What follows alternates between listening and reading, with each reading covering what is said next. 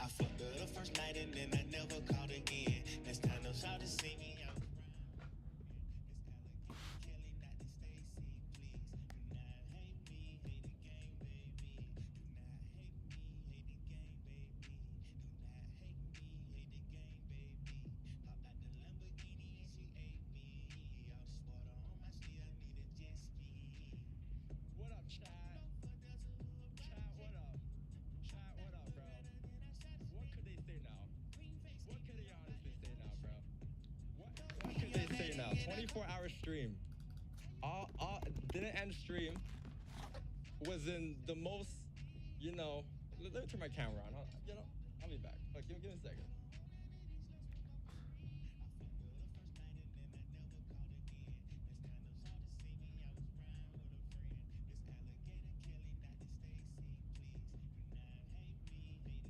Yo. Um.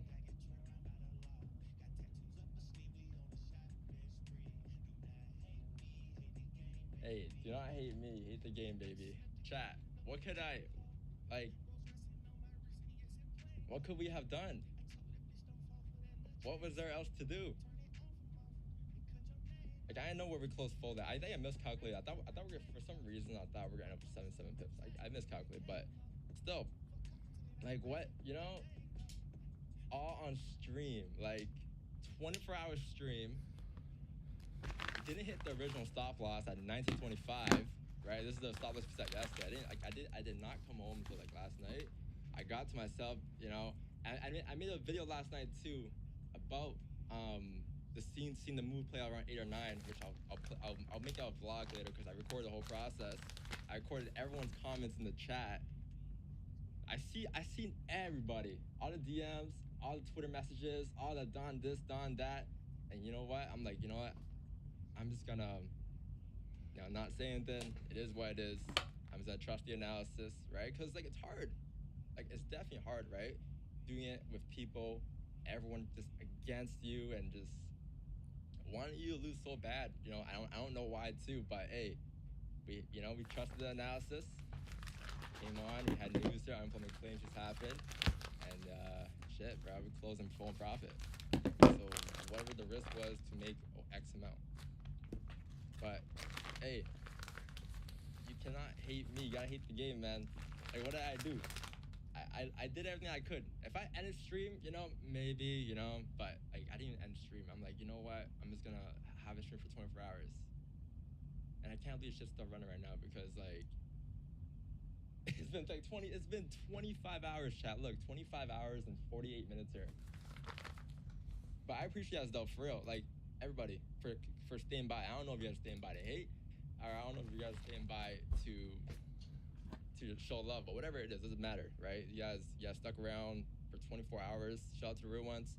I'll show you guys the peak too, because I think at one point, like these are our stats on YouTube, right? Look, we peaked 4,000, right? 3,900.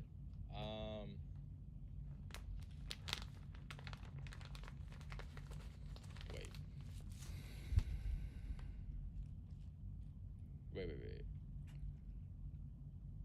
Did the 5 come back up yet? No, okay, I'm just holding the close full here. Yeah, so like look, we peaked, I think what was it? Where am I thinking at? Right here. So yes, we peaked 4,000, right? That was like when we entered a trade. And then shout out to these guys. Everybody from here to here, the real ones. Stay by to watch the entire drawdown. I think we peaked like what? What did we peak at? 65K? Because we got swap fees profits, right? So like that kind of made up for a little bit as well. But still, we peaked there, and then everyone came back afterwards. But I appreciate you guys for real for staying by and showing love to the streams and just supporting Devious, because like wow, look at that, you tapped right onto 1811 too. That was our TP mark, 1811, right? Because I believe we're going to continue to push up now. I believe so. It's just I want to see the zucchini form before we get some buys here. So we might get some buys on the stream. I believe today's count should continue to drive up towards like the next resistance at 1826 pretty decently. It's just about if we can form the zucchini or the motion printed here. Once that prints, we'll be good to drive. Let me just send my Zoom link real quick, chat, to my people here. But what a ride, man! Like, I vlogged the whole entire process. I made sure to vlog, like, cause obviously me and we're still talking about it. We are still very confident in the trade, right? It was just it's hard to get that across sometimes when people in chat are just being people in the chat.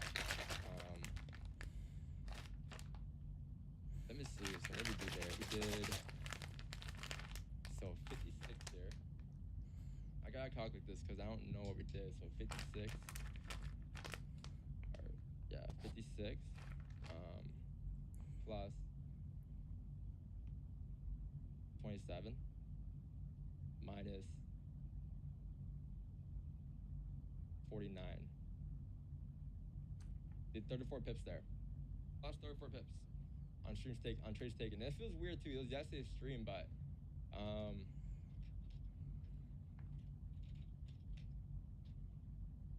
yeah, we did 34 pips. All right, your chat. And by the way, I know like if you guys are new here, not all trades will be like this. Obviously, like this is like a very rare situation where we have a trade that runs overnight like this on stream.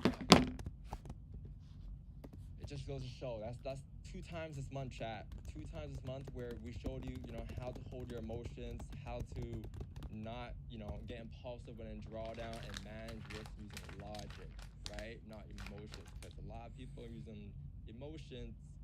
We got, clap if it wasn't for that. I was also looking at another position last night at 20 to 21 areas, but I never entered the second position. I was looking at it because I think it was once this thing formed right here, or not 21, but 19 areas. Once it's kind of close back into the range here, I was looking for sells here, but I was asleep. I think. Everyone hating on Don now. They love. Hey, it's just how it goes. Yo, thanks for the 20. Okay, let me just add the Zoom here and then add everyone else to the call here.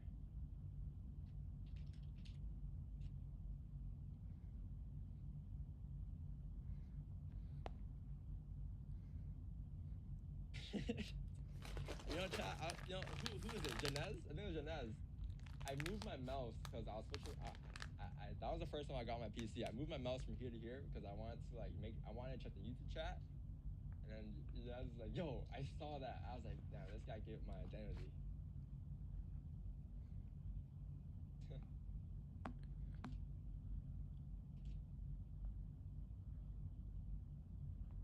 There we go. I'm gonna send the Zoom link. I'm gonna ask Wix to get in here and everything.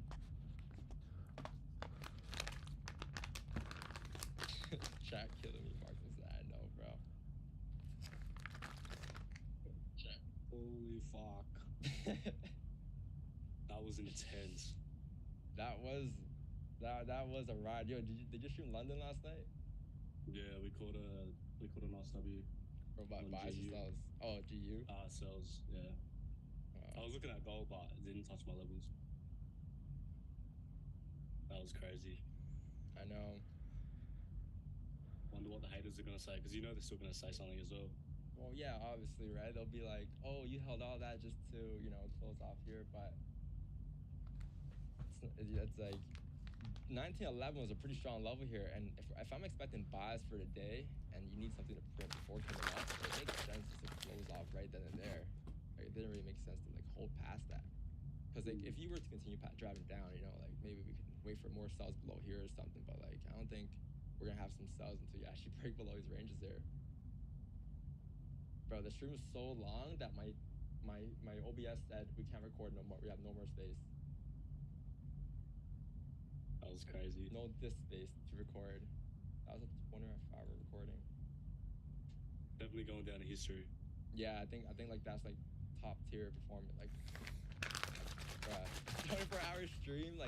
Now you guys can't even ask for a 24-hour stream anymore because I gave you guys a 24-hour stream, right?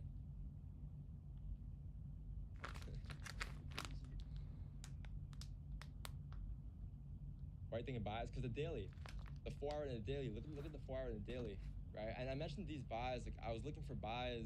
The overall bias could be buys, right? But we can still get sells coming down. And if we were on stream maybe this morning, we could capitalize on some sells here. Maybe, I don't know. But buys are from, because look, this is a range one fake out one on the on this 1 hour time frame, right? And two, the 4 hour time frame, it it came down to create a bond wick. I was a little afraid to see if I was wondering to see if price is gonna make a low here, or if it was gonna create a low down here at 1911, but it came down to here anyways. If you look left, I have a screenshot from yesterday. I screenshot this because I wanted to show you guys on stream today. This is what I was looking to mirror. So this is what had me confident in the trade still, right? Because like there were plenty of factors that we could have looked at. Obviously, the current price action made sense to you need the motion to print, but the motion never printed until like 4 a.m. in the morning, unfortunately, right? But you had this. It was the same identical levels. You had this push up, right? These pushes were the same push you had from this morning or yesterday morning. And then you tapped 23, right? Resistance reform here, and look what happened before you came up towards 26. So yeah, today I'm expecting price to tap 26, but before tapping 26, you gotta come down, create support first, grab liquidity first, and that's gonna be at 1911, 1914 in this range here, right? And that's where price rejected here. So you may see this candle continue to push up with NY open or NYC open here. I mean, let's see. It just needs to form a strong support first. This isn't enough yet. You're probably gonna see the rubric lows one more time or something, and then once you close like somewhere like this, you can start to look for positions because like you're starting to form a strong support. The 1 hour candle may close respecting the 1 hour support, and then you may make your way up to retest the highs. It's either that, or because like if you do come up, you may not come up towards 36 off rip. You may come up towards like 19 because 19 is a pretty strong resistance, right? So then you kind of have this range to play here from here to here. But still, like from here to here is like a decent range you can probably catch. Like it's like a 70 pip range. But yeah, I'm just gonna wait for NYC open here, and if we can get some more buys or more sells coming up here. But yeah, that's it. That's it, chat. That's it. That's the analysis. Well, that's not really. I'll do the analysis later. I'm just, I'm just waiting for NYC here. Wild though, wild. I was. Yo, how'd you even see me move my mouse, bro? I got no idea. I thought it was my mouse, but I was like, nah, my mouse is on the other screen. It moved for a quick second. Like I did it so quick. Sorry, chat. You guys listen to the copyright free music for a couple hours? Hey, who stayed here all along during the whole entire ride?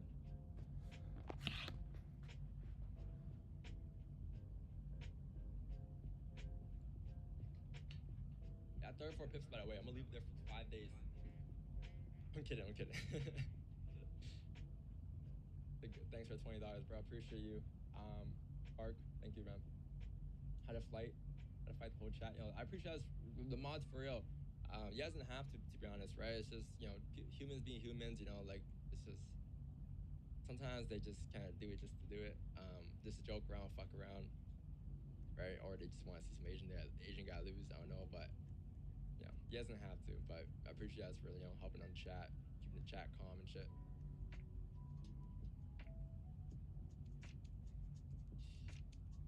You seeing 60K? I know, I see 60K too, man. Trust me, I made a video at 60K. It was 12 a.m. at the peak, and I made a video on my phone. I'm like, all right, guys, so I'm in my car right now. It sounded depressing. There's no way we just lost 600 people just now. Wow. From 33 to 2.8. That's 500 people left after they seen us close our position.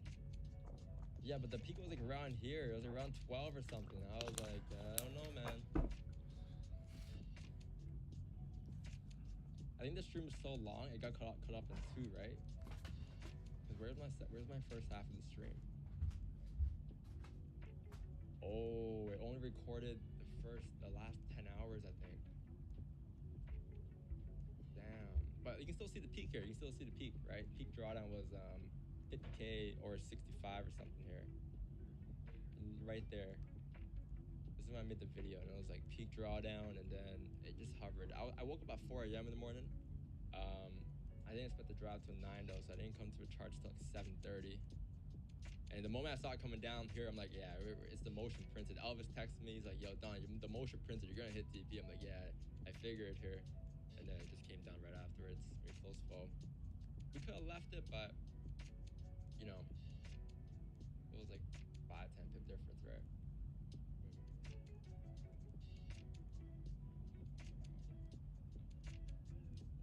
it did on a dot. My TP was 1911.888, and I think it tapped into.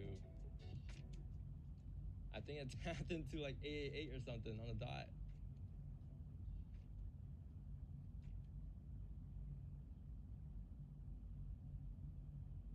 Nineteen 11.76. So I don't think it was. I don't know if spreads would have tapped it in time, but I know it did get tapped.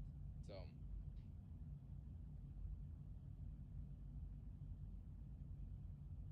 Did Wix hold as well? yeah, Wix hell. Wix just called me. I'm just come on stream.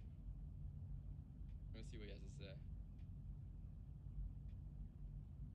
Yeah, not all trades are like this though. You know, like I'm not expecting drawdown like this for every trade. Hopefully not. Yo, Wix, I'm on stream. What's up? Are you on stream? They hear you. What's up? Yeah, come on stream. Hi. Huh? Come on stream. I can't. I got the cable guy here. They're working on the internet. All right. Yeah, the internet's off. Damn. All right. All right, T. Say what's up the chat. What was that? Say what's up the chat. What's the deal, chat? Did you close? By the way, chat just asked if you held, or Janelle just asked if you held the position. I'm holding a position right now. I got my runner. You have a runner? Yeah. Wow. How does that work? Wait, what's your target? 1907? I got a position off from last night. I got a position at 1919.89. That's the winner. All right. Damn. All right, bro. I'll hit you up later. All right, yeah. Hit me up. We got a meeting. Yeah, we have at 11. 11, right? 11 a.m. Eastern? Yeah. All right, later. Oh, shit. My internet's on. I'm coming back. Yes, sir. Let's go. All right, bro. Later. I was about to close my full position yesterday. I was losing 1,000.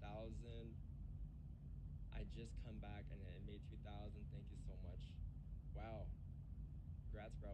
Now you know how it feels. The best thing in the world, chat. The best way to learn about trading and everything is just experience. You know, everything that you do is just through experience. Like all the times you manage drawdown, all the times where you manage take profit, and like it's everything you do in trading in general is all should be all based off of experience. Because you know you don't really know how it feels until you actually go through it yourself, right? And like we gave you guys like 2 scenarios this month in this type of situation where we're in drawdown, almost at stops, and then price just kind of did the motion on us and printed that away. But it goes to show, right, how powerful the strategy is. And speaking about the strategy too, like there's people in the chat yesterday that were saying like, Don, go back to the old strategy now, like the breakout strategy. And I was just like, man, man.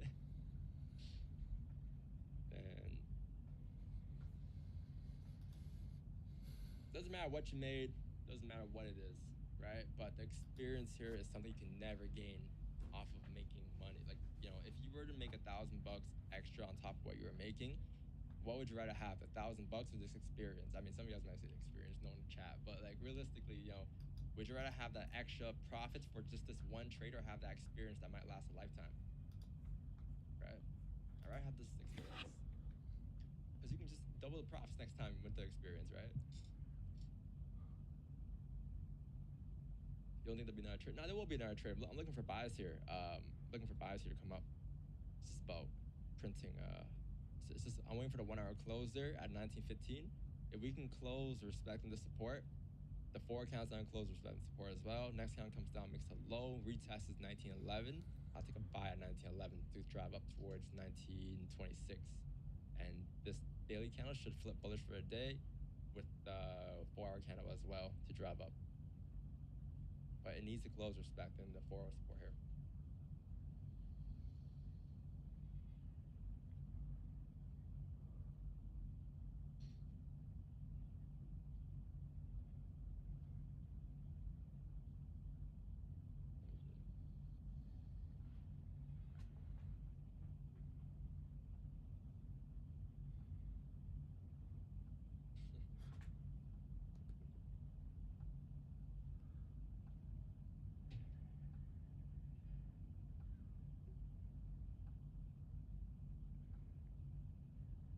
Why do all trades have big stop loss?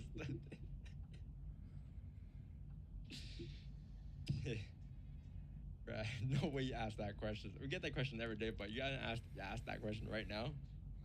Like that was a perfect example of it right there. Some might say now, like, oh, you never lose because you have a big stop loss. If it was that easy, then everyone might as well have a big stop loss. So the first recording 24-hour stream is lost now. Let me see how long this one is. I think this one got cut off though.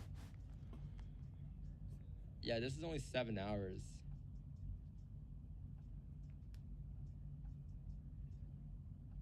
Yeah, no, actually the first half is here because during that time when it was in drawdown, I wasn't here in chart. So yeah, like the first half when I was on stream yesterday, I was here and we were already discussing. Yeah, no, it was here. I could maybe upload it as a video or something, and then combine the second half as well since I have the recording. Is that cool?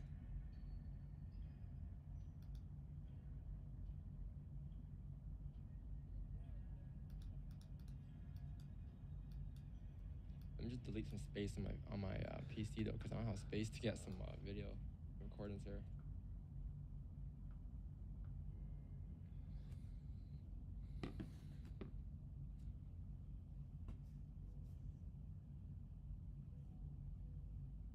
Well, we might close respect in too, chat. We might actually get some buys here at like 9 a.m.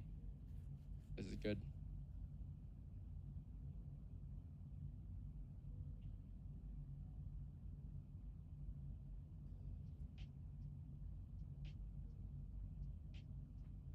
Can tell us how did you live it? Emotions. I have a video at the worst time. I'll make it into a vlog, but I literally have a video here of me like peak drawdown. Guys, so it's currently like 12 a.m. here. Right, see right here. 2 a.m. at dark, and we want to enter the house for the first time since the morning because I've been out all day, got a haircut, did my hair, and today's a little interesting day. We're in drawdown today. I was in drawdown. Yes, I have a vlog. I'll make it into a vlog because Wix is like, yo, you should vlog it. I'm like, yeah, I might as well vlog it. Might be my biggest loss, or might be my, the biggest learning curve.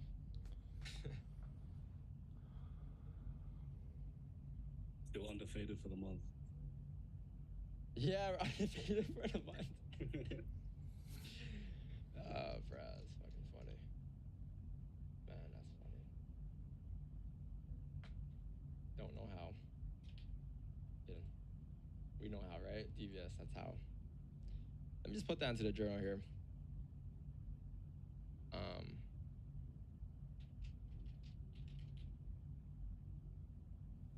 I was taking out what time yesterday? It was taking at 9:52.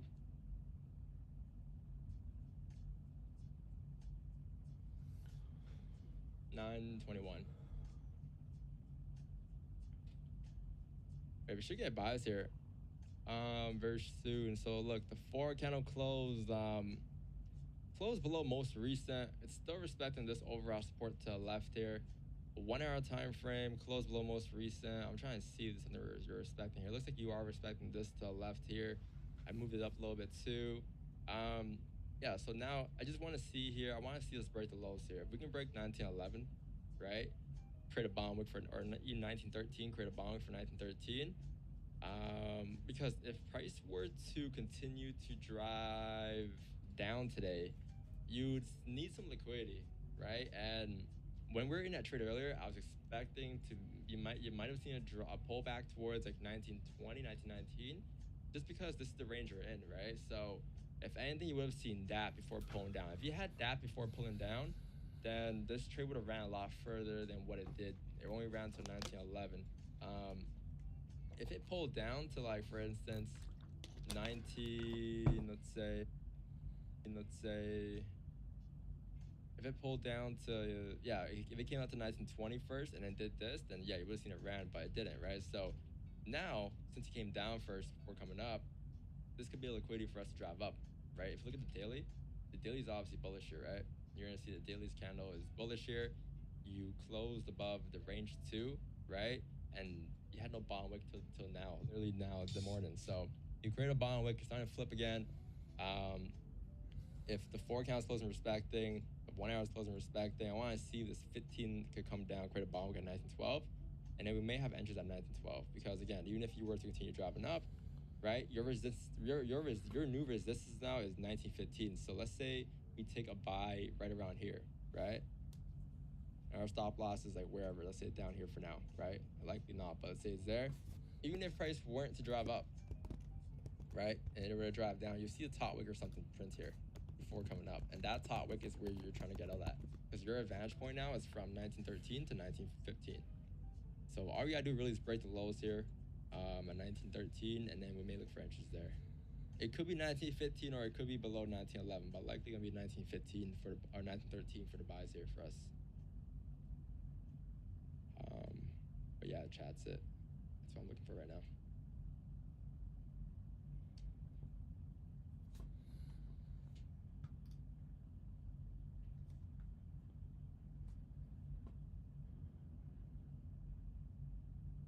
You want the axe at the beginning? Yeah, it sucks that YouTube cut it off. Like, I guess it's the max archive time, unless I restart my stream, is 12 hours. So it's not like, they said it's not recommended to stream for more than 24 hours, but I can probably clip it up and send it into Discord or something for you guys.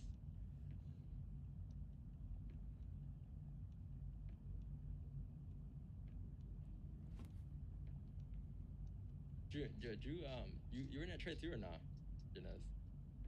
Yeah, I ended up closing out though when I had to go to work. Oh, It was like -2% or something. you worked and then you stream? Yeah. Oh, wow. Yeah, I'm only working 2 days a week now. Dedication. Damn, 3 streams in a row, 3 dubs in a row. This guy ain't missing. Yeah, it's been pretty solid so far.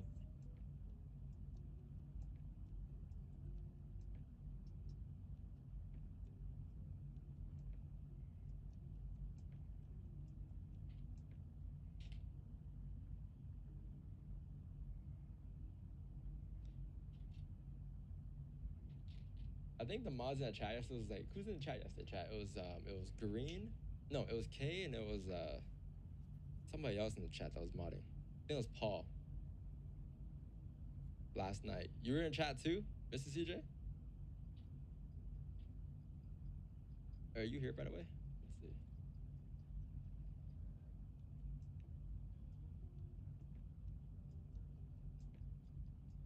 Wait, no, you're not in the Zoom. Yeah, the game's in Zoom. Which one? Oh, Cam Harris. Okay. Yo, what's going on? Bro, that was crazy. Tell me about Chat it, bro. was flipping out so hard. Tell me about it. Like, chat was on one last night.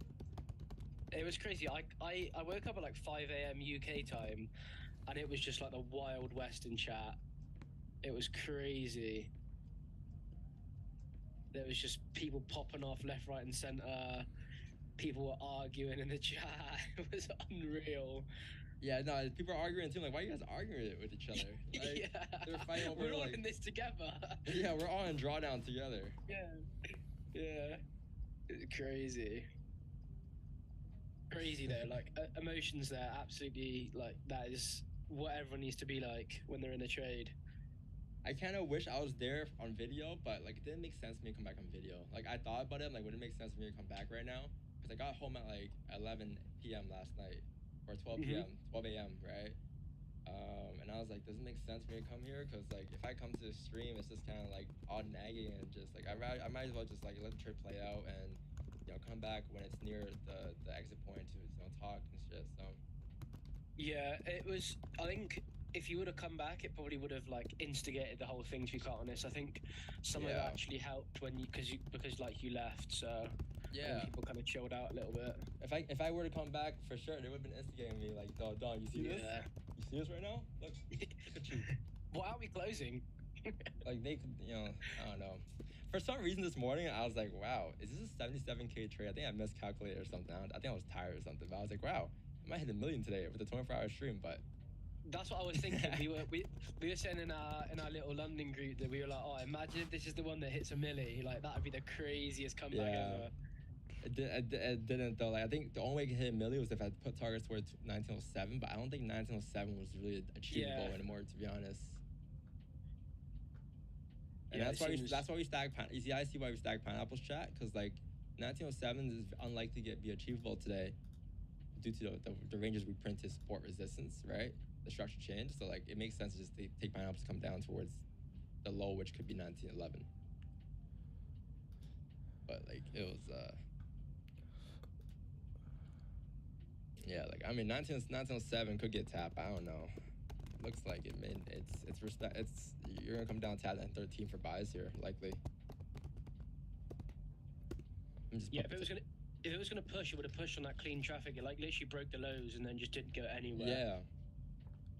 You would have seen like a massive pop if it actually was gonna go. Especially with that candle. Yeah. Are you looking for buys here, or are we looking for? Yeah, I was looking for buys too. I was kind of hoping GJ moved today, but didn't really move at all, really, as well. Wiggs, what's the deal?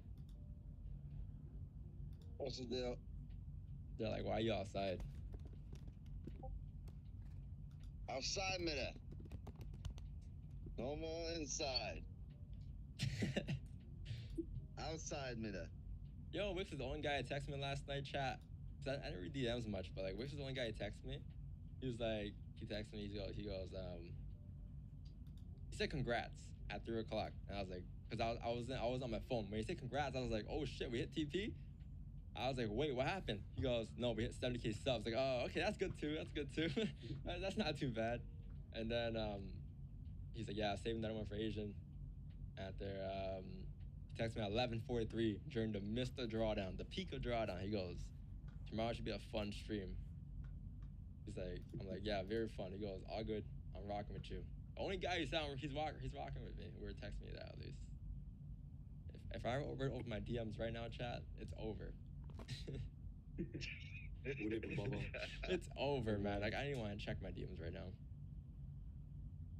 Fucking death threats. Literally.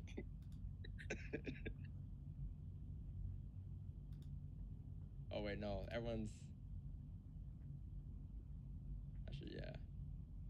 They're pretty bad. It's probably on the requests as well, and the people that you don't follow. Wild.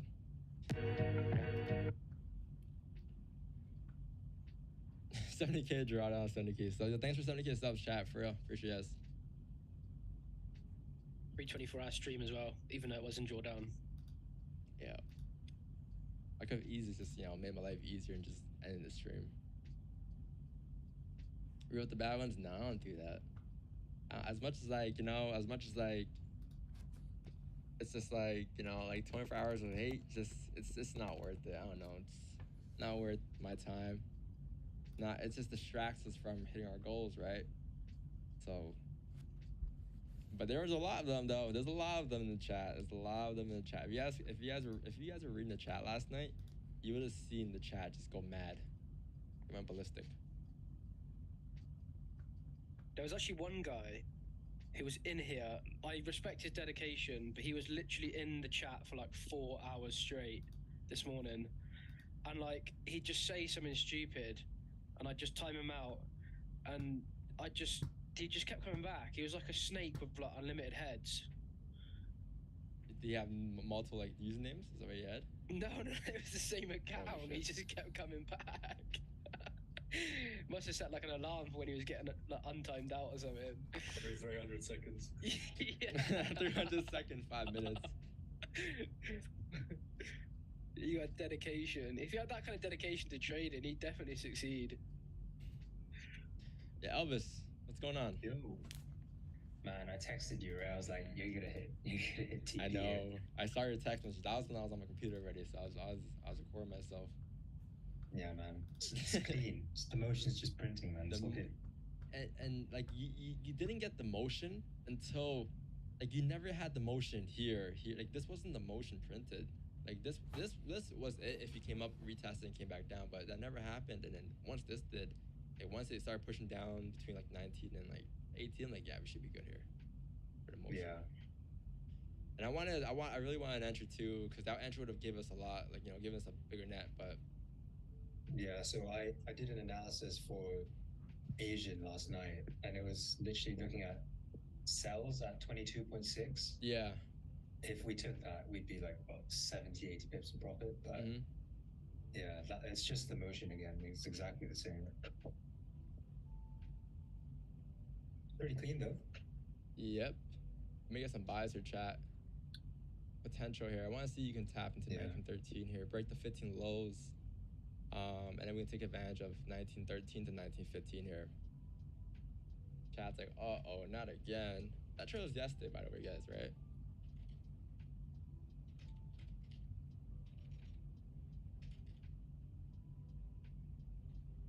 I want to see you break the 15 lows, though.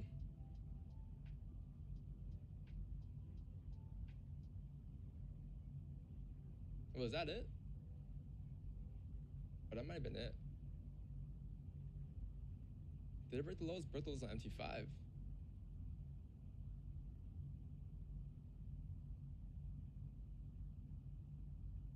Let's see. Let's see, it's 1 minute flips here. As 1 minute flips breaks the highs, I'll be in there. But if you break the highs at 1913.71 here for the buys. Because I Wait, didn't. we're gonna have stops. Oh yeah, stops. Let me see. Probably that's not again. I didn't figure out stops yet. Probably. What's this? What low is this? Is that 4 hour low? 1 hour low?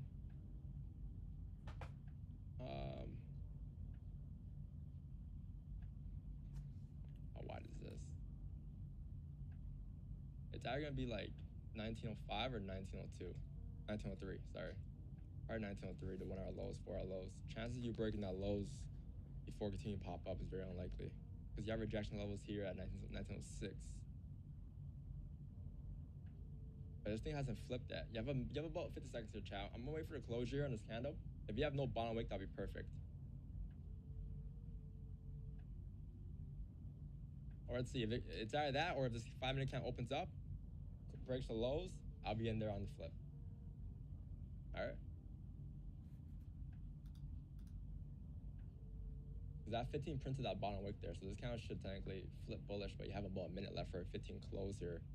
So like this 15 could easily still close bearish for a top wick to continue driving down still. I'm trying to see. Sorry, I'm gonna make this a little smaller. Yeah, 1910 areas. Yeah, it's 15 closed here, right? So 15 closed below the range 2. Might be a little tough here.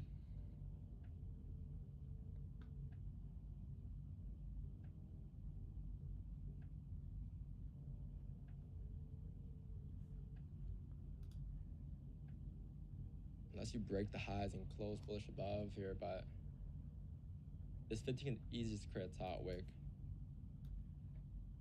And typically, whenever you do come down and revert, you can't. It's hard to take an entry after once you break the lows again. Because if you were to come down and break the lows again, what's gonna happen here is you're gonna see price. You may see just continue push down because that's just a retest of the lows, right?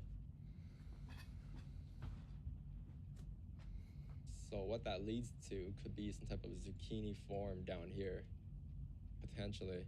But for that to happen, you need to come down here now, right? Come down fill the range. And then you have a strong support, so that support must be respected. And all of a sudden, close bullish support, right? And then, you know, maybe break the lows once again, and then that would be the buys we'll take. But it's either that or it's either you get the move now or you get that for a position. But breaking the lows again for an entry is very tough. Yeah, we'll just be patient with it. It's definitely gonna come back down. Yeah. That would, I mean, if you got in there, I think you'll be like break even right now, I'm pretty sure. Maybe closing half even too, and then the rest run. Because if that's the low of the 1 hour, then if it runs, then there's no reason to re-rate that low. Yeah, the two things I was looking at was either just the break, the 15 bottom wick there, or if it was the 1 hour breakout at lows. I guess the 15 bottom wick was it. Because look, chat, the 1 hour forward, they all both respect the support, right? You never close below. So any given point, this count can just rip up for the range at 19 and 20.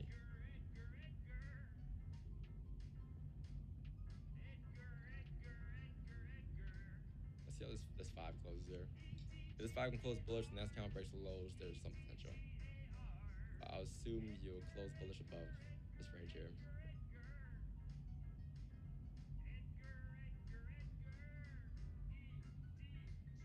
Yo, what up, Kieran? What up? How you doing?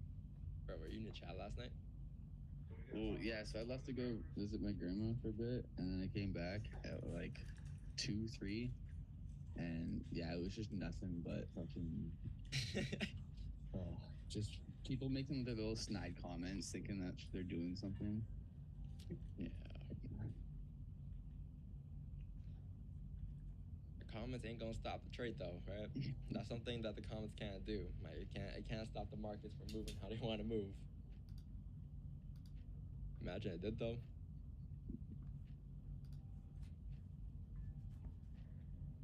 But we closed perfectly that wow. Like we literally had the exact pinpoint TP at 1911.8. Pinpoint TP.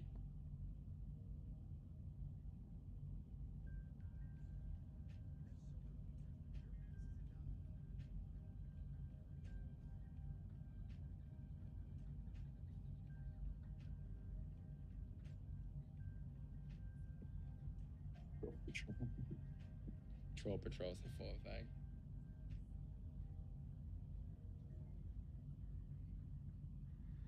Where's your resell point above? What do you mean resell? I'm looking for buys here at these areas here to drive up towards 1926. I believe it's gonna be an algo day right now, but today I believe it's gonna be a pretty decent day today. All you gotta really do is wait for that zucchini to form, and then we look for buys. We'll have runners if we do get buys.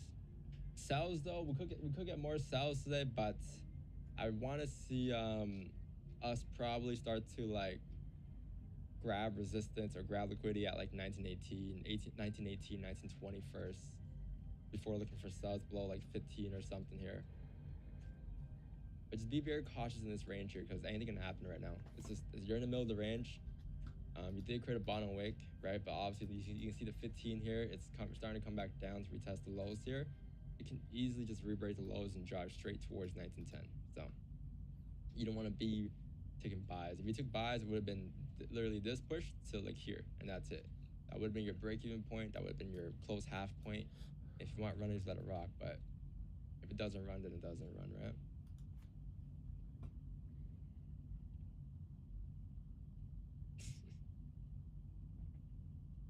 Y'all in here just still staying silent? Yeah, man. It's yo, appreciate it though. Devious on top, for real. No community like Devious.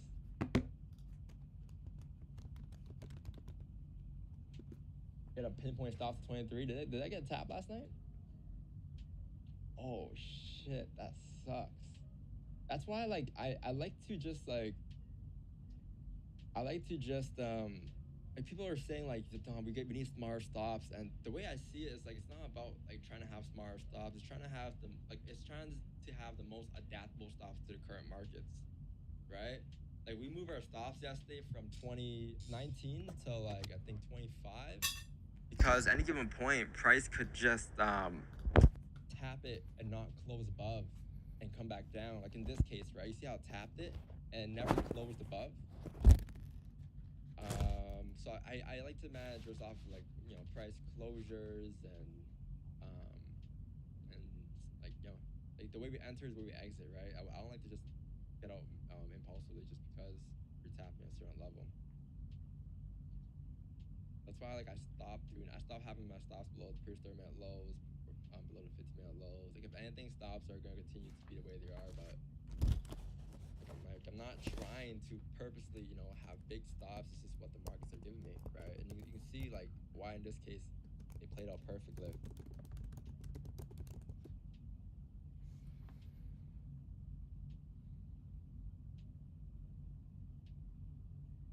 That's what he closed the trade. What says runners? I don't know. Where is he? He might be going back to his desktop.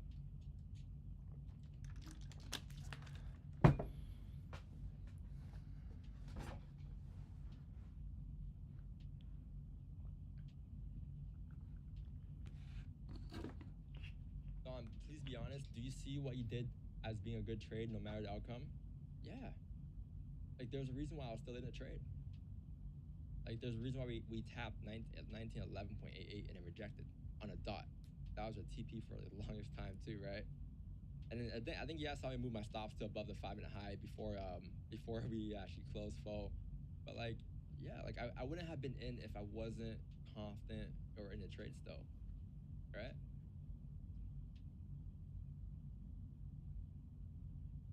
Like, you know, like from my reasoning, the trade was still valid, and that was because like I was looking at this to mirror right here on the 4-hour time frame. I have it screenshot on my phone because I was gonna show you guys, but you see this move from on the 4-hour time frame right here.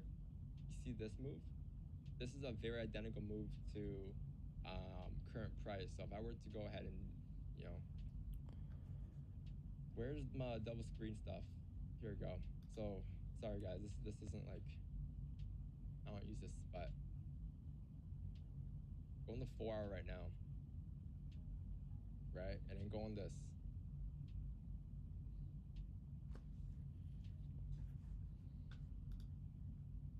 Right? So it's the same price points. It's 1920, right? 1920. Or yeah, around the same price points, right? But 1920, and then you had, what's this, 1911.795, 1911.795, somewhere around there. So I was looking like this is a very similar range yesterday, right here. This is what I was looking in the mirror because you had this push up yesterday during NYC Open, which was our drawdown. Same shit happened here, right? Same thing happened here. You had a strong push up from 1904 straight up to 1920. What did price do at 1920 in the past? It rejected. So now all that needs to happen there is this. You need to close bearish at resistance, right? So once you kind of close bearish at resistance, that was your first sign that, okay, maybe price might reject here, right? It might. There's no guarantee, but it may. Price created a top wick, and I guess on the 1-hour time frame, it printed the motion, because that's what that was on the 1-hour time. Printed the motion, and then, again, if your daily bias is bullish today, and your daily resistance is 1926 as your next target, price then came towards 1926. This move then came up, but in order for it to come up, it must come down to grab liquidity, and to grab liquidity, it was right here at 1911. Right, so that's why I'm looking for buys now, because I'm looking to mirror this exact same push up towards 1926. It's just about where this thing is going to reject that here, and that's it. That's what I was looking at last night. That was the entire breakdown.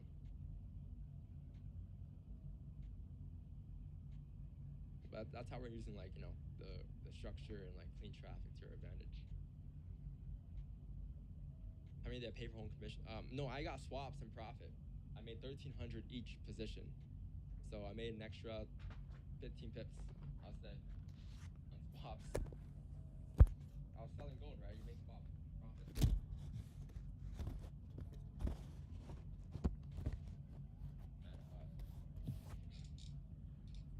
Yeah, positive. Yeah, I'm sure all you guys have positive swaps, right?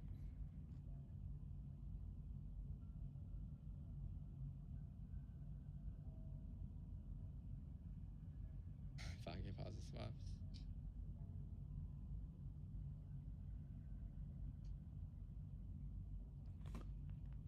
Facts, bro. So like, I mean, yeah, like I can admit that we didn't have the best entry, right? But we're not always have the best entry. And just because you don't have the best entry doesn't mean it was a bad position. That's what a lot of traders think. A lot of traders think that just because you don't have a good position and you're in drawdown, you could do better. Like, yeah, we could do better, but you're not gonna do better by waking up the next day and being like, yeah, I could have done this instead. That's called shoulda, woulda, coulda. Shoulda, coulda does not work, right? So, you know, you want to be like taking data over time, like over the, like, let's say the rest of the year, because I think of our wick entry so far, we're right now 100%, so we have no data to base it off of, right? Our wick entries here 100% so far. Pineapple's 80%, right? So we don't have much data, but by next year with the new spreadsheet, we should have more data, and then we can reflect on it. Maybe we can do this a little better, right? But it takes time, it takes months for me to develop these ideas. I'm not like I spend months and sometimes even years developing some of these ideas on the playbook. I'm not just gonna get rid of them because of one trade. A lot of traders think otherwise. They think that, you know, once you're in drawdown, once the trade doesn't go with your analysis exactly the way you wanted, you should close out the trade. Like I'm like, you know, that's not how it works, right? You need to give it some time. You need to collect more data. The more data, the better. It's a game of probabilities, right? If you were to have a 100% win rate off of 100 trades, you take one loss. The probability isn't gonna be, you know, 50, 60. It's still gonna be 99 afterwards.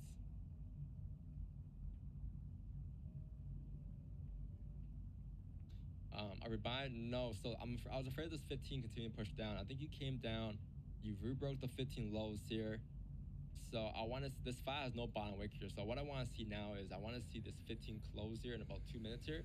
If it can close doji or even above here, that'd be perfect. Because if it closes above that area there on price, what's gonna happen here is the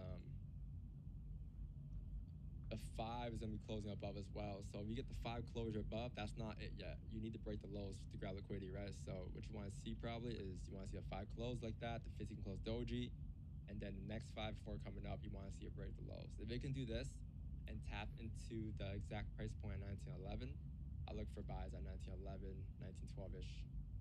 I don't want to be too perfect with it because you might miss the entry, but overall, just like an idea of us tapping into these zones again would be ideal for buys. Because, you know, look at the 4, look at the 1, they're still open. The 1 hour just opened up. The first thing to do is create a bottom wick. If you do flip today, you're gonna continue to drop up towards the top of the range. Now, if it's like the last 10, 15 minutes here of the 4-hour candle, of the 1-hour candle, and you still haven't flipped bullish, then I might wait for the 1-hour close instead. But that'll be the motion printed.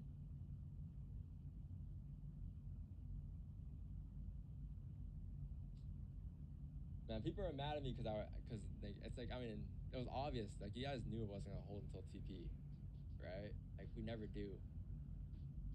But we came close to TP. We came to 1912.50, right?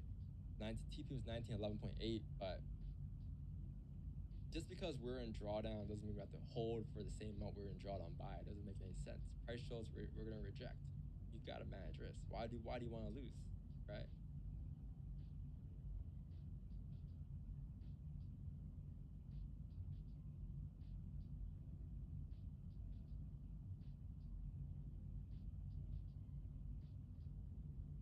I woke up happy. No, I woke up at 4 a.m. and it was still like around. I was still 55K in drawdown. And I took a little nap. I woke up at 7:30. I'm like, I'm not gonna show up to the stream until probably pre-news. And then I woke up at 7:30 and I saw it come down. I'm like, yeah, we should be good now. And then from there, I was like, okay, yeah, should be. I started making vlogs, content again. But man, crazy. Hope you guys understand the power. You know, like I'm not like we don't trade the way we do to prove a point or anything like that, right? We're just trading this way because like that's what seems the most profitable to me and to us, right? So hopefully you guys have a better understanding of RR now and all of that because you guys, you know, live by the experience there. What's this here? What's that? Desktop's up too.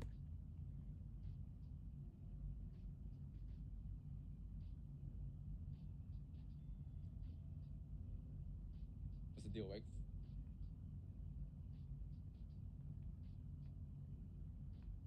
You've muted.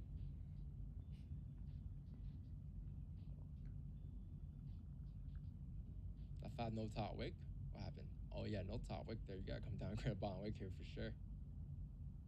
What's the deal? What's the deal, bro? Not much. Doing good? Doing very good. You closed off your runner? I really had one of the best nights, like sleeping and like time, because I knew where we were going. Right, I had a great night of sleep, and all the positions were open. Right?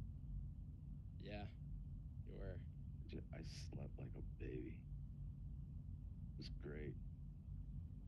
I wish that for all of you, chat. I think at into your stream at one point, and you're saying how like there's some people in the chat that are watching the charts since the morning. I'm like, yo, take a little step away from the charts. It's not gonna move during that Let me time. tell you what. Most of the people that were sitting on the charts at like 4 or 5 p.m. were people that already blew their account. It was people that were already like over leveraged, and they're like, what the fuck, like, right? Because there wasn't anybody that was really confident on there except a few mods, and everyone else was just complaining. So if you were complaining, you probably blew your account. But we spoke about this yesterday in the evening also. Like, right, there was if you used all the tools available to you, right, and you thought outside the box, and you just used logic, right, you, even with your funded accounts that were touching that 5% threshold for the daily limit, right, all you had to do was close out, right before the swaps, right, Re-enter. and then reopen right on the same But spot it's with hard a to new. reopen.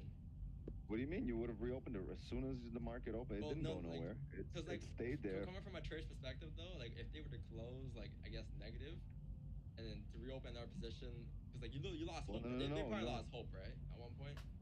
That doesn't matter.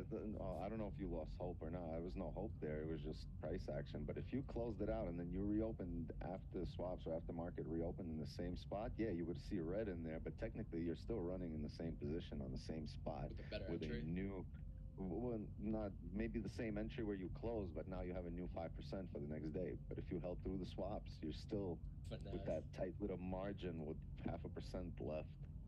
So you should just close out, take the red, but then you just reopen in the same spot, new 5% for the day, and now you don't really have to worry about price driving against you for another 5%. You got margin. So how does that work? Because that's what I'm testing right now with my funded. Like, you close it and then you have to wait for the next day to start. Yeah, so every day at like 5 to 6 like, p.m. when the markets are closed is when your like 24-hour trade period restarts. Right. So let's say you closed at 4:59 yesterday in drawdown. You take the red, but then you reopen on the same spot where you closed it at 6, right, at 6:01. Now you have a fresh 5%. Yeah. So you're not worried about right now. Shit, I'm almost at my limit. I got 0.5% left here. No, you have a fresh 5%. Plus, you're still in the same position, same spot. So if it drives for you, you'll just have a bigger win instead of it would have been a break even or whatever. Yeah. But hey, all you got to do is think outside the box. Because I opened on I closed the trade off because max drawdown 5%. Fine, doesn't really matter. And then I opened again on live, my own personal account, because I was like, this is 100% gonna work out. It was coming down. I was like, there's no chance. It was gonna come down. Yeah. That's why I slept so well. I was just like we're not hitting stops here. This isn't. I also feel like you sleep so well when you know other people are stressing about it, and you're just there, like so calm. It's just fantastic sleep. Yeah, I accidentally slept in. It was so good to sleep.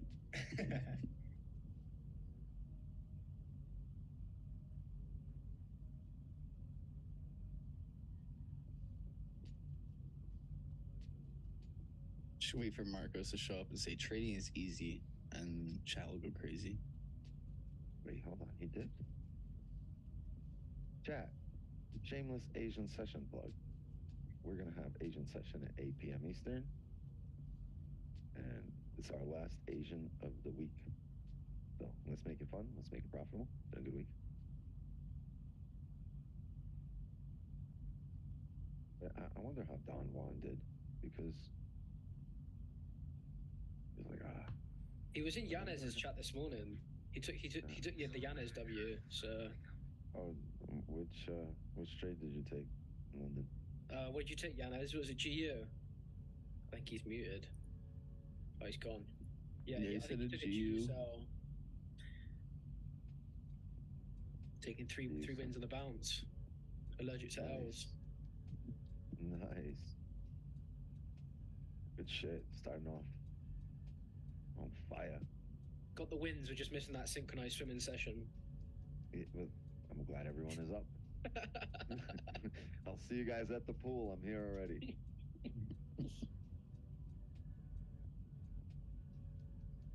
Somebody needs to bring me my swimming ganja cap.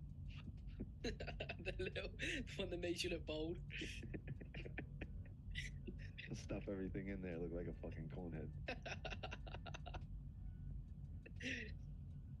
Fucking coneheads. I haven't seen that movie in so long. I got some Speedos. Yes. I want the ones with the sunflowers on them. White with the sunflowers on them. Yo, what is going on? Why is there no music? Why is there no Don? Are we live? Is this thing on? Does this thing work?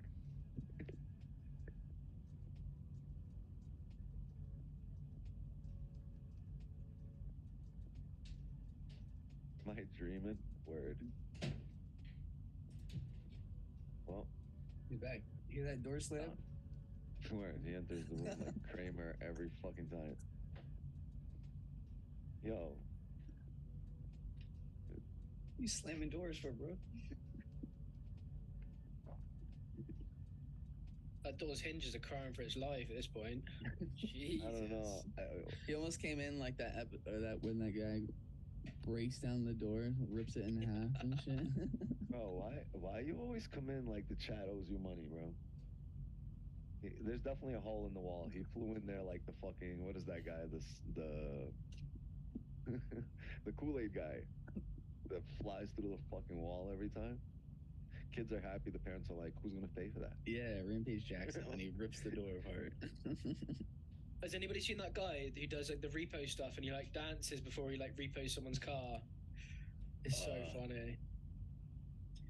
It's Not so only are they savage. getting triggered that their shit's getting repoed, but if the guy was dancing in your face, like, haha, motherfucker, that hurts. He like posts it on TikTok and does like Fortnite dances before he reposts someone's car. It's so savage. I'd be tight as fuck if someone's crip walking on my hood. Yeah.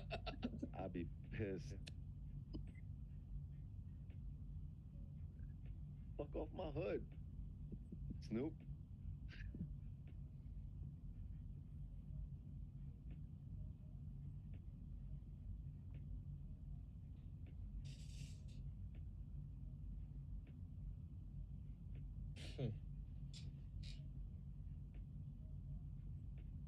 Hey, so did you close your runners yet, Wix? You didn't answer that question.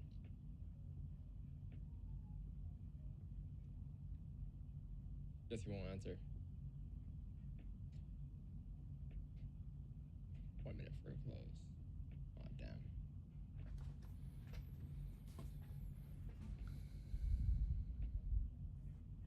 Oh, he froze. His internet froze.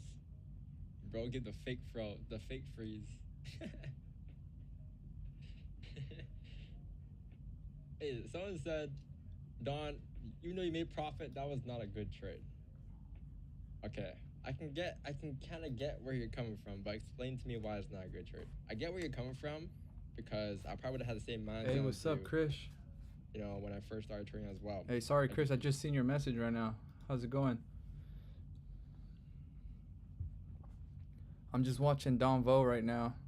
Just watching his stream, just listening, and he ended up winning that trade that he was in drawdown yesterday, and everybody's hating on him right now. Okay, but like I've stacked this account from 100K to 90K. Like, am I just getting lucky for a year straight? You know what I mean? Like, it's been a year on this account. It's been literally a year. It can't be luck after a year. Moving my stop loss. But what rules said? But like, we moved our stop loss. If we didn't move our stop loss, we got clapped. And we moved the stop loss to managers off closures. I wasn't gonna get that full stop get hit. No way, Jose. That thing was too wide, right? But at least it gave us room to exit with the 4-hour close, and if you were to grab liquidity to come down. Because if you look left on price action, that's what price action showed you. So I moved my stops based off of price action. Not again, us as traders, we have to be very adapting to the markets, right? So like, you know, like what else like made not a good trade though? I'm just trying to explain all the answers. How come we held through news? Okay, how come I held through news? I was looking more so on the price action side. Like news could have done two things here. And I made a video before news on my phone. I'll put it in the vlog, right? Like 2 minutes before I said, it's either gonna come up, retrace 1919 before coming down, or it's gonna continue to pop down. And since before news, it was already popping down, I expected a strong spike right at news, but it took a little while to really spike down. It took an extra 5-10 minutes to really spike down again. Yeah, that's why I held through news. Just price action showed that, off of us closing where we are and the motion printed, it just makes sense for us to continue pushing down towards 11 before it makes a decision on where it wants to go next. And now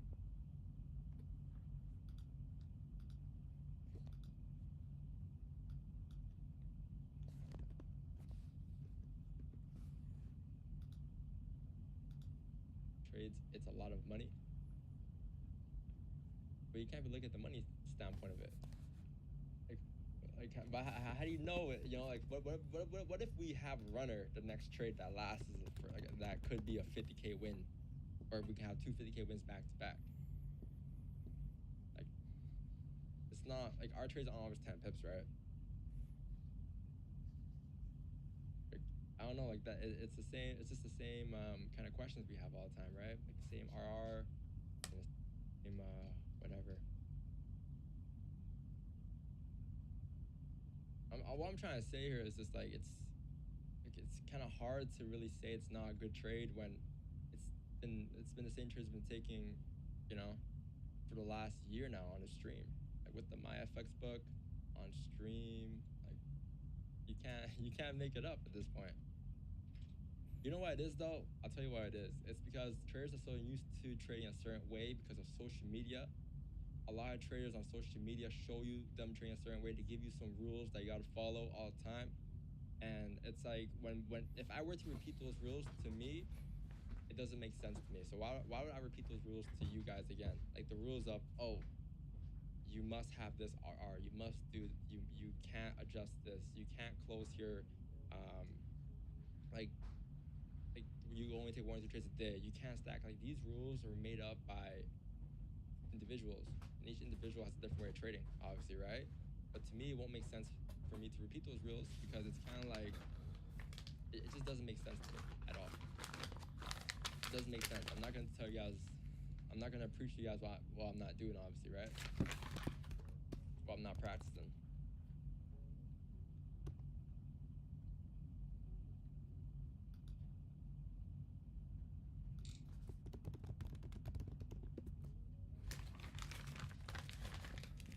Hedge technique. There's no hedge technique. It's just I wasn't hedging. I only bought. I could have hedged. Maybe one of you might hedge, right? But in this case, I didn't hedge. It was just one position. It was just stacks.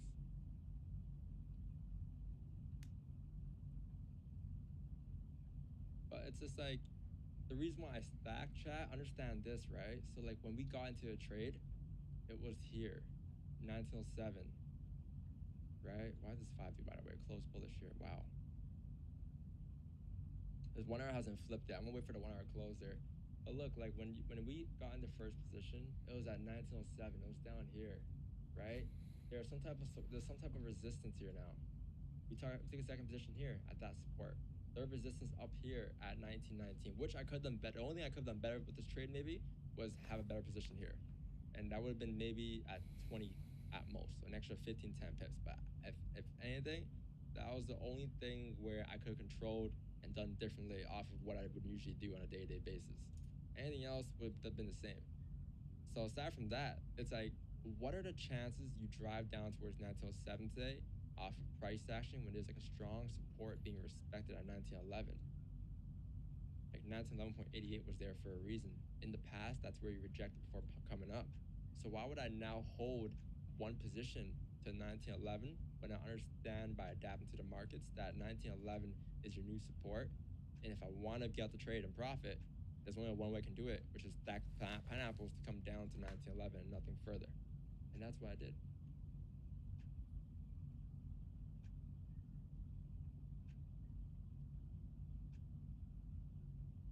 All right? Like, it's just it was off of price action, right? That's all that was.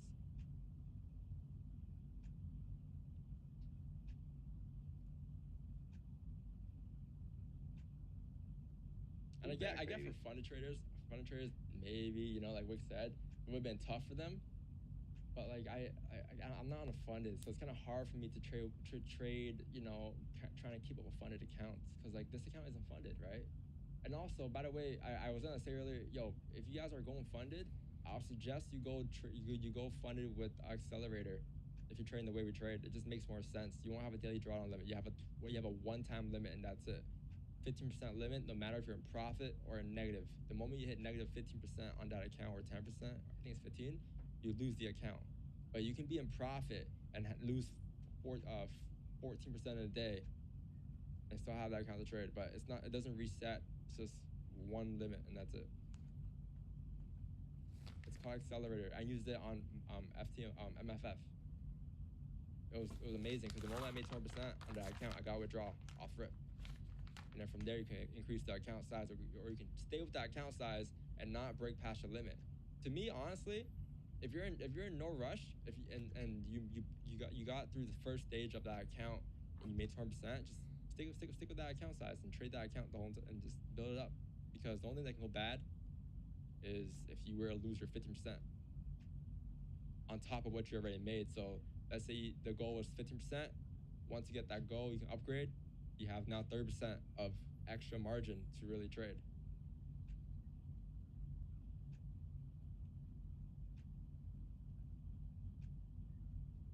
Like, I don't, because I remember when Wix was like, I'm fucking getting fucked over with these 5% drawdown limits. And I was like, yeah, well, I have a 15% limit max, right? I think it just makes more sense with the way we trade, honestly, with the way I trade. If I were to go funded, from my experience, I wouldn't go with the evaluation. I'll go with the acceleration.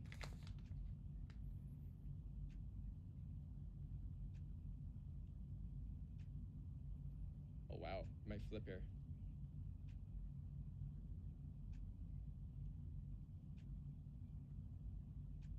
Did it come down, re-break the lows?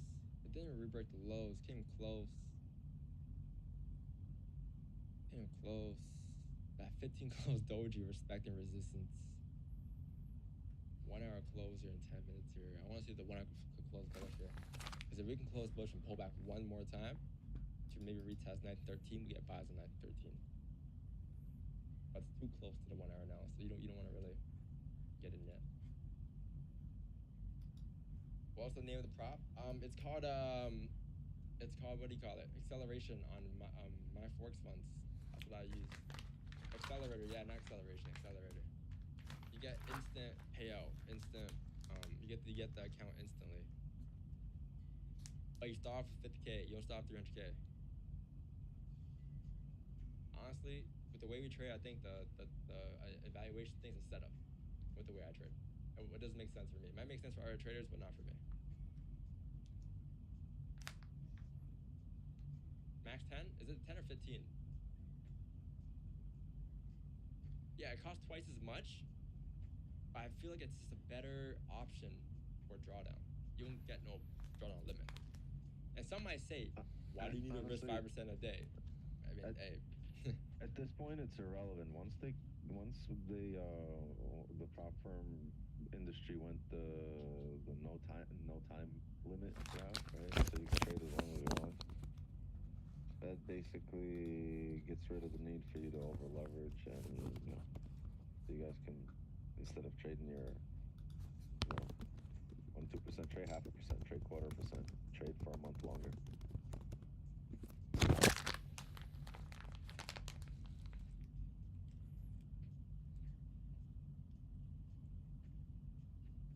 Yeah, I think with funded accounts now, it's one of those things where you've kind of got no reason to blow it if you're profitable, like long term. The only way that you're going to blow it at that point is if you're either risking, just trying to rush the process, which is the same with like a live account. The more you rush the process, the easier it's going to be to slip up. But on a regular account, like if you saw price action, if you understand it, you should have had no issue having that. And maybe max, maybe 8 within 10%, you should have been all right in that trade. Yeah, I agree. Risking within 10%. It's just you also have to realize. Look at the candles. The ranges are much bigger lately. You're getting much bigger candles, much bigger ranges, much bigger drives than we were a couple of months back. You have to adjust everything.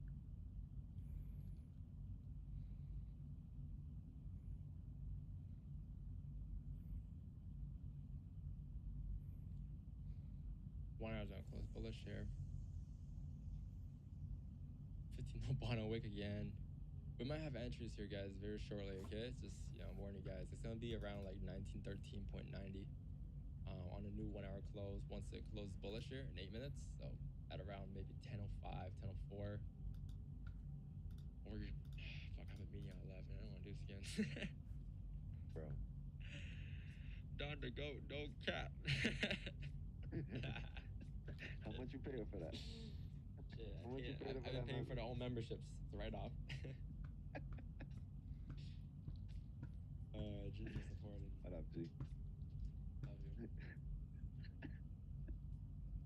Guaranteed Birkin, that's how much I pay.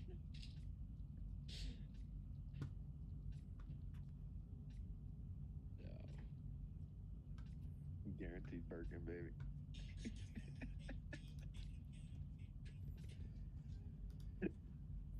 Oh, shit.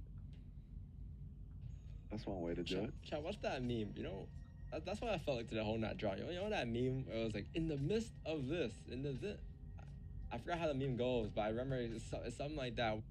It's like, damn, I don't know, maybe I don't know how to explain it, to be honest. I just know that it was something about how like he was talking about the doubters, the people who were just hating on him, or it was something along the lines of like, fuck, yo, if you know it, send me it. I don't know how to explain it, to be honest. No, it wasn't at this moment. It was fucked up. No, not that one. That could have been it. I'm talking about the other one.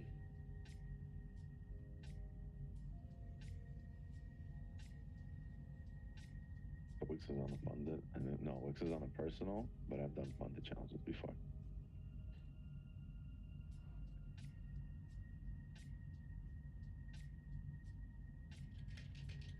I gotta find it now, bro. I gotta find it.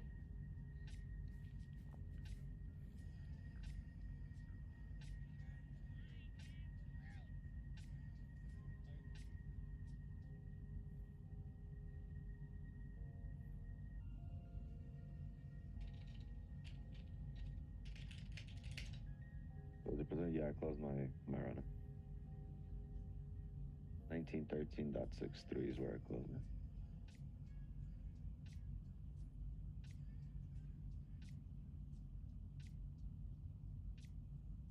What does that question mean, easy shop? What does that mean?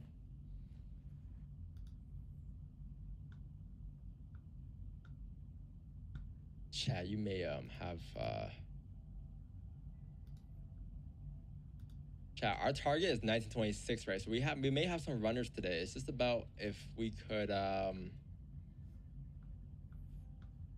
close bullish here in about 4 minutes here. If you can come down, create a bottom wick, which I think you are, because this file has no top wick here, it should come down, retrace a little bit here, and then gives a top wick at 1913. We getting buys right at 1913. And then from 1913, no bottom wick. Which one?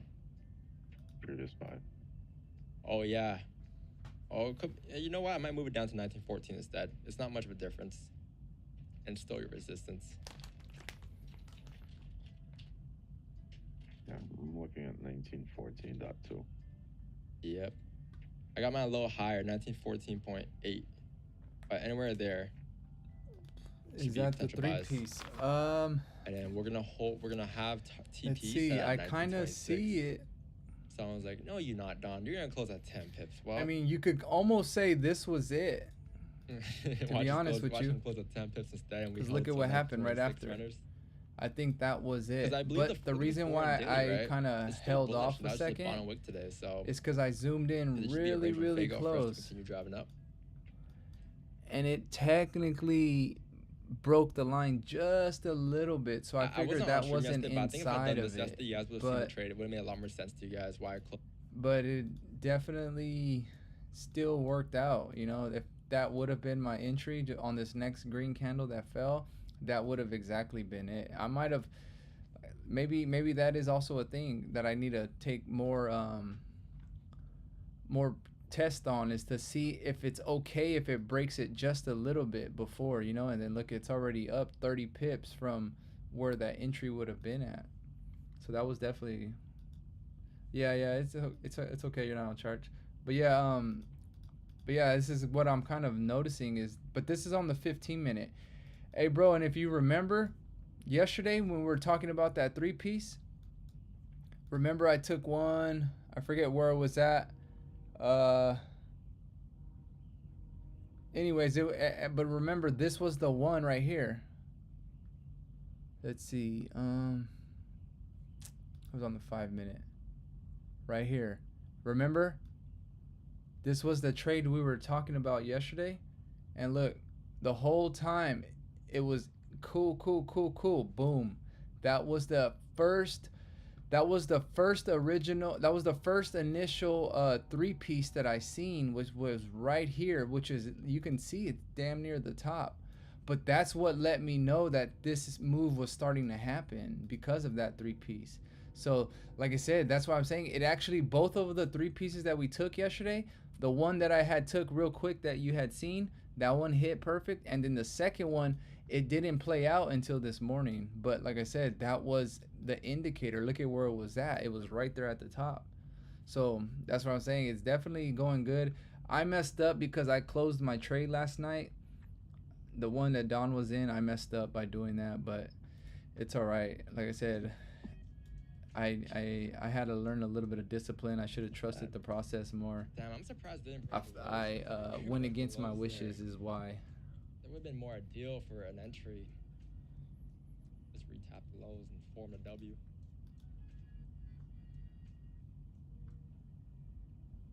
Hey, even the market's shouting us out. W. Good shit, guys.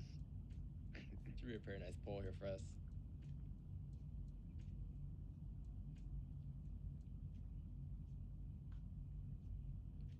All right, pulling back. Can we get a bottom wick chat? Once you tap 1914, 1915 off, getting buys off rip, okay?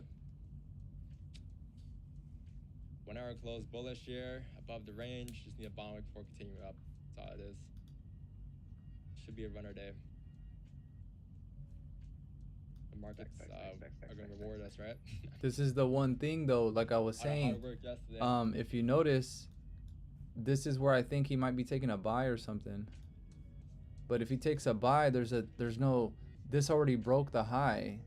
So what I would assume is that this could be, it could still move down. Even though we're kind of respecting this area. Wait for a third position. Wait for the third pineapple. Take it. See, look.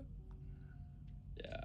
It technically closed above it first, a little bit though. This is what but like I said, expecting. RTP there's like a combination that tells me something that like 1919 is going to be. There's a reason why we're likely going to be. It breaks the higher low, because in order for it to get to that level, it needs to do something. But watch it come down right here. No buys here because this 15 could still just be a range on fake out for all I know. I mean, chances are slim, but it could be. So that's why I want to see a bottom wick right here at the top of this to come back down. The 1911 entry wasn't too bad.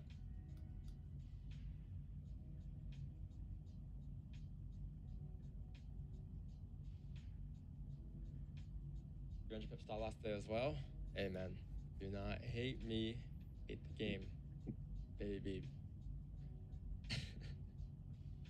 That's the new saying. That's what the marks are giving me, man. That's the new saying. Yeah, that's a new saying on stream.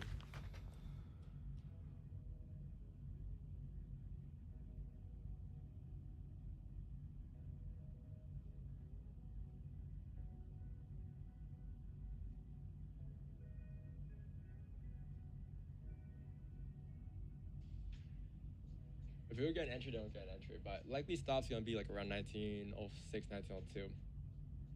1 hour lows.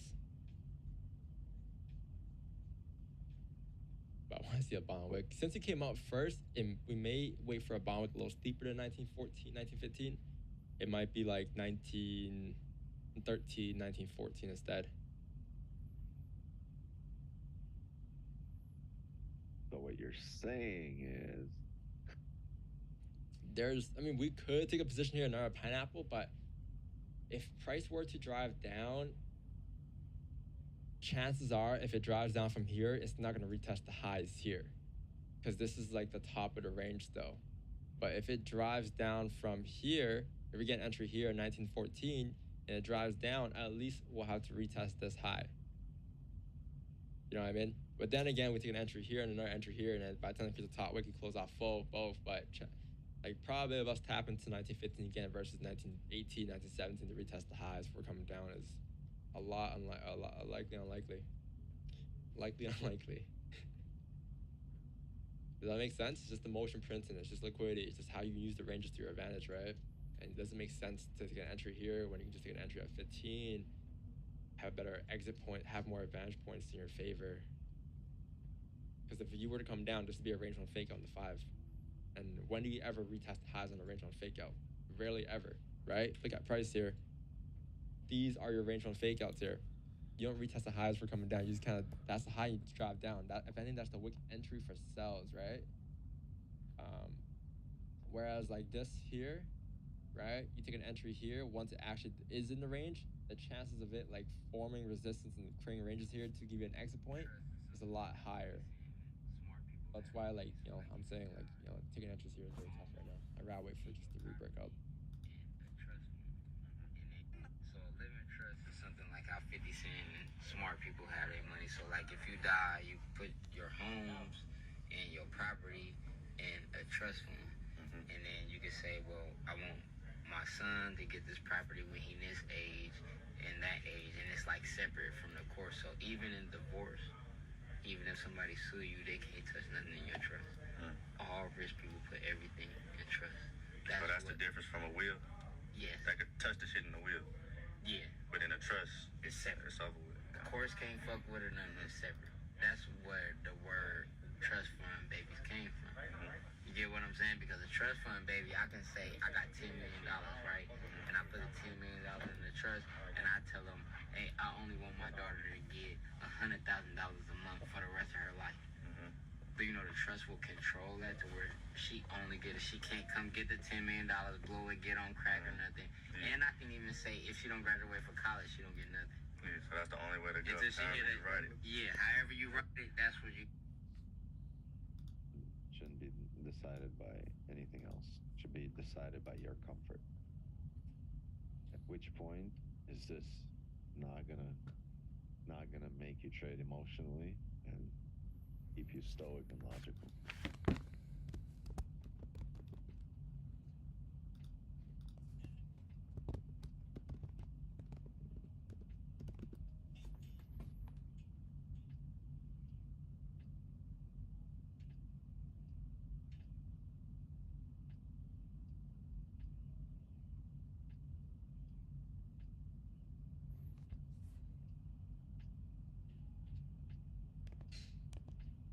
Man, oh man, oh man. Can't justify that was a good logical trade. 5. I can justify staying in it. Maybe the fact that the news came out strongly against us and we were in it. I mean, that's a rarity, very rare. In the 3 years that we've streamed here, that was the first time we were in that kind of position. So, you know, if you extremely rare. If you can't justify that as like a not a good trade, then this next trade won't be a good trade as well. Yeah, but the reason we took that trade will be the reason we take this trade, and the reason we base the stops where they'll be is going to be the same way we figured out stops on that previous trade, right? So nothing changes. Maybe the ranges, maybe the size of the candles, how strong the market moves, right? The volatility in the markets, but the ideas behind the movements are the same. Do y'all want to be profitable, or do y'all want to just hear what you want to hear? We follow a rule. and follow what everyone else tells you to do. Krish, this I'm might not be a saying, three-piece. what I we're might doing is see anything it. special or anything like that, but it's like, results over, talking, right? Like, do you want to be profitable, or do you want to be just following the motions just so you can feel connected to some type of trading strategy out there? Because at this point, that's what it is, right? A lot of traders wouldn't agree with the way I trade just because it's so different, but it's like I'm not even trying to be different. I just found a way to read the markets that a lot of people, maybe do differently. And I just happen to do on stream and everything. Like if I was trying to market my strategy chat, trust me, I wouldn't be trading the way I do. It pushes so many traders away from the way we trade. But again, it's not about pushing or connecting more traders together. It's just about, I'm just trading the way I do on stream, right? I'm just doing what I do every day.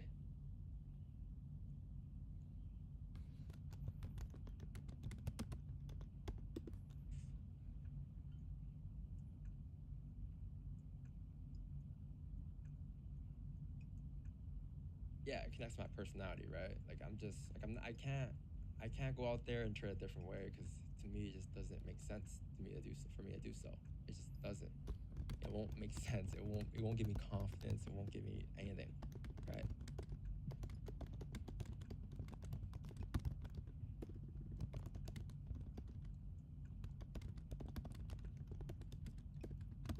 Like, who knows? Maybe next year we'll adapt. We'll adapt to something else. By the way, as far as no bond wick, I'm waiting for a bond wicker before I enter another position or position. It could be a bond wick at 1916. I'm debating between 1916 or the 1914. Again, I prefer 1914 because if you were flipping, you weren't to come back up, chances of you respecting 1917, 1916 is very unlikely. So I'd rather just get a better entry and have a better advantage point. Ideally, the entry would have been down at 1911, but I think I wanted to re-break the lows and then take it. I never re-broke the lows.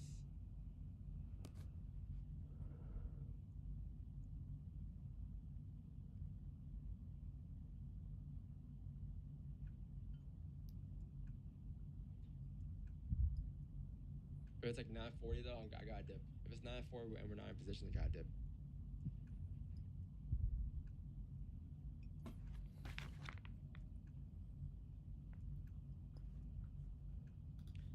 No, that wasn't reading the markets. You're way too over your head. Think you aren't wrong. That's very dangerous looking at history.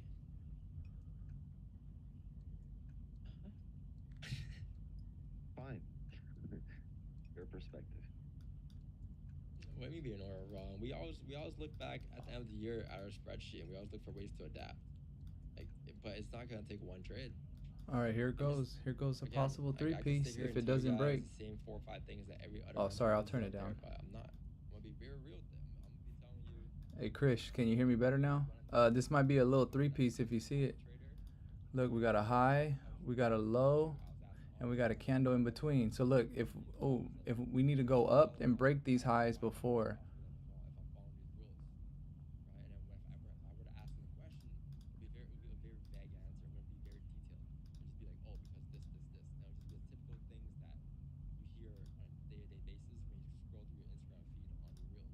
Oh, it doesn't look like we're gonna get there. It's literally, going up, and then they wonder why do 95% of traders fail, right? Or 98, whatever the percentage is. And maybe that's because they're not.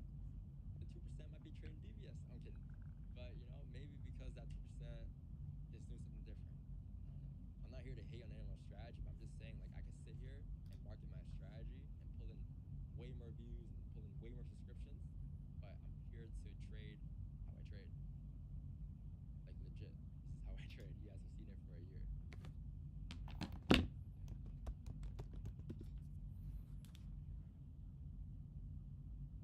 All right, look, if we break this high, then come back down, we're gonna get back in coming down. Because it needs to grab liquidity. No devious versus ICD.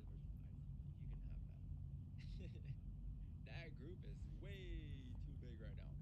Maybe one day, but that community is massive, bro. Retreat. Here we come. Here we come. That community is massive. Wow. Why is TradingView not showing me the bond wicks here? But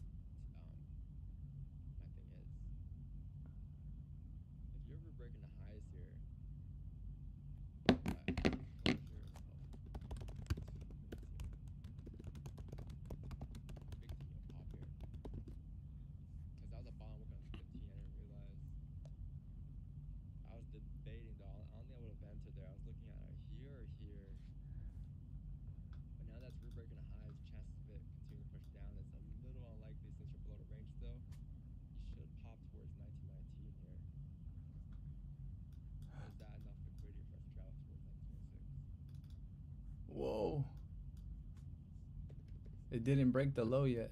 I'm gonna be patient here. I'm not gonna try to rush anything here.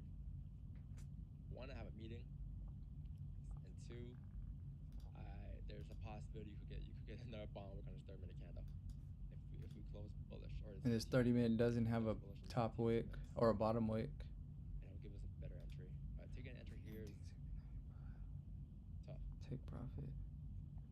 I like how the meeting part was, It's 16,595, 16,595. We need to have a meeting, and then there's got to be a closure. You know what I mean? Then you need a bottom wick. I'm like, wait a minute, there's got to be a meeting. That's 10 pips. Stop loss will be. Yo, do you guys see this chat? I didn't get the memo. 19, I guess. 27 minutes or 27 hours of streaming. Longest Forex stream of all time. Honestly, the most educational one too. In a 24-hour span. Damn. Damn, look at that thing. 48 hours, let's run it up. Yo, Wix had more viewers than me last night during the stream.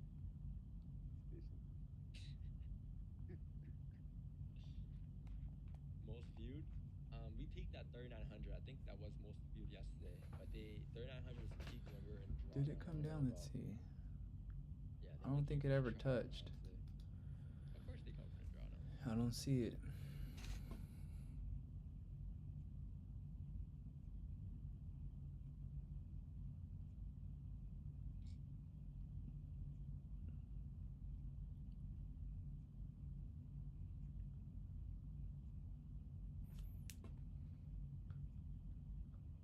Raja joined yesterday? Oh, really? Drawdown. I didn't know. You needed content. What happened? You want more views? No, if I want more views, I'll go trade a certain way, for sure. Ah, man, it's not doing it. That's not a good sign.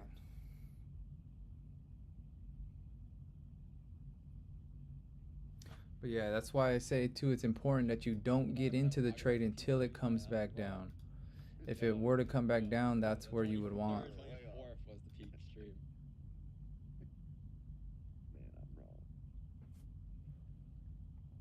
This 15 closed there, no top wick. Yeah, so this is what I was talking about, right? If you were to have a move up here, it'll tap 1919 before making a decision. Now price has a decision to either respect this resistance or continue pop with the 4-hour candle and the daily towards 1926. That's what you're kind of looking at here. So I want to see now if you can come down and create a bomb on this 15. But yeah, like I said, this would have probably been your best entry right Once here. it does that, we'll get in positions. Need this price to decision. Dynamic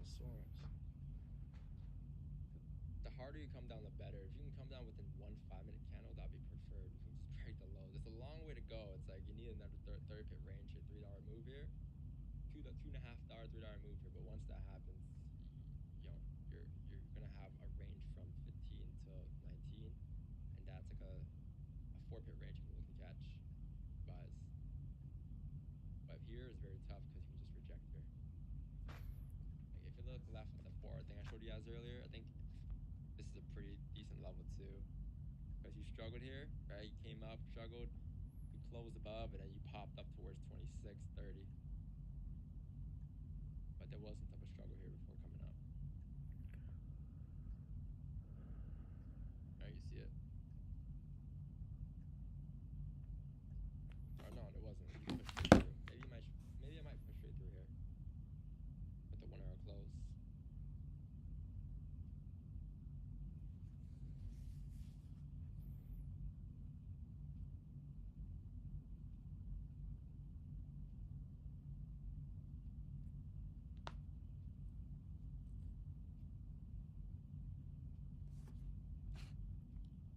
Clear sells games, create the bottom. Like you could take that too. I'd rather just, especially at yesterday's position, I'd rather just take the position with the trend today.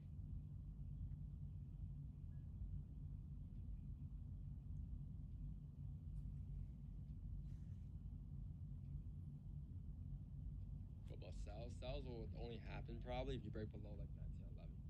Sells can happen here, but you need the motion of print here. So for the motion of print, you're gonna retest the highs again. You're not just gonna reverse off of the 1 5-minute candle here, right? Like if you want to see sells, like you're gonna see this form. You need to grab liquidity for your sells, right? Like you're gonna see this, something like this, and then boom, all of a sudden break the highs or something. Then that'll be your sells, right? Like you're gonna see resistance form and all that form to grab liquidity. Then again, like the structure's breaking here. You can kind of see, you know, like the lower lows, lower highs, lower lows, lower highs. Lower low here should be up towards 26.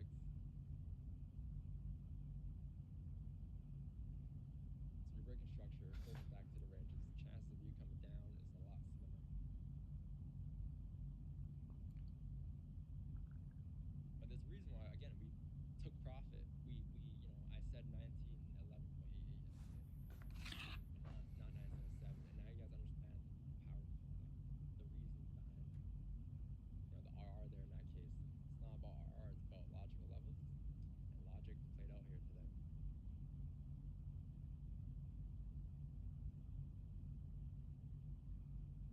Like it should drop towards 1926 by the end of the day. 1926, 1930 minimum.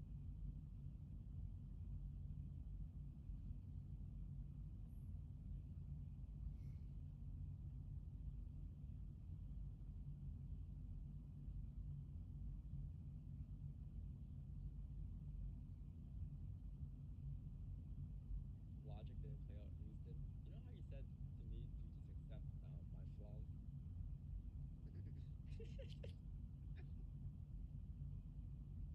You literally said to me to accept knowing when I'm wrong. And you're here on the stream neglecting everything I'm doing. Where, you know, like where I've been doing it for years now on stream. I'm not saying you haven't been doing it for years too, but it's like, you know, it's like you gotta take some of your own advice, bruh. You know, maybe a year of me being unprofitable, you can say something, but one trade, bro, come on.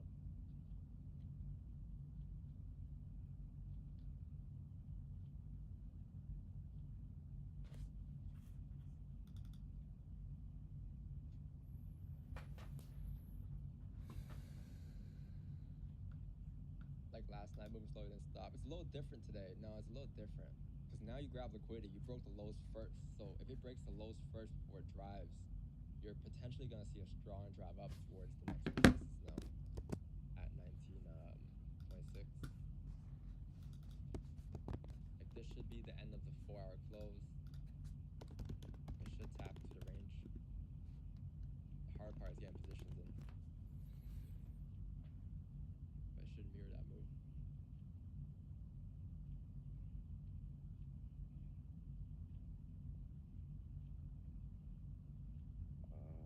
Means 11:30, so.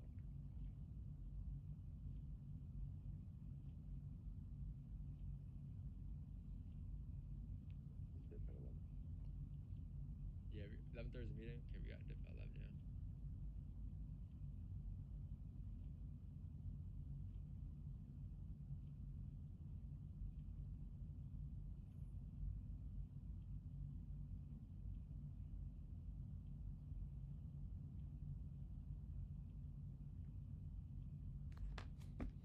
Elvis, you get interest here?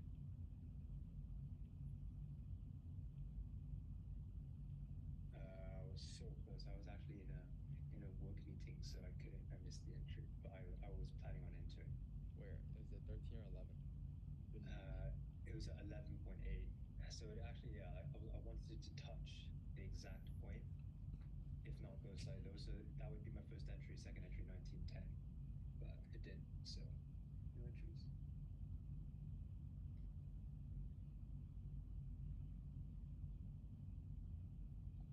I'm looking for sells though. Yeah, lately I've been noticing that like sometimes like we might have the best like the actual wick entry, but if it's like a pip, I'm like whatever. It is what it is. Yeah. It may not look as good, but it's like whatever. You know, at least like get into a trade where I didn't like missing the whole idea. Like if it's like tapping the levels alone, like that's enough. But if it's not tapping the levels and you're entering, that's a huge difference, right? But like it was tapping it.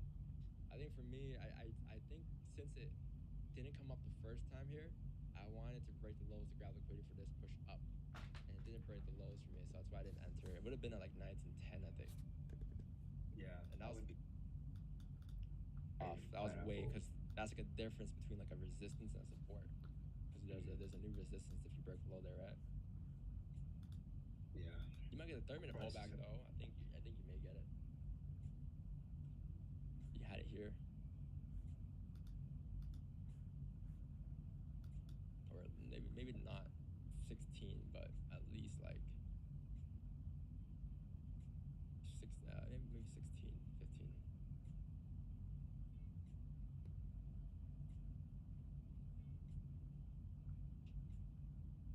If I match your account 1-1, will you copy trade? If I start a PAM, it's gonna be like 65. It's gonna be like 70-30 probably. Won't be 50-50. It'll be like 90-10. Roger this in Blueberry. Hey, it's not my broker. You can say what. 15.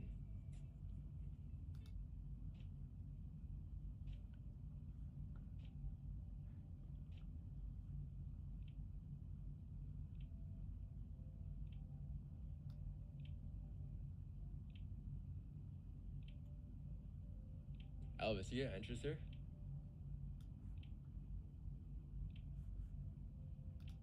I was so close. I was actually in a work meeting, so I missed the entry. But I was planning on entering. Where? Was it 13 or 11? It was at 11.8. So it actually, yeah, I wanted to touch the exact point, if not go slightly low. So that would be my first entry, second entry 1910, but it didn't. So no entries.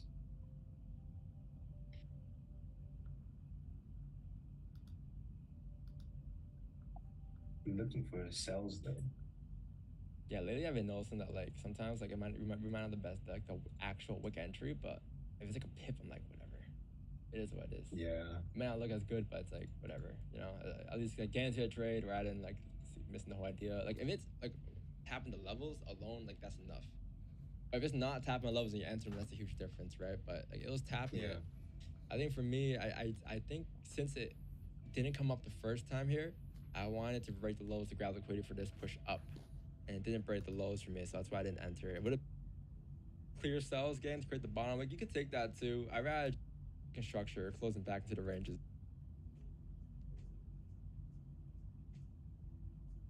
Like it should.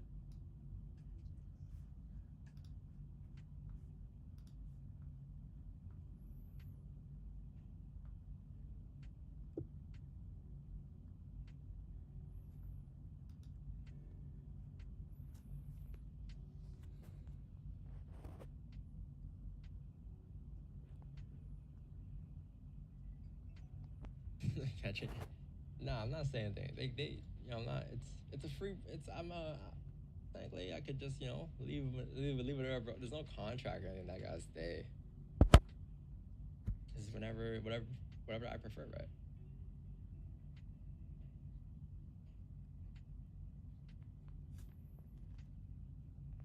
Yeah, send the reels. I'm a free agent, basically. But not yet, but could be. Spreads on gold are tight. Like, there's no commissions on gold. Spreads are tight. Spreads are 1.4 pips right now on gold. 1.1, 1.3. $0 commission on gold. Regulated broker. GJ 0.6 pips.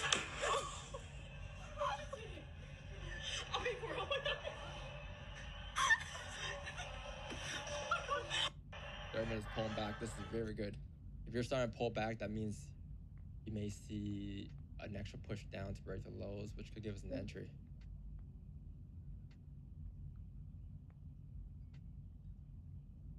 I don't know if it's gonna make a low for the 1 though. I might just tap into 17 here, and that's about it. 17,448.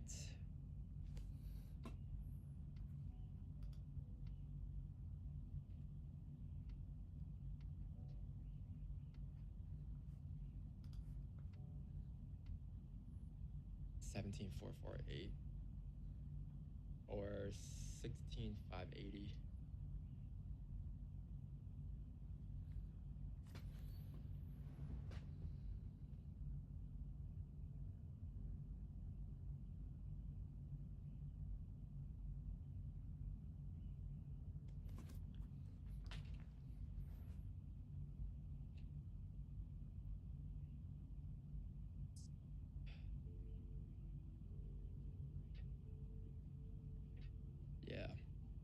17,558.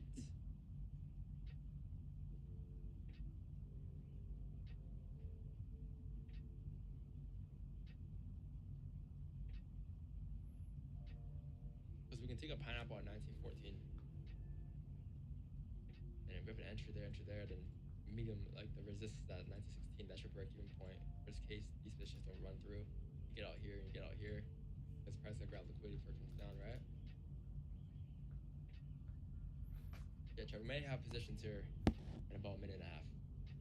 I want to see how the kind of closes first. On this 30, I would assume it's going to close bullish here. And then the bottom wick of that 30 will be the entry for us. And then we'll have a potential be open for pineapples. Might be 2 here. We might have another one at 1915 if it does retrace. 1915, 1914. Because if you were to take a buy here, for instance, and then a buy here, right? If you were to come down and not drop up, you're gonna look something like this. And then by the time you get your second position here and here, by the time it comes up, you'll be getting out of this one at break even, and you'll be having this one in profit, and you'll be closing full. Off of price action, that's what price shows you. If it were to come down, it's got to grab liquidity, it's got to create some top wicks, right? It's got to print the motion, which the motion could be printed a little higher. So maybe you might come out above whatever that net profit is. You might come out to 1920 for coming down again, but minimum the wick fill, minimum the this range. Worst case, you don't reject off of 1917. If it has no bottom wick, that'll be even better, because the moment it creates a bottom wick, on the next 15 will be in there. Because you gotta create a top wick, right? Oh, baby. But you want this 30 to close bullish here. If 30 closes like respecting 1916, then it gets a little tough.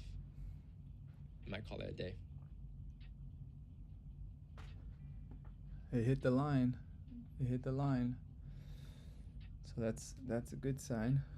That was where the 3-piece started off at.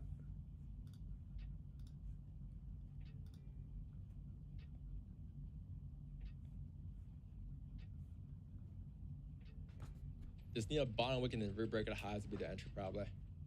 Or it's either that, or if you don't break the highs before come down for a bottom wick, so it's either gonna be this chat. It's either gonna be this, or it's gonna be this. Depends what it taps first. If it comes down, creates a bottom wick first, then cool. Enters at 1916, we'll have a better entry. There it goes. If it comes up towards 18 baby. first, then we'll have a buy stop.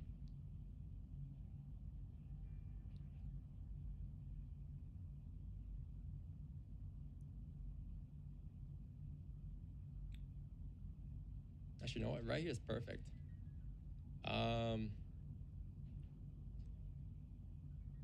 Let's see. Okay, another drive. What's this right here? And 1655.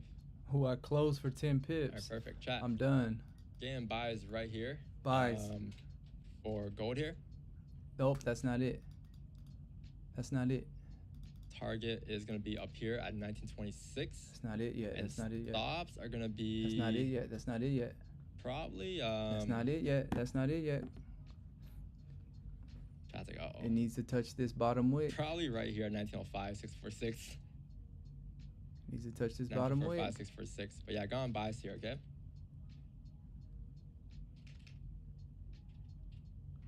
Come on, push a little bit. I need a little bit. That's it.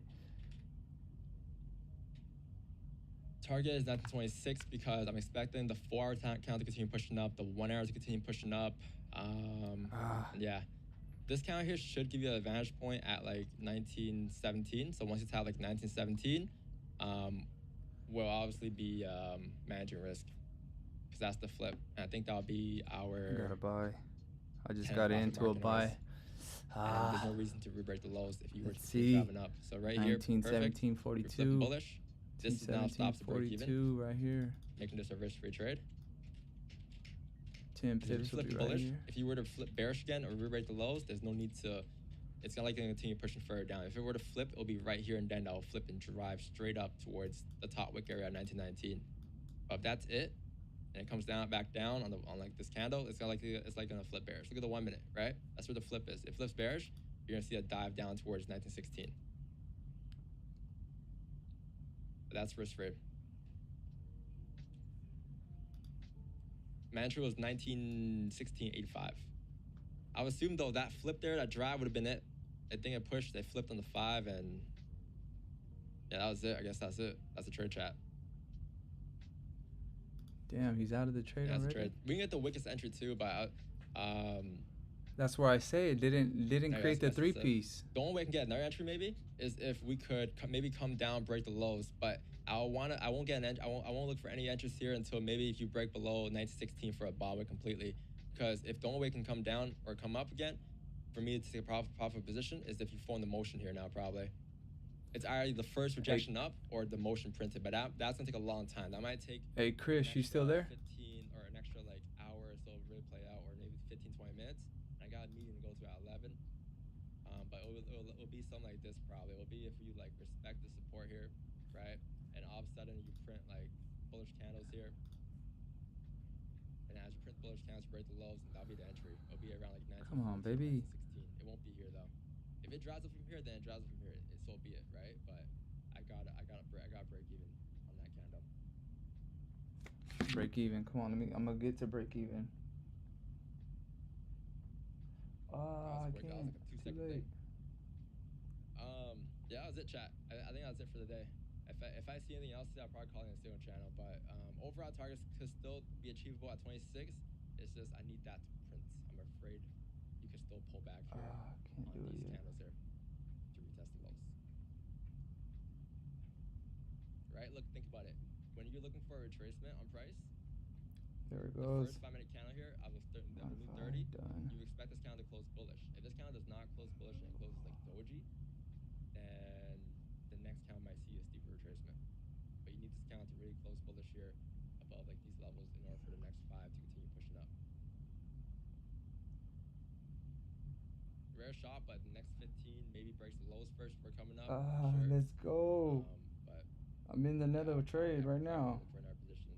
I just got out. That's 20 pips right there. I just grabbed 20 pips. Not bad, not bad. It's a good day. Level up. I just got out of the trade right now. I just took a bottom wick entry with Don right now. He said to take this trade right here, and I just got out right now at 10 pips. And I also took a trade right here. I literally just took 2 trades right here. I took one right here. I took an entry at this point. So when this came down, I got out right here on that trade. And then Don literally just said, all right, I'm getting into a buy right here. I should have got in right here, but I got in a little late, like right here. So I just got out right now as that top wick hit 10 pips. So I literally just was able to close out 20 pips right now in the last 20 minutes probably. But level up. I don't think you were here yesterday, right? I have this new playbook move that I'm working on, and this is how I've been taking all of my trades lately. So if you got time, if you want to learn it, I'll show you, bro.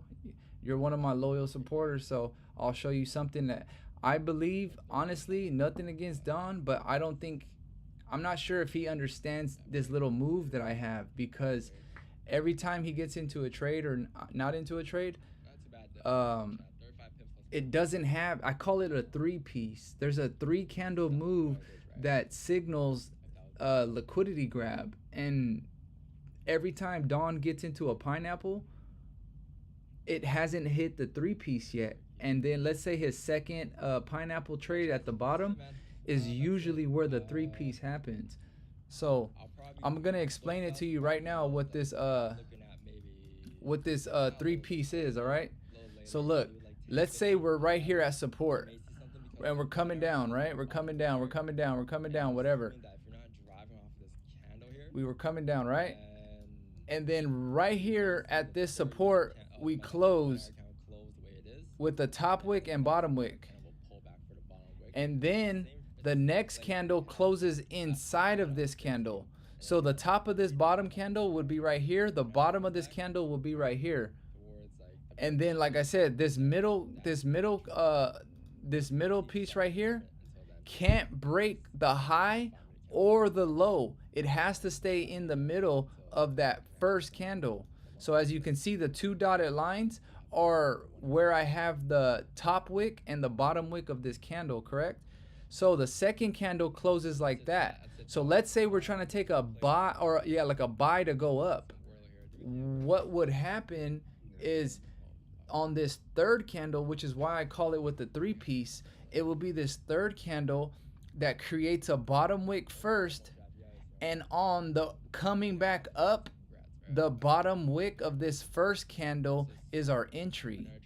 So we would get into it right here, and we would ride it up to pretty much the top of this at least, which is usually about an inside bar. Yeah, it's an inside bar, but what I'm saying is what's important is the third candle. So the inside bar is correct, inside bar right there, but it's the third candle that confirms this move. Let's say we only come down to here and we don't clear it. It can still come up, but what I've been noticing is that it usually comes back down after that. It's the third candle that breaks both lows, and then on the way up, the bottom wick of that first candle is our entry. And then we usually retest that at least before we do come down or something. But like I said, it usually retracts at least 10 pips every single time. And this is where I'm going to show you. This is where I just took the trade at. Let me show you. Oh, 1 second. Look, this is where I took my first trade at this morning. All right, look, this is the top wick. Let me just close these out real quick. Look, that's the top wick of that candle, and this is the bottom wick of this candle, correct? Because look, there's a point there and there's a point there. Okay, so the buy stop would be on the bottom of the first candle. So like I was saying, look at right here, I have the dotted line pretty much just in closing this candle right here. So that's the candle. You have to wait till it forms. It's like it's usually at an important level where it's either at a resistance or a support. So where I'm saying is, look at, I'm taking a buy. Let's say this trade right here was a buy. So I wrote it up and I got out. Or no, this one was a sell actually. Sorry about that. This was a sell because I was expecting it to be the sell right here because it created that. Because what I've been noticing is that when it happens with this little like inside bar type of thing, it usually signals a liquidity grab. And the liquidity grab is where I'm able to find it. I believe I took a liquidity grab. Where was it at? I took one yesterday. I forget where it was at, but I gotta look for it. But what I'm pretty much trying to say is this little three piece that I've been able to find is what signals a liquidity grab. So what I'm saying is that this is where I took my trade, right? The top of there and the bottom of there, this middle candle never broke that first candle, but it was this candle that broke the bottom, and on the way up is where you would have taken the trade, or even on the way down, I mean, sorry, because it just depends on which way like you're expecting it to go. In this case, we were expecting it in order for it to continue going up, it needed to grab liquidity. So it did kind of fake out a little bit on a higher time frame, but it still had to grab liquidity before moving up. So that's what I'm saying is that this little inside bar type of thing kind of signals a liquidity grab. And what I've been noticing with gold is that it usually moves about 10 pips before it corrects. So where I had taken my trade at, I had taken my trade here coming down as a short. And then this is where I got out at, right at the bottom. So that was the move that I was expecting, right? Because like I said, it's inside of it. It broke the high and then it came down first. It just after, because that was also the thing too, is that this candle actually started off by coming up, then coming down to break it, and then going back up. So if it breaks the high and then breaks this little dotted line at the top, it still confirms it for me, even though if it moves up after, because if it was gonna move up without going down first, it would have just opened and then just continued up without coming down. So what I'm saying is that what signaled me was when this third candle came up, it came back down, it even broke the low, and then it went up. So that's what I was saying is that it's a little 3-piece that I've been able to find. I'm gonna try to find a note that I sent to somebody. Let me see. I want to show you. It's a better example of it so you could see exactly what I'm talking about. I'm gonna send it to a Discord right now. Let me see. All right, let me see right here. Cash. Let me see. I like this. Or yeah, look at. I'm gonna show you this right here. Look, like I said, I've been keeping track of all of this, and it's been happening for the last 3 to 4 times.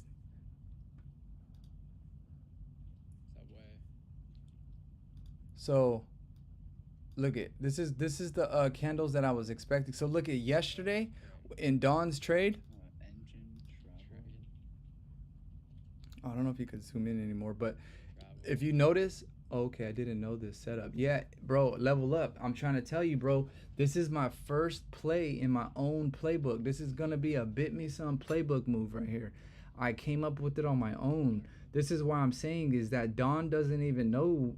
I'm still testing it myself, but what I'm trying to say is that I've taken it 9-10 different times and they've all worked out, at least for 10 pips. Even if it went down in the opposite direction right after the 10 pips, it always hit the 10 pips at least. And if you notice on this picture that I sent myself, if you notice the top yellow where I circled it at, that is where the 3-piece happened at. And look at what happened after. So that's where I'm saying is that usually, and I didn't see a 3-piece all the way from Dawn's original entry was at this 911 area at this bottom white line. And at that point, there was no 3-piece setting up. And then look at what happened after. It went up. And then it came back down, and then it went back up again. But I didn't see not one 3-piece that whole time until this yellow circle. But if you notice where the yellow circle is at, it's literally right at the point. So that's where I'm saying too is that where this little 3-piece happens, it's usually at the top before it pulls down or goes up and something. So that's what I've been noticing a lot is that it usually signifies when the liquidity is going to get grabbed. And like I said, even though it took a little while, it didn't go straight right away, but it did it like little by little. It ranged a little bit, but it didn't break any of these stop losses up high. My stop loss would have been at this 1924 area just in case. But what I'm saying is that right when the 3-piece happened in the yellow circle, that's what signified that drop. So that's where I'm working on being able to sniper the pinpoint top. And then look at this was my trade at the bottom, and then Dawn's trade was at the top. They were both wins, but one had a lot of drawdown and one didn't. So if you noticed at the bottom, this was my entry right here. Oh, right here. Yeah, I could make it bigger actually. So look, this is what I'm talking about right here. This is the 3-piece right here. Okay, I see. Thank you. Oh yeah, perfect, bro. Okay, look, I'm gonna show you. If you notice, this is the first candle at our level of interest. So this was around a support area, which is kind of why it did turn around.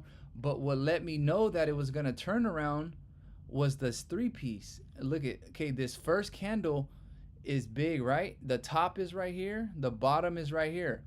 Then you go to the second candle, it didn't break the low and it didn't break the high, so that's an inside bar, right? And then, but like I said, we're expecting it to go up. So in order for it to continue up, it would have to break both the lows before pushing up. So that's where I say, look at the first candle is the big one, the second one is the inside bar, and then it's the third one that wicked all the way down and then pushed up. And I got out right at 10 pips. I mean, even though if I would have been able to hold longer, it would have still went way up. But this is where I'm saying though is that this was Don Vo's trade. He did a short trade at this point, thinking it was going to be the top. But if you notice where he got in at, he got in right here at this top wick. And look at the drawdown that we were in. We still ended up winning that trade. But where I'm trying to say is the three piece wasn't in this position for me to even want to take the trade. The three piece that was right here gave me the confirmation that we were going to be moving up. So that's where I'm saying is that I'm thinking, I tried texting Don. I'm going to see if he hopefully maybe reads it and gives me a second. But where I'm thinking this could really be, it could fix the pineapples. You know how when we take a zucchini and then we take, 2 pineapples after or something, that drawdown is where I was trying to figure out how do we not go into the drawdown. We just need, I just want to take the last position. When Don does the second position, why can't we just take that second? What was going to confirm that?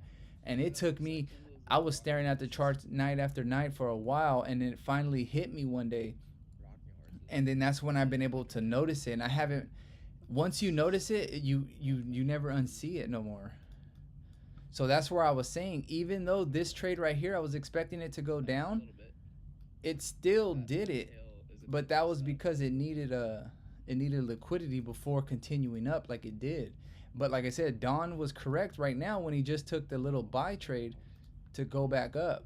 So it's not like he was wrong at that either. He was definitely right. But that's where I say is that maybe even this three piece right here, because they're both green, while we're moving up, this is another little probably a test that I need to figure out.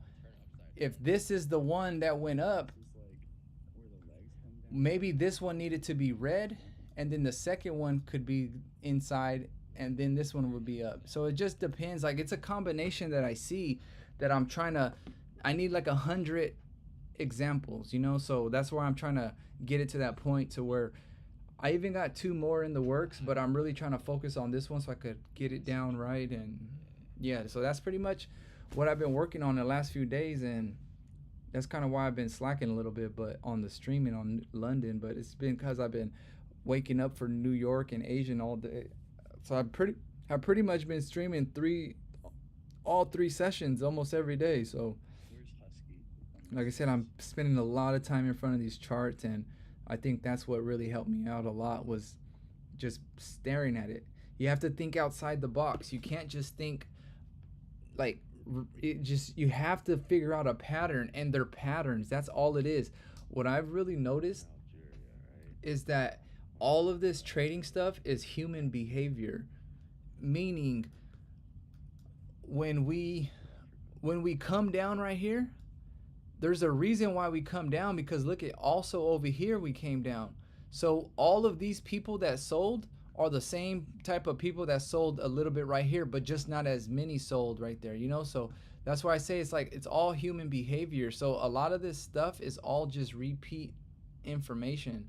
So if you could literally just find a pattern that happens every single day and it could secure you 10 pips, bro, just do that 1,000 times and do it over and over and over. Patience. That's why I was saying, like I said, the trade that I took with Don yesterday, right at the peak top, this is where it happened at, So that's why I'm saying is like, it's really giving me a good insight on where the liquidity grabbing is going to be happening. But yeah, so it's that's kind of what I came up with. If you got any questions, let me know. Level Up, and I could explain it a little bit more. But this is definitely going to be my bread and butter that I'm going to be taking from now on. So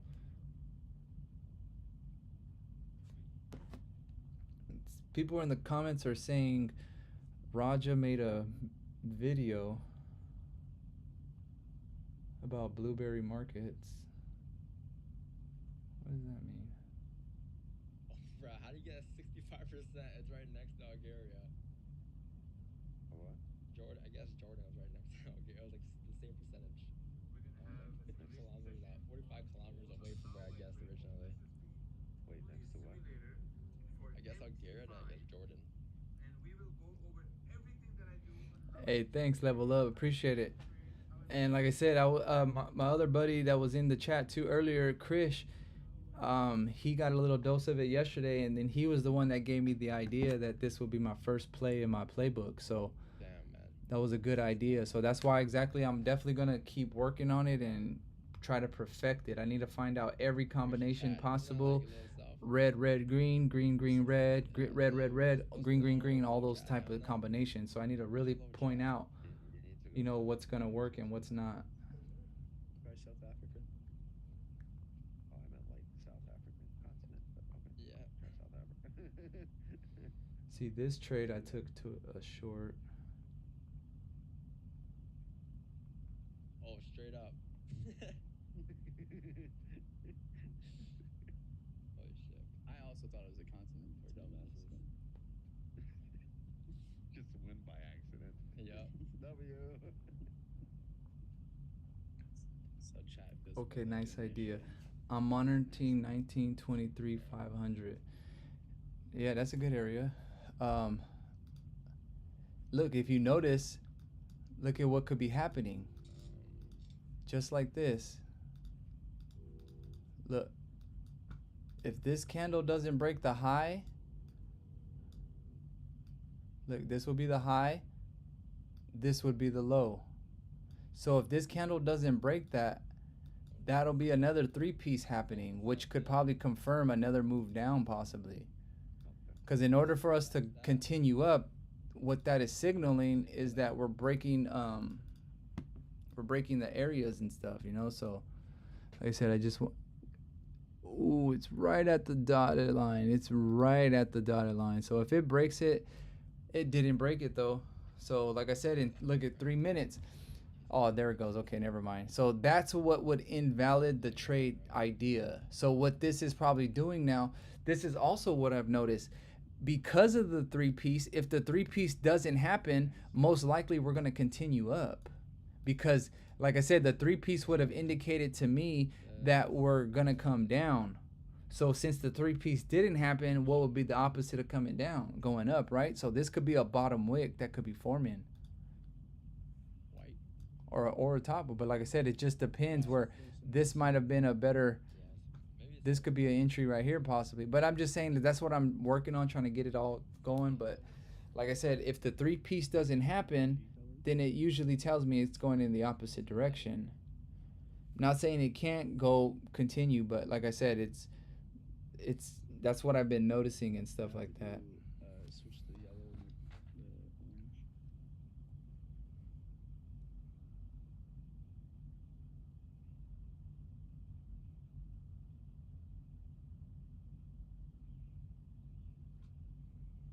And light, right? Maybe green.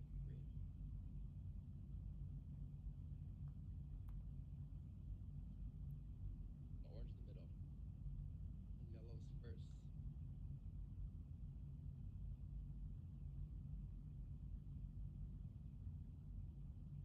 Need one more color. I think the last one is pink.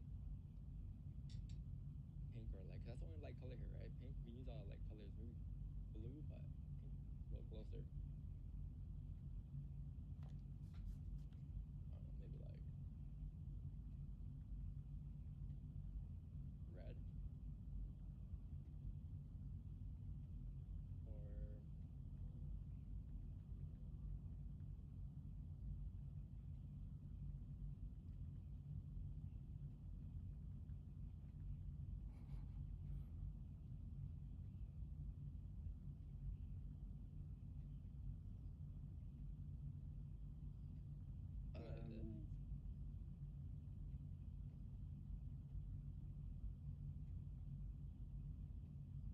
What about? What do you think? I was thinking that pink you just used first. Like that bottom left pink would be number one, and then I think orange would be second. Yeah, orange is second. What's the last one you mean? Oh, I just seen your... Yeah, sometimes the drawdown in the gold trades be getting to me, so I just be taking the positions of the trends and try to get in early third position. Can you draw the example of the three-piece with these candles if we imagine the red candle didn't break the low? Yeah, okay. And Desh Losh, I've been explaining this like three-piece this new play that I've been working on called a 3-piece. What I'm gonna do is just explain it so that way you could maybe understand it too. But yeah, level up. I'm gonna explain it for you right now, bro. I'm just trying to set up this. I'm trying to take this screenshot real quick so I could save this play in my playbook. Shit, maybe like this. Okay, like that. That'll be good. And that'll be another one. All right.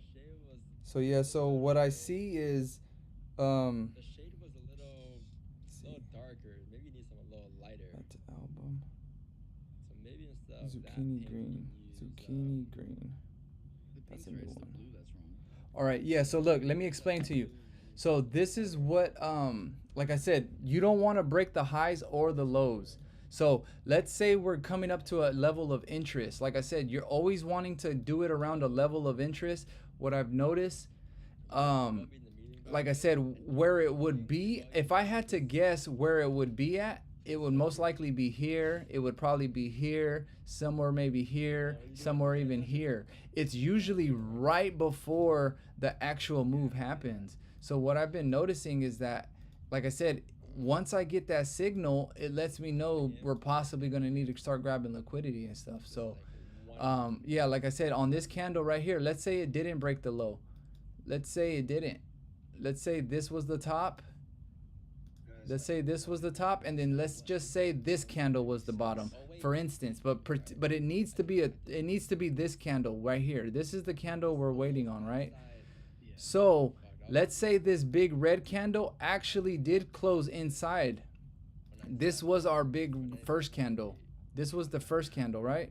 So we technically closed inside of that. So what that would tell me is that, okay, so what I would need to wait for is this next third candle to come up and break the highs, which is this dotted line.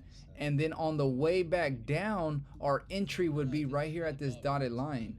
Because in order for it to continue down, it needs to grab liquidity. So what I've been noticing is that this 3-piece, what happens is that if it closes inside of it, if it doesn't break the high and then it comes down, a lot of the times it just goes right back up again. So because the reason why it goes up is because it didn't grab liquidity before coming down. So that's where I've been able to find out that I think every time this happens, this is like a signal of liquidity, but it has to break the highs. So let's say we're expecting it to go up. Let's say we're expecting it to go up or something, and it closes inside of this candle again. This third candle is the important one because, like I said, you need to catch an inside bar, and it's the third candle that needs to break the lows of both of them first, and then the entry would be the bottom of that of the first candle, which is usually lower than both. Because, like I said, the third candle has to break both the first candle's lows or highs, depending on which direction you're going. But look, like I said, let's say our trend is going down, right? And we don't know where our stops are or where our entry is gonna be at because there's no 3-piece here, there's no 3-piece here, there's no 3-piece here, and then all of a sudden we hit this support, boom, just like that, with a top wick and a bottom wick. Then this next candle closes, however it closes, it just can't go above it and it can't go below it. And then let's say, okay, since we're going down, once you start noticing the 3-piece, what that tells me is we're gonna start grabbing liquidity now. So what would happen is we're gonna expect it to break this bottom line right here. And if it breaks this bottom line, on the way up is our entry right here. And then we get out at 10 pips because it could always turn back around. But like I said, what that tells me though is that, let's say the third candle does exactly what we want. It breaks the low, comes back in, and then it closes right here maybe. It's still valid because it broke the low and still got you in the trade. So you would be into the trade at this point right here. So if you're in the trade, even though it didn't continue up, you're still valid. As long as you broke the low and then broke the bottom of that previous candle. So like I said, let's say the third candle just goes down here and it stops right here. Then the fourth candle breaks it. That's not valid because like I said, it's the third candle that's important. The third candle has to complete the move. It's only a 3-piece. It's not a 4-piece or a 2-piece. It has to be the third candle. So the third candle has to come down, then come up. Our entry would be here, and we close off usually at the top of that, if not 10 pips, depending on where it is, you know. So that's where I'm saying it's mainly just about that third candle. The third candle is what's important. And that's why I say is once you start noticing this one first candle like that, and then you start seeing the second candle having trouble breaking the high and breaking the low, on the second candle is when you start getting your getting ready for the trade. I finally understood perfectly. It's a setup of a quick liquidity grab to reverse the move. Thank you, bro. That's a perfect way to explain it. Bro, that is exactly how you need to explain it. It's a setup of a quick liquidity grab to reverse the move. Exactly, bro. That's why I say the 3-piece is what signals the liquidity grab. That's what I'm saying. When I was watching Don's trades, he would get into the trade at like right here, and I would get into the trade right here. But he would get his first entry here. His second trade will be where my original entry would be. So his first one would be up here, his second one would be down here, this will be in profit, and then the first one break even pretty much. So he still technically wins the trade, but what I was trying to figure out is instead of taking this first entry, how do we only take the second one?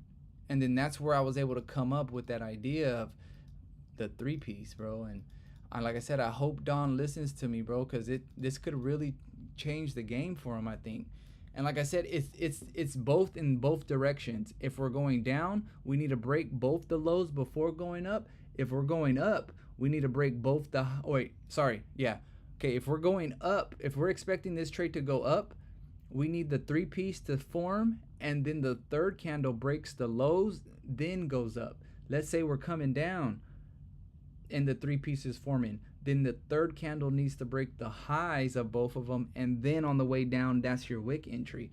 So that's where I'm saying is I think that might be the confirmation for Don to enter a wick entry. The thing is when he gets into a wick entry, it's mostly off of a resistance or something. Like let's say right here is a resistance. This is where his top wick entry is usually at. But this is where the problem usually happens is he'll have that same fake out move right here. This will be the first entry, and then this will be the second entry. So that's just what I'm noticing is that, like I said, not saying he's wrong or anything, it's correct, but it's just the fact that he's just getting in a little bit too early just because there's no confirmation that's confirming this is where we're going to come down.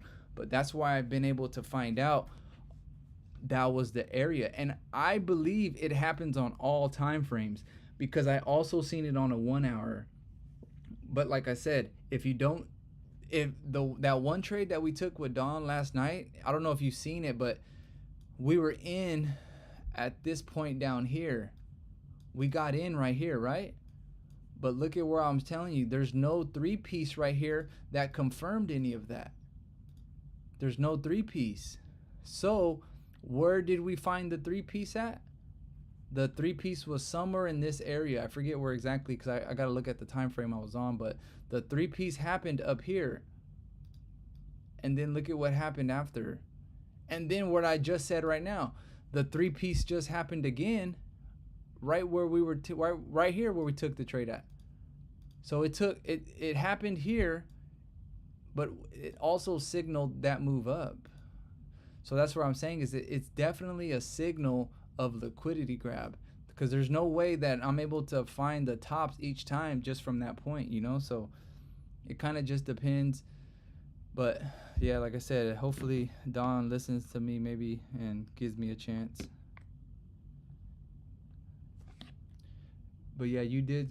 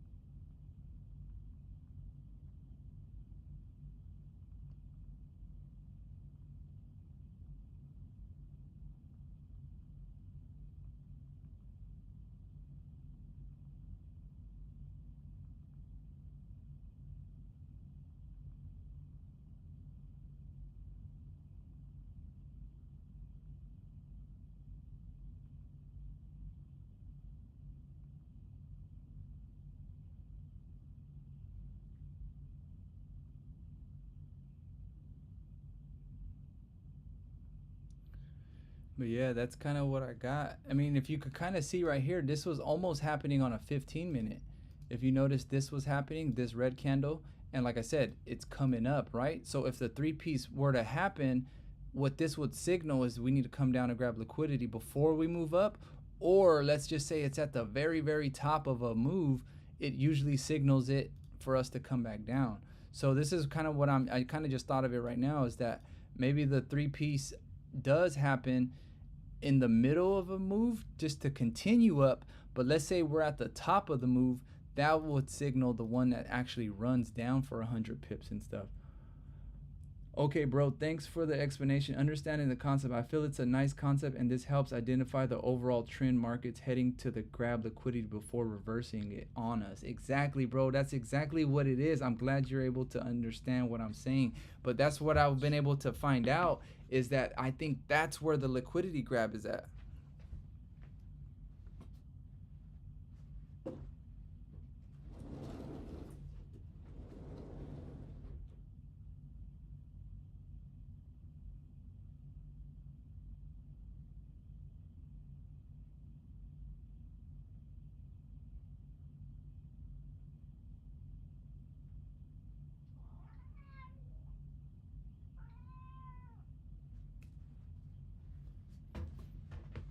But yeah, that's kind of, like I said, that's what I've been able to find out. Because like I said, when Don adds his second, third pineapple, it's usually happening in either the second one for sure, and then the third one is just the actual liquidity grab. But like I said, it's definitely a signal.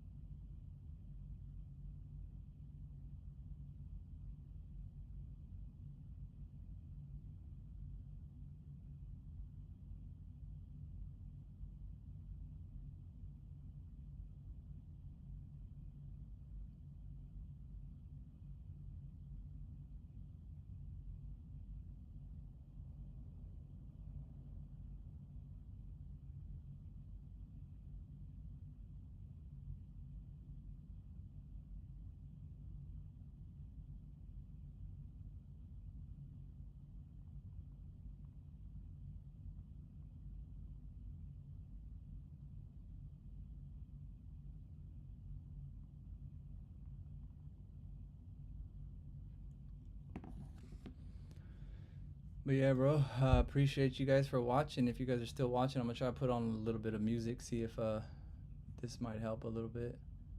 Hey, where's my all right, let me switch accounts, because this is the one I have my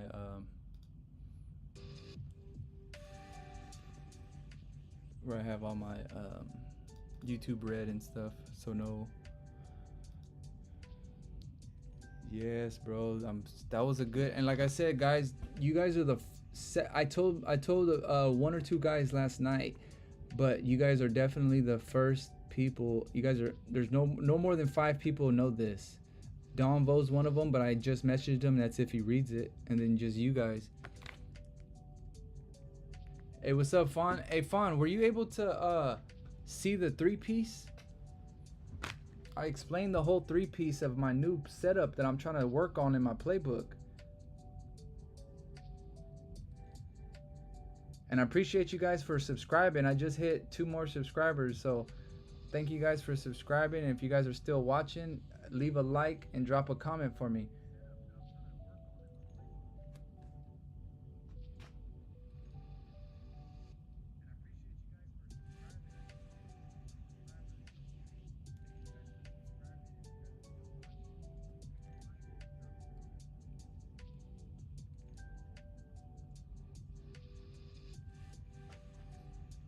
Yep, bro. Oh, appreciate it, Fawn. Heck yeah, I'm glad. Like I said, just keep working on it. You guys, if you guys are worrying, like, I'm not saying this is the end all be all. This is where we're gonna But I feel like this is definitely a move in the right direction for us to really understand when to get in and when to get out. Because like I said, let's say we're moving up and then we start to see a 3-piece, there's a chance that we're gonna come down to grab liquidity. So that might be a little signal to either start moving stop losses to break even or into profit and stuff like that. So it's definitely an important thing that's happening. And if you guys notice, look at what's happening right here. Look, like I said, you have to notice it before it happens because you need to be watching it. So look at the 3-piece right here, the top, the bottom. We have a high right here and we have a low right here. It's technically moving down. You know what I mean? Look, like that. And then this one's moving up. So what will happen is what we're going to wait for is for this next candle to break the highs and then come back down. Because why? We're moving up. So if we're moving up, what would happen is in order to move up more, we need more liquidity. So what would happen is probably we're going to come down.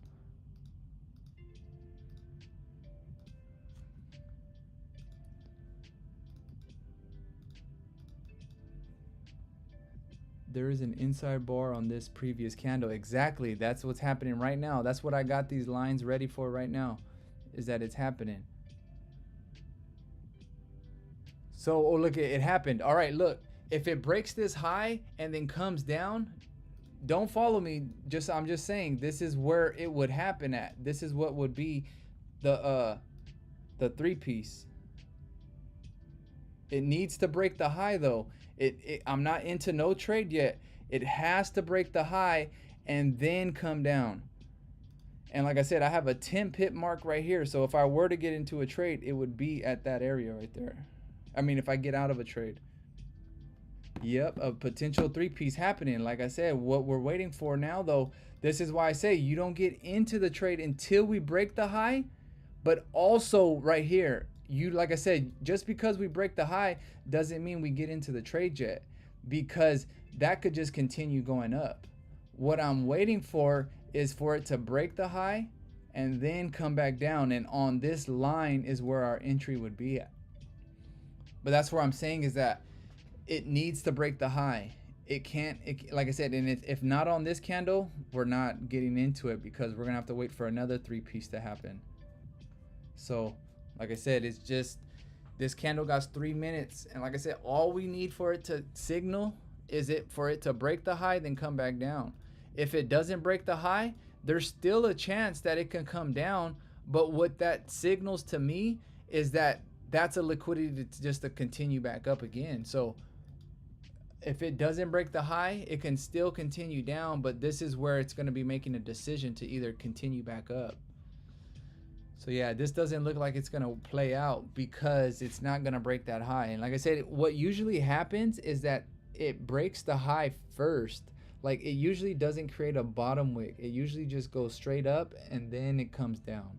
And that's an even better move because it still needs to create a bottom wick, and that bottom wick is where you're usually getting out at. But like I said, you have to wait. If you see the 3-piece, it has to break the high and then come down.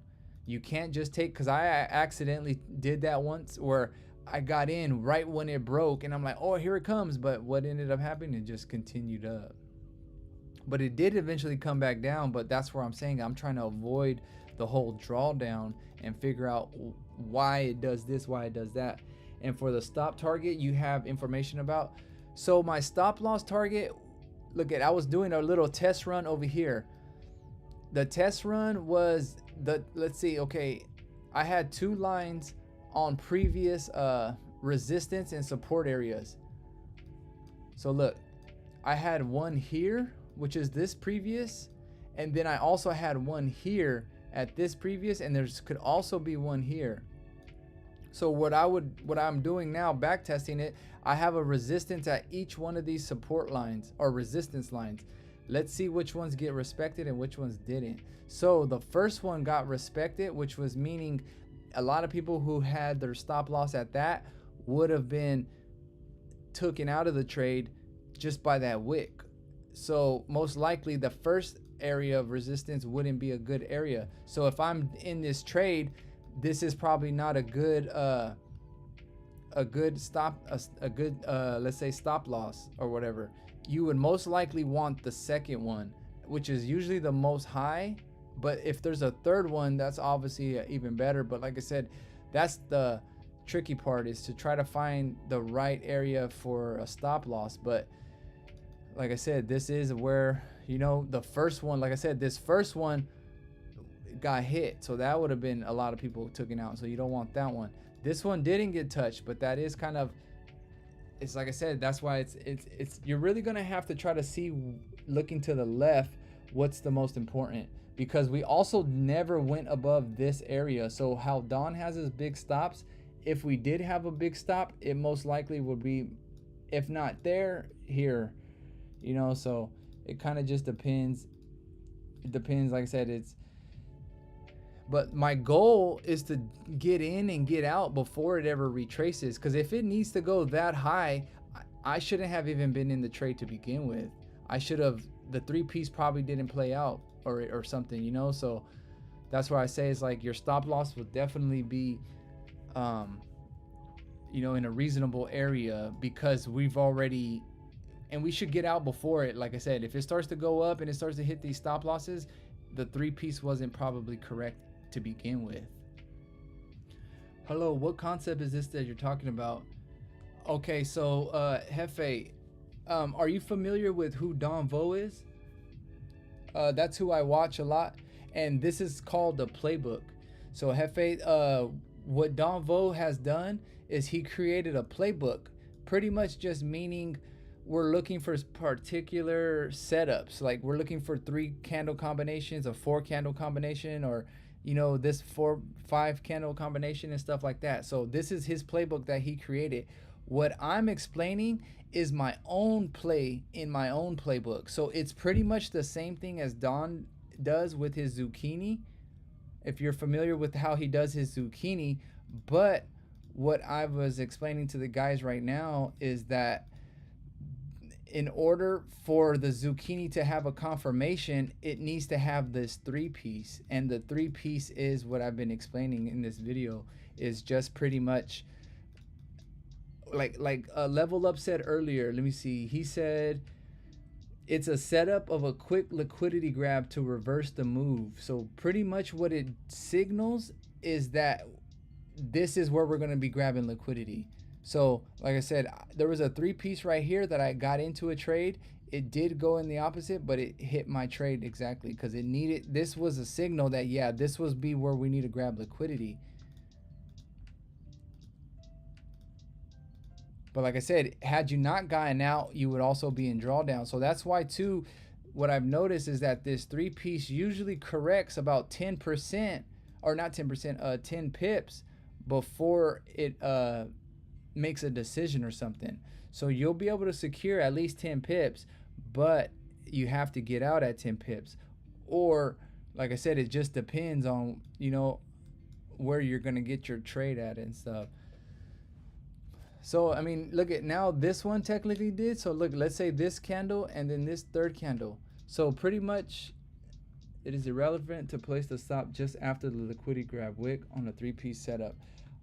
I would say yes, because that wouldn't be a good idea for the reason that that liquidity grab, what I've also noticed is that when, let's say I do a 3-piece, it wicks up, it wicks down, and then it wicked back up again. So the one candle that we're expecting, the 3-piece, like let's say this was the 3-piece, this is the third candle we're expecting. Or actually, let me, because this is a 3-piece. There's one right here. This is inside of it. And then this is the one that would need to break it. So what I've seen is that it comes down, hits your 10 pips, come back up, and then it comes back down again. So I've even noticed where I could possibly get into 2 trades on the same movement. Literally, just get in right here at the 10 pips, get out, and when it wicks back up, that wick is usually just for more liquidity so we can continue down. So wait, so you shorted earlier? I technically shorted for 10 pips. Yes, I caught 10 pips right here. It was This is what I'm also working on though. If you notice, I did a short right at this point. It went up and then it came back down. So that wick right here, it went up and then down. That was my trade to get out of it. So I got out right here on that wick. But that, like I said, what this is signaling to me is that it needs to grab liquidity. So if it needs to grab liquidity to continue up, that means we have to come down. 1 second.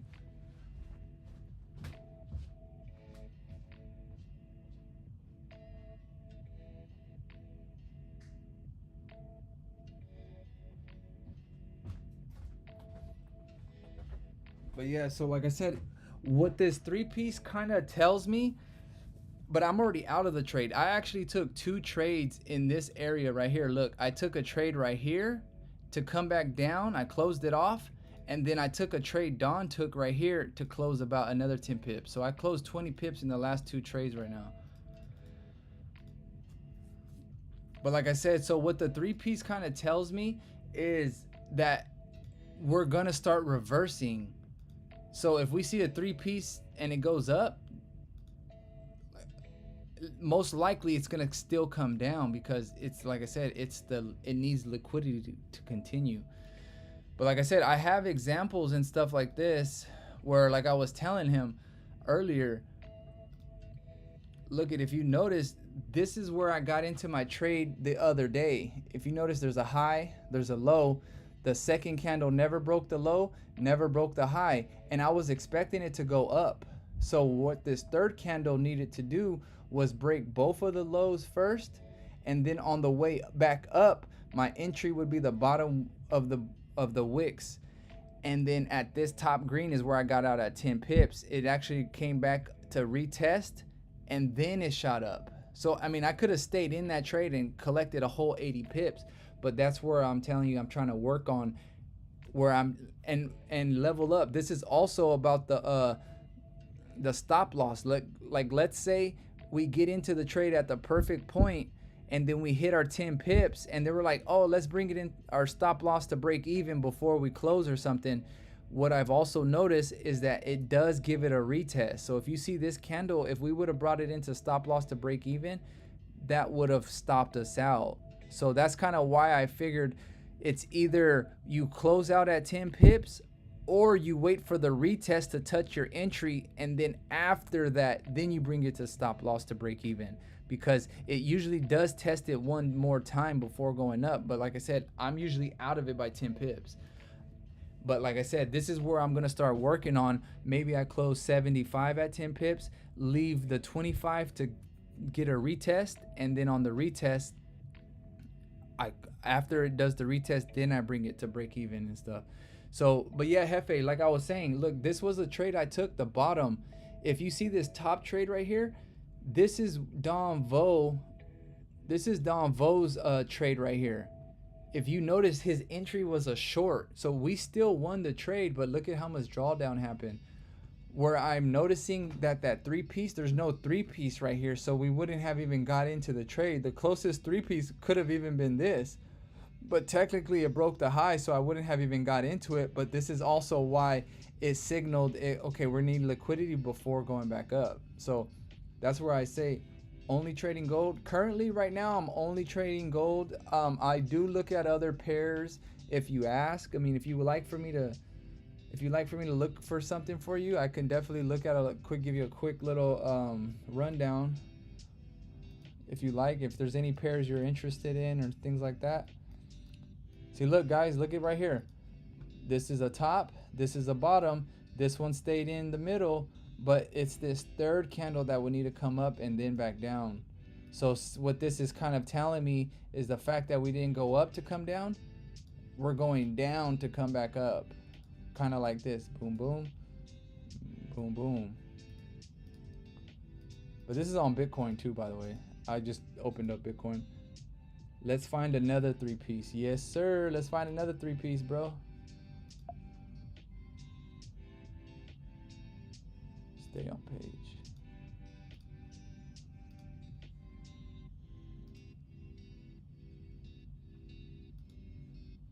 Yeah, that's where I've been talking about, the 3-piece. Bro, that's what I'm saying is Don Vo doesn't get into a zucchini until it's like, towards the bottom or the top of the move. But the three piece is what kind of gives me that confirmation. So what I'm, like I said, so since we're moving up, technically we're kind of going to wait for, well, yeah, we just corrected the move that we just came down, but like I said, technically we're up. So in order for a three piece to happen, to continue back up, a three piece will happen here, probably grab liquidity before moving back up again. Like I said, the three piece, if a three piece happened over here, had you gotten stopped out, or let's say you didn't get stopped out, you would have had to wait a while, but look, it still worked out. So there's no reason why, you should have been scared, because if there was, and what's crazy is there was no three piece at all at none of this, only until we seen it up here, which was literally almost the top. That's where I'm saying is that I usually notice it around the liquidity areas before we make that reversal. Don't call me sir, I feel myself Richie Rich. Yes, hopefully one day we all become rich, and if we keep working at it, guys, and we don't give up, that's the goal, is to never give up. The only difference between Don and other traders is that he's never gave up. That's one thing. Don has never gave up. He keeps trying. Keep trying. All right, later, level up. I'll see you later. Thank you for coming, and I'm hoping you were able to learn a little bit. And do me a favor and back test that idea, and then take screenshots and send them to me on Discord, so that way we could see if we're on the right track and stuff like that. All day, every day, bro. And what I've noticed is it happens on all markets. Like I said, no three piece has happened yet. No three pieces happened, which is also explaining why we're just moving sideways. I noticed Nick is more play safe side trades. Yeah, that is true, bro. It's because the thing is it's not that, like, let's just for Don, for instance, because I follow a lot of his trades. Like I said, even though he's undefeated, there's those trades that do go into drawdown, and it's not that he's wrong, but let's just say there's a way to get into a better position. So, and that's all I was working on trying to figure out, was what I was trying to figure out is, why do we need a second pineapple? Why do we need a third one? Why not just make the first trade those areas? But like I said, the way Don does it, he finds the level of interest from previous supports and resistance, which is correct. But that's where I say also he could get into a trade a little bit early, because a three piece hasn't started yet. So once a three piece starts, then it's kind of signaling, all right, yeah, this is going to be the area we're probably grabbing liquidity at. And like I said, it could also be a move to go back up. But that's where I say, if you don't have I've noticed out of the 10 times that I've been able to record it, each one has hit 10 pips. Other ones have hit 20, 30 pips. Why are we calling vegetables and fruits? Yeah, and that's fun. Also, that's also what I've noticed. Like, let's say, for instance, Don is waiting for a trade. Like, he was kind of waiting for a trade down here for it to, like, let's say it to touch a certain specific number, but it's because, over here, this is where, that number is at. But look, we technically didn't hit that number, but it still went up. But what I'm saying is, with this three piece, is that you would probably notice a three piece somewhere in an area like this, even if it doesn't touch that bottom like you're expecting. But what I use Don, like when Don does his lines and he said, okay, I'm expecting this 911 to get hit, I know around 911 is where I'm looking for a three piece. Even if it doesn't touch that exact number, Sometimes it could even go lower and then a three piece. But like I said, it's either above it a little bit or below it a little bit. So it just kind of depends. But the three piece is what signals to me that. And like I said, out of the 10 trades that I took, all 10 of them hit at least 10 pips. The smallest one was 10 pips, and the biggest one was, I believe, like 80 pips or something. It was like literally the sniper trade of all sniper trades. And it's not that I was like, and the reason but that trade I got out super early. I should have wrote it a lot longer, but.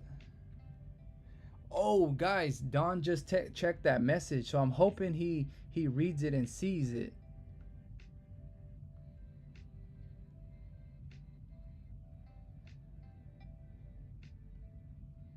He's seen my message I sent him. What's the risk reward? Jefe, I don't really do a risk to reward like 1-to-1, 4-to-1, or anything like that. I kind of just use levels. So let's say I were to get into a trade right here.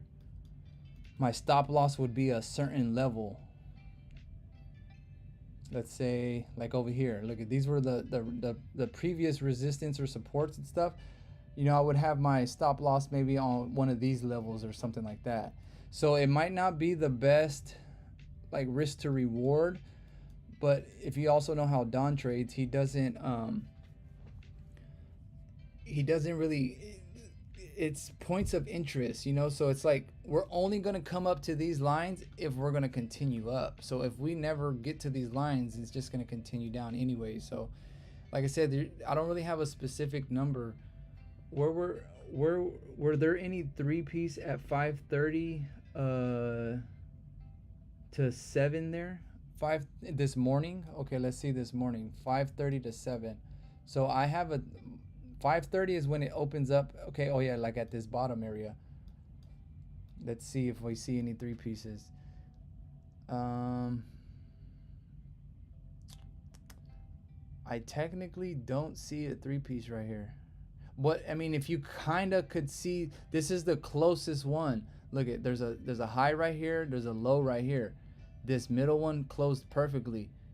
But look at what happened. We did go up, but we never broke the low. But if you kind of could see, that was the liquidity grab, which is why there was a big wick at the bottom.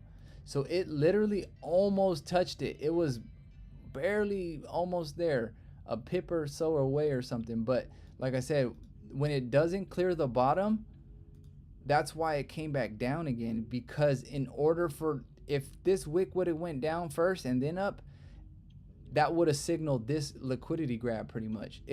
That one candle could have did all of that at that one time. But like I said, it didn't do it, but it still went up. But that's what I'm saying. I'm not saying it's going to happen every single time, but it's definitely a good indicator, which is also, look at this one. There's a high right here. There's a high low right there. And then this one's in the middle. It did come down and then it went up. So like I said, and look at where this one also happened. They happened right before this big move and stuff. So, and the thing is too, is that it could also happen on a 15-minute, 30-minute. It just depends on, you know, what's kind of going on. Oh, look right here. Perfect. Look at right here. Okay, sorry, I just seen Chris message retracted. Oh, and Jefe, why are we calling vegetables and fruits? The reason why he calls it vegetables and fruits is because when he first started trading, he had, I've been meaning to answer this, but he calls fruits and vegetables because he used to call his trading organic trading, pretty much just organic stuff. So that's why he came up with, but that's why, I mean, what I kind of see, if Donvo kind of contributes this to his strategy, maybe this could be a three-piece zucchini. You know what I mean? So it's still going to be a fruit, but I'm just added the three-piece to it. So he read my message on Instagram. I'm praying that he reads it and gives me a second to explain it or something. But yeah. But okay, but like I was saying on, okay, fine, let me see what you say on Don's suggestion to wait till 9:16, then price will go up. That's a good area because look at what happened last time we touched that area. We went back up. So in order for us to continue up, we needed liquidity, right? But like Hefe just asked, was there any three-piece around this 5 to 7 o'clock area? Like I said, look, it didn't happen on the 5-minute, which is this area. But when you go to the 15-minute, look, it's not in this area, right? But let's go to the 15-minute. That same area right there, look. Perfect, I see it, I see it. And that's what I'm saying every single time. It's like it never fails. Look, right there, three-piece. We got the top long one. Then we got a smaller one inside. Then the candle broke both lows. Our entry would have been this dotted line.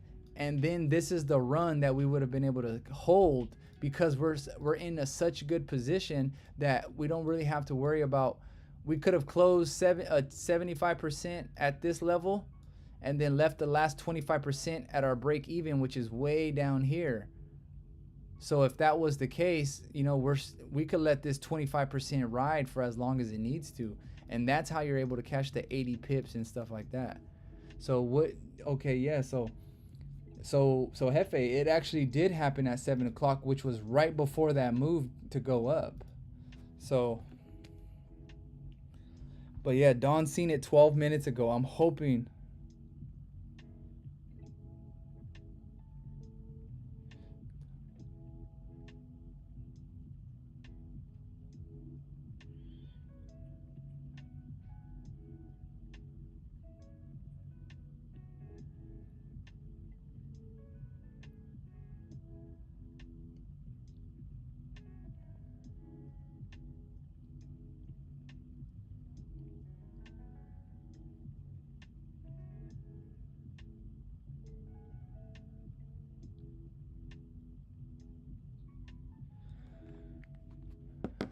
Hey bro, could you test this strategy on GPU USD pair? Hey bro, I actually learned this strategy on Bitcoin. So what I'm suggesting is that all markets are usually the same and stuff. So where I'm thinking most likely it'll happen on all time frames. There's a reason why that three-piece happens because it signals a liquidity. Like, understand that it's a combination.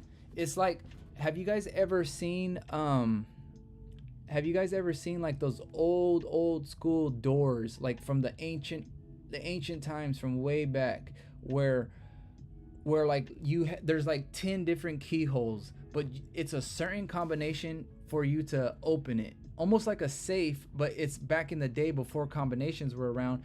There was 10 keyholes. You do this keyhole at the top left, it unlocks the one on the bottom right, and then you do that one, and then it goes to the next lock, and it goes to the next lock. So it's like it's a combination in order to open the door. You can't just put it in and open it. So what I've been kind of understanding is that this combination pretty much unlocks like a floodgate of this is where we're going to be grabbing liquidity at. So that's why I'm saying it's almost like a combination lock that opens up this whole area right here. So if it opens up this whole area, most likely we're going to touch it. So that's what I'm saying is that this three-piece definitely is like a combination to the next stage. And I'm going to figure out the next one, but that's kind of my idea. Bro, Don, react or not, don't think you just focus on your skill and work on this three-piece. That is true, bro. Hey, that is true. He doesn't react to it or not, because I understand he's so good at trading. It's hard to take advice from other people.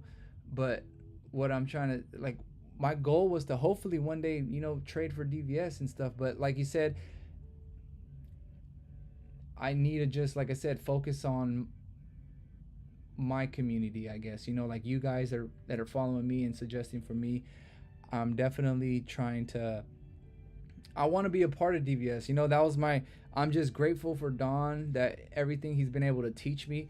I haven't spent $1 on learning it from Don, because he gives out so much free information, which is also why I'm on stream trying to help out others also. So my goal is to actually help out people and build my own community. But like I said, I want to be grateful and show Don that I'm loyal and that I can do it on my own, and that's kind of my idea. So if I could get into that, show support and just help add value to DVS, it'll be great, because I mean, this is how you guys kind of came across me, is because of Don, so like I said, I'll never take anything away from what Don has showed me, but this is why I also want to show Don this 3-piece, because I feel like it's a good way I could maybe pay him back for all the knowledge he gave me. It's kind of my offering to let him know, hey man, I'm thankful for what you did for me. Here's this last piece to finish your zucchini, and then I'm gonna fly away on my own. I'm just gonna try to give him just something of value that could help him. That way he never forgets me. So maybe 5 years down the line, he remembers me and stuff like that. And or even if he doesn't. But like I said, that's just my goal, man. I never take for granted, the people that have helped me, and I'll always be there to help them, and same like with you guys. You guys are supporting me at such an early stage. I only have 200 subscribers right now. Honestly, I don't know how I got here. Hey, Hefe, I promise that's a good thing. Maybe it just might be the YouTube algorithm just showing up, but that's also a good thing, because like I said, everybody didn't come from Don's Discord, but like I said, a lot of people have came from there. So it's like all the new people that I build on my own, is I feel like I want to help you guys out the same way Don helped me out. But yeah, man, like I said, we're all in this together, bro. If we all trade the same strategies, we all focus on the same type of setups, I just see no indicator. Yeah, bro. No indicator as in, yeah, we don't use indicators. We don't use fib tracements. We don't use that kind of stuff, because the thing is about indicators is that they're delayed. They're technically delayed because it won't get new information until this candle closes. But when this candle closes, it's already let people know where the market's going. So by the time your indicator says it, it might already be a little bit after the fact. Okay, yeah, perfect. That is a good thing. Yeah, that's why you clicked, because there's no indicators. No, that's true. Like I said, like Don Vo always says, we don't use indicators, we just use our eyes, because our eyes will tell us a lot sooner before an indicator would. Because for example, the other day I took a trade. Let's say it wasn't this one, but it's just for instance, I had taken a trade pretty much at the top, sniper entry, and a guy that I was trading with, his indicator gave him the same sell, but it gave it to him a little bit late. So like I said, my 3-piece happened at this point. The 3-piece was somewhere in this area, and then his indicator came out right here. So that's why I say it's like the eyes will show you before the indicator. And that's where I say too, it's maybe important that we all learn how to read candles this way, being able to find patterns, being able to find because the thing is this is all human behavior. Understand that this is all human behavior. This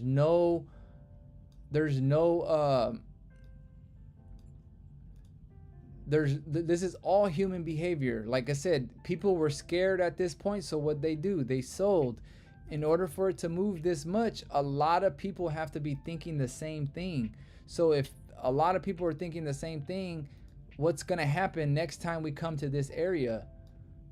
Everybody's thinking the same thing, right? We're most likely gonna happen right there. It's gonna happen probably again. So that's why. But I'm not just gonna take a trade blindly. What I'm gonna do is take a 3-piece that fits exactly into where I'm looking for. Okay, let me see. And okay.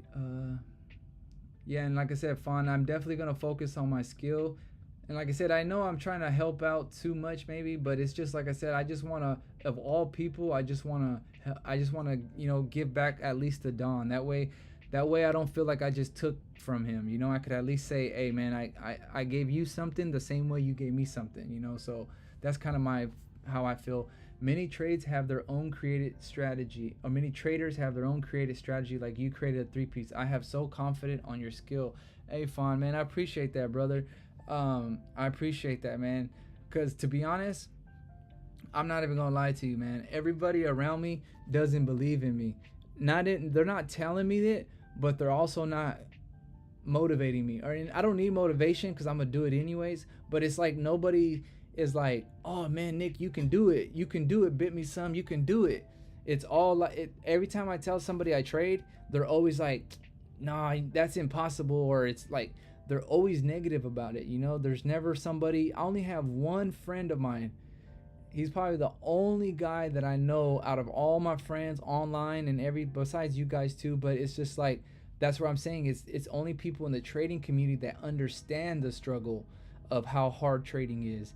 That, like I said, I even told my parents, this is what I want to do. What do you think they said? Nah, you need to keep working. You know, it's not gonna work for you. Don't put your eggs all in one basket, type of thing. You know. But that's where I said is like, even my parents don't technically believe in me, because I would hope. I mean, it's not that they're trying to be mean or anything.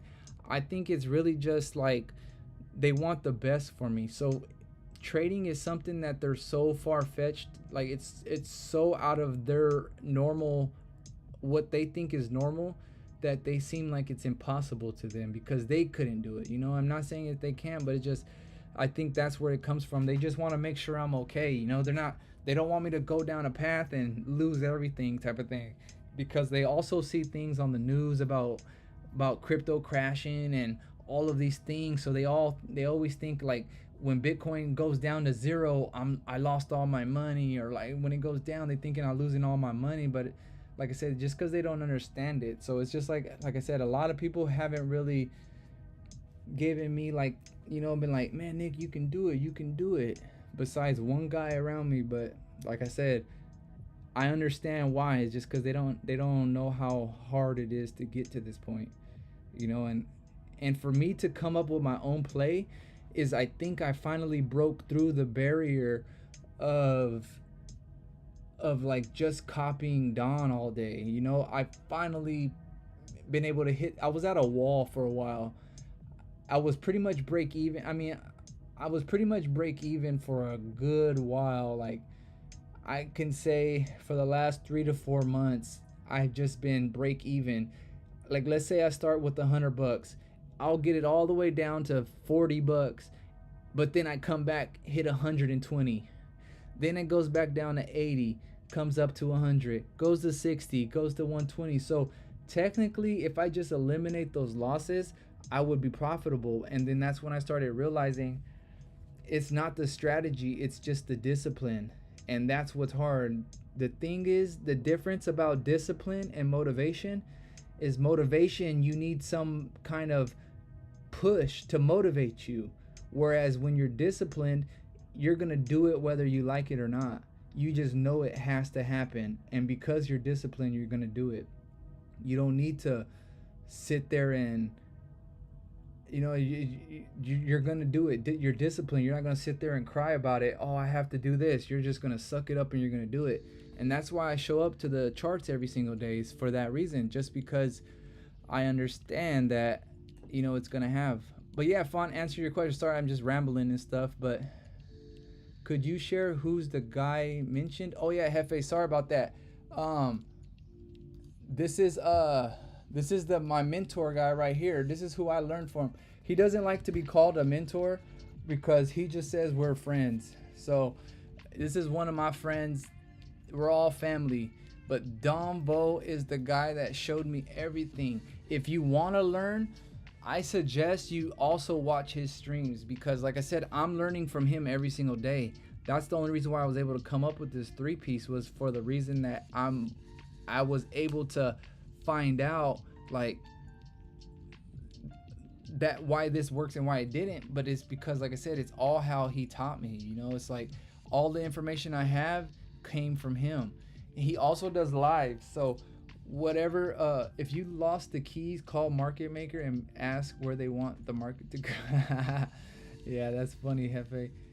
But yeah, like I said, this guy does a live stream. He was actually live earlier. He just did a 28-hour live stream. If you see that right there, but it's because we were in a trade from yesterday. He actually secured 32 pips, but this is part of my discipline that I learned yesterday. I didn't hold the trade. I sold at a loss.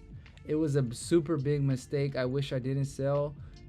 Coulda, woulda, shoulda, but like I said, you either take it as a loss and you dwell on it, or you take it as a lesson, and now I understand in that moment I'm gonna have to be a little bit stronger. I have to be more confident in our strategy, you know, and stuff like that.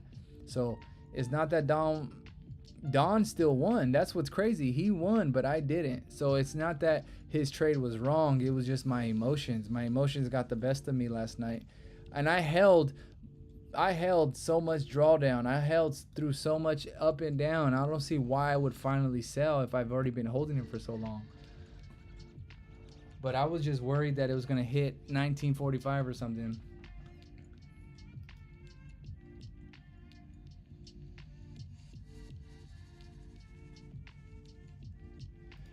I think the three-piece works well on the 15 or 30-minute time frame because on short time frame, high spread can fail the strategy. That is true. That is true. I understand. So that's the part of the learning I'm still trying to learn also. So like I said, what I'm trying to do is I need to get 100. I have like about 10 to 15. I have about 10 to 15 different of screenshots already that it worked out. I'm gonna wait till I hit 100 and then I'll be for sure knowing it. And also, Hefe, if you're also here still, this is Don Vo's sidekick. This is his sidekick pretty much. His name is Wix9. And what he does the same exact stuff Don does, but he trades during Asian session. So during Asian session is when he does his stream. So you go from Don's stream in the morning in New York, and then we go to Wix's stream for Asian, and then that's where I started streaming London, so I could hopefully maybe, you know, take that third spot. But what I'm saying too is there's another guy called Janus, I believe. His name's Janus, and he's the one that let's see, channel. He's also the one that has been streaming for Dawn and stuff like that. So this guy right here, if you guys haven't yet, definitely subscribe to this guy. And he does the live streams, and he's really good at trading, so I definitely could respect it. So what I'm gonna try to do is I'm gonna join his live tonight, and then see if, you know, maybe one day I could help him out stream in London or something. That'll be pretty cool. I would enjoy that. High chain smoker Wix. Yeah, he's a high chain smoker. And then look, as you guys can see, and like I was saying, it happens on all time frames, bro. Most of the time it happens. So look, this is also the thing that it has showed me with the three-piece. Let's say this is a three-piece, right? A lot of times when it doesn't create the top wick, this is also a signal that we're gonna go back up. So that's where I'm saying is that you could use this three-piece to take the move down, or you could use the three-piece that doesn't play out to go back up. So it's almost like the same move will give you two ideas. It pretty much just gives you the direction almost. If it doesn't break the high and come down, there's a good chance that eventually we're going to go back around to touch it. But like I said, in this area, I'm going to find a three-piece. Let's find a three-piece.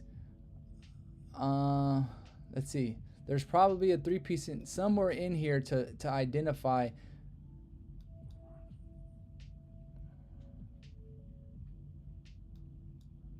Could even be some. Oh, look at what I found. Look at what I found. Boom, boom. Look, that's where I'm saying, guys, every time I find it, it's just like that. See, look, this is the top wick. This one closed inside. Look at what happened. Bottom wick, and then we came up. So since we created this bottom wick and came back up and closed right here, you're already in profit at this point. Once your entry is this bottom line, which is the bottom of the first wick. So in order for these to be, let's see. Okay, this right here. Oh, not that. Yeah, and so in order for you to get into the trade, it needs to break the bottom wick, which is this wick right here. So this is the first piece. 1, 2, and then look, bottom wick, back into it. Our entry would be here. You're already in profit when that closes. And then look, at this point, let's see how high you would need to go just for 10 pips. So from there to, look, you're already, oh wait, let's see.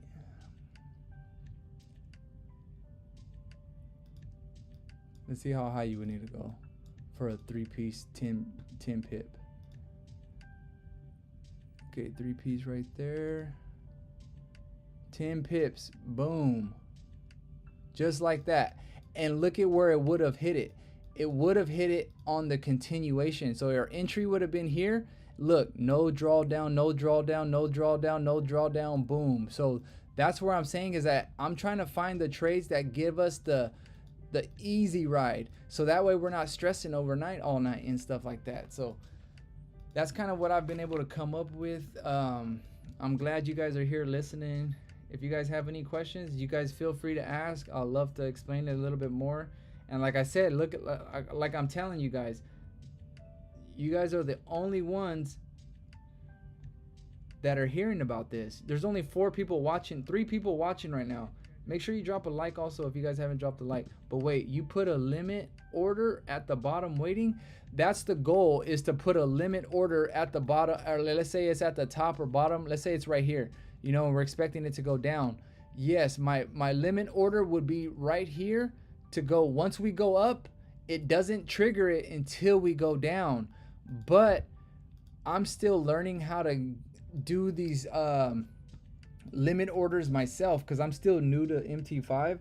A lot of my experience comes from KuCoin. So it's a little bit different trading crypto and trading gold. But like I said, I'm just practicing on doing stop orders. I need to do it on demo accounts so I don't, accidentally do something wrong. But like I said, what I've been doing lately though is I've been just doing like a market order. So like I said, so once it hits that line that I see, that's when I get in. So like let's say it's right here. Once it comes back down to at least pretty much at that area, I push buy instantly. So sometimes I get into it a little bit better, sometimes I get into it not so good. But what you're saying, like a limit order, will secure me the best position. So yes, I plan on being able to do limit orders, but sometimes you can't even do limit orders because it happens so fast. So that's why I'm also trying to practice it on a demo account so I could hurry up, so I know where I'm pushing, what I'm doing, so that way I know I'm doing it right. So like that's why I say is I hate trying to learn with real money. There's no reason to learn with real money because like I said, you just need to be disciplined enough. If it hits your stop loss, you lost. If it hits your take profit, you won. There's no trying to it hit my stop loss by 1 pip, but I'm gonna just count it as a win. No, you can't do that. You have to be accountable for whatever you're doing. Be accountable for it. Like I said, if it hits your stop loss on a demo account, take it as a loss. Or even a practice trade, even not on a demo account that you're just paper trade, like practicing trades. Just be accountable. If it doesn't hit your stop loss, or if it hits your stop loss, you took the L. But yeah, like I said, that's my idea about the stop orders and stuff like that. I'm working on getting better at them, but I do plan on being able to do it.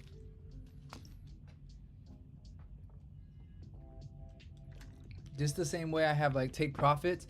So right when I get into the trade, before I even get into the trade, once I already know the second candle on the 3-piece is forming, I line up my 10 pips. I line it up just like this, 10 pips. Boom.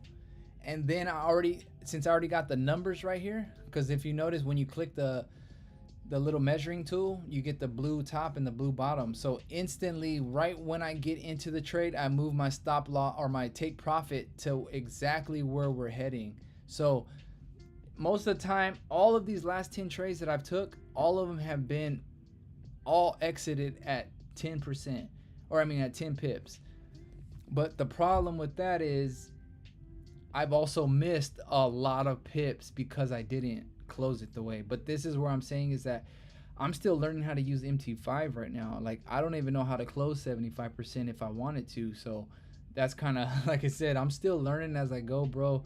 I'm not the best trader, but the reason why I feel like I'm a little bit behind on the MT5 stuff was because I wasn't trading for reals. Like, I was only trying to learn the strategy. I'm not trying to learn with money. Like, there's no reason for me to throw money away if I don't even have a strategy, or if I don't even understand the strategy. So once I got the hang of the strategy and started realizing, then I started using $10. And then I started making, doubling the $10 to $20. Okay, now you're understanding it. Now use $50. I do the same thing, practice, because like I said, you need to start practicing with real money too, because it'll hold you accountable. Because if that $50 turned to zero, there's no lying about it, But 1630, buy where you enter. 1630 on this area over here.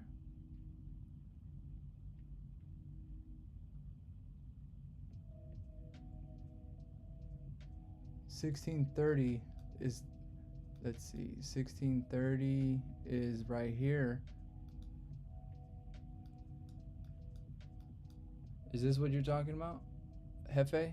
16.30, which is this candle right here. 16.30 is this candle. So look. Oh, that's a good one. Look, that's exactly what I'm talking about, Jefe. That is a three-piece right there. That's a good way to point it out. Look, there's the top, there's a bottom. We have an inside bar. What happened? Bottom, boom. Our entry would be the bottom of this wick, which is this first candle. The low of it is 1917.160.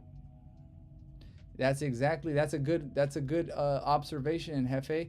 That's exactly what we're looking for. And then look at where it happened at. It happened right here, right? Look at where it happened right after. You also possibly could have, you can say you might have missed this move maybe, but this is also was the confirmation for that move right there. And look at where it actually did end up going. This is why I'm saying that yesterday's trade that Don was in all day, there was no three-piece this whole time. Look at this, was the trade Don got in yesterday. He got in right here at this point, and I think he got in again here. But what I'm saying is the three-piece didn't happen until this point, and it actually happened here, signaling that we're going to go up. So, like I said, where you would enter would be let's say, okay, let me move it over here. Okay, look, let's say our market is moving down. Then we see the three-piece forming. We have a big candle here with a long wick. Then the second candle closes inside, not breaking the highs or the lows. So since this is the bottom of the trend, this is signaling that we're going to be needing liquidity, meaning we're going to go up. So if you're going to go up, your entry would be the bottom of this first candle right here. So this is where I'm saying your entry would be here to go up. So your entry would be here to go up. All right. So it would be there to go up. So when this third candle opens up here, what we're looking for is a wick down. And like I said, you don't get into the trade on the wick down. You get into the trade on the wick up. So that's where, like that three-piece you just pointed out, if you notice how the candle closed, it closed like this, like a doji candle. But what that signals is that we broke the low, then we came back up here and closed right here. So technically at this point to that point, we're already in profit. So we're literally in profit by the time this candle closes, wherever it closes, as long as it breaks this entry point, we're in the trade. Because I've had a three-piece happen where this breaks the candle and then it closes like right here. But what ended up happening is the next one did the same thing and then it went up. So as long as this third candle goes down first to break the lows and then back up to break the lows going up, that's where your trade would be at. That's where your entry would be at. Does that make a little bit of sense, Hefe? So like I said, it would be the opposite if you're going up. Oh, let's say we're going up now. We're going up. The three-piece forms. Got a top and bottom wick. We got a inside bar. And then, like I said, we're moving up. So what this would signal is that we're going to grab liquidity possibly to come down before we continue up, or it's just going to continue down after that. So what I'm saying is that now that we're expecting it to go down, what you're going to do is wait for the third candle to open. This is the candle that goes up. This is where your entry would be at, right at the top of this wick. The top of the first wick right here is our entry. So as this candle starts to come back down, this is our entry right here. So right when we hit this entry, we're in the trade, and then it goes down to the 10 pip, usually around where we started at. So that's kind of, like I said, it's the same thing, just the opposite way. So if we're looking to go down, you need to wait for it to go up first, then come down. If we're looking for the trade to go down, we just do the opposite. Or I mean, this is going down. We're expecting it to go down because look it, we're moving up at first. This is the direction of the market. So this lets us know, okay, we're moving up. Once you see a three-piece, the three-piece signals we need liquidity to continue up. So this would be your trade right here. Sometimes it goes up, sometimes it continues down. That's why I say it's important just to have your stop loss already at 10 pips so you could get out.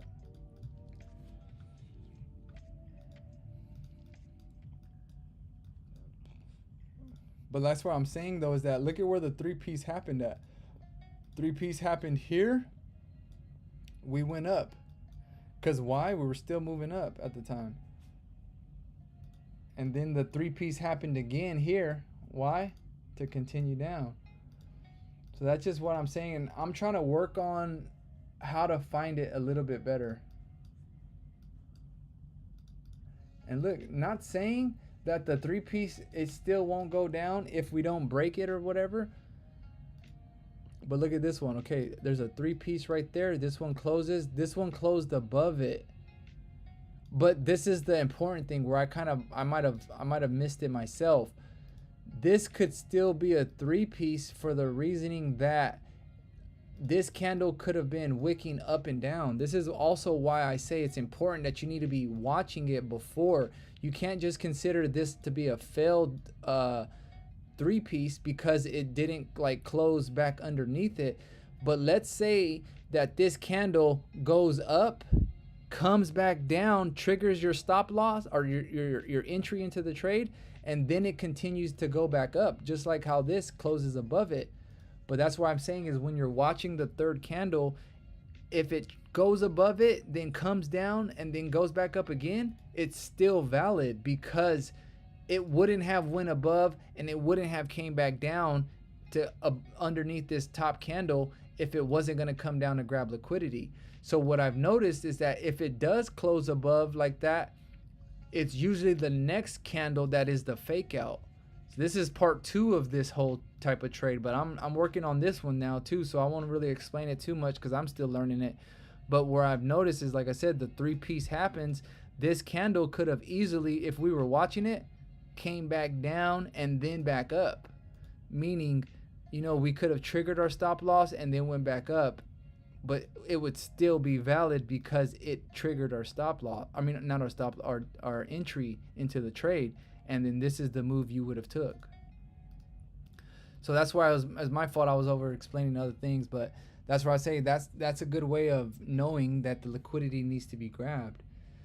What is your stop value since TP is 10 or more? Where is your trade invalid?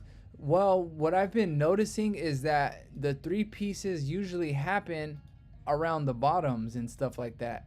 So, like I said, if you're in a trade and you're right here at this point, your stop loss most likely would be, somewhere down here on these guys, somewhere down there, possibly. But then, like I said, on the trade that I had took earlier, that was a three-piece somewhere around this area for something, my stop loss was up here, which was technically, it's a big stop loss, but it's 40 pip stop loss.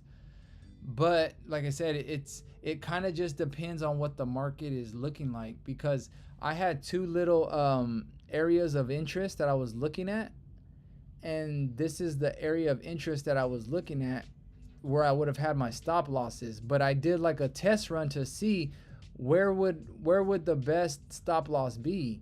So I have these look at this is by looking left. These are the areas that I'm interested in. Look at, there's an area a top there.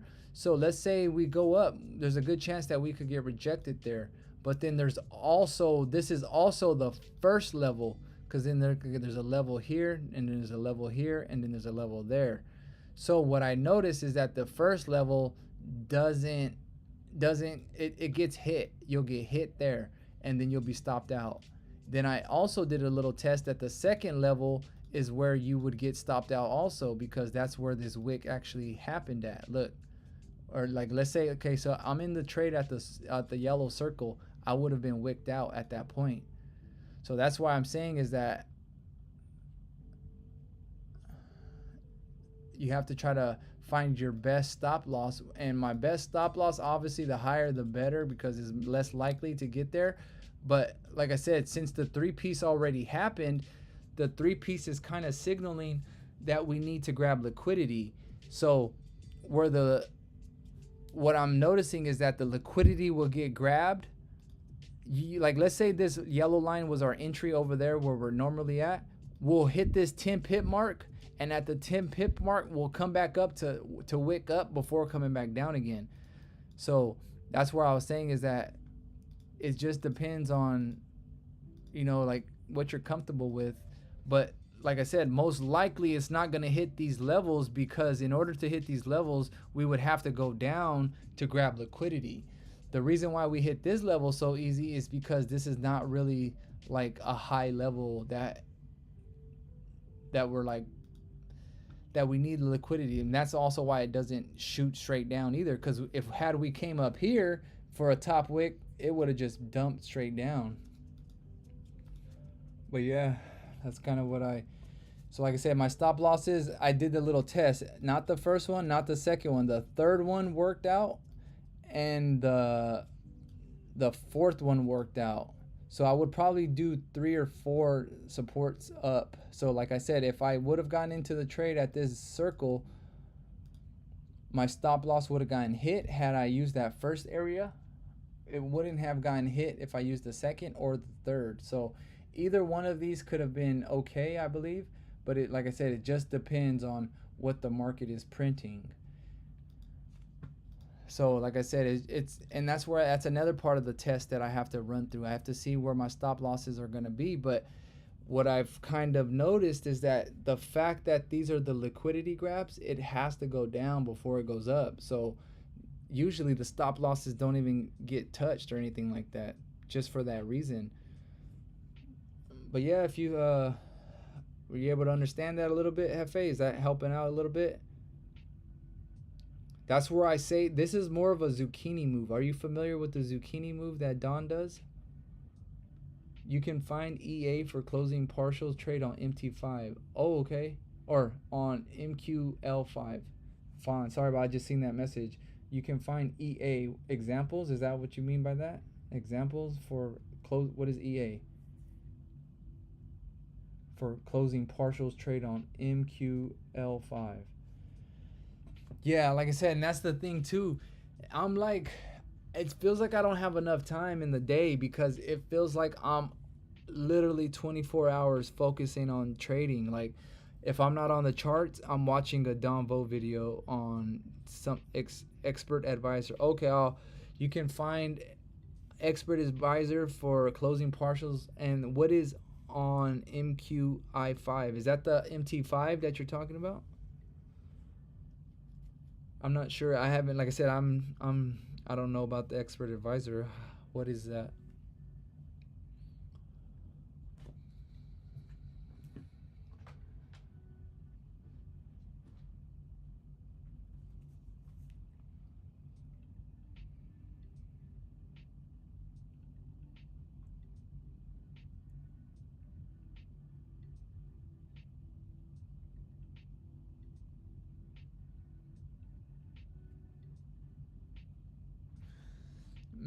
Machine query language.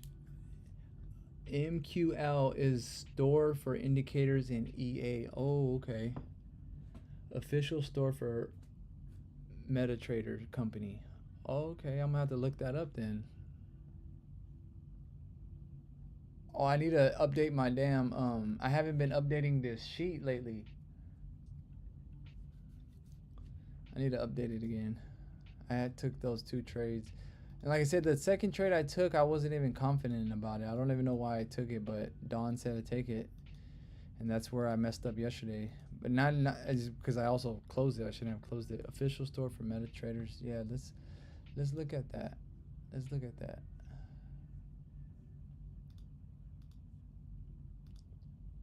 New tab. Let's see. MQL. Oh. And MQL is a marketing qualified lead or someone who is interested in your products or solution. As SQL is a sales qualified lead or someone who is interested and intends to buy. The difference between an MQL and SQL is the intent. So each type of lead requires different ads, outreach, and other messages. What does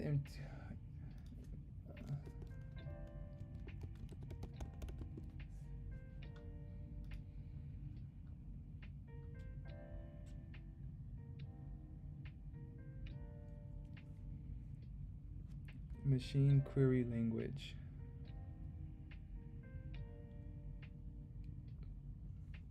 So Fawn, what would I use this for?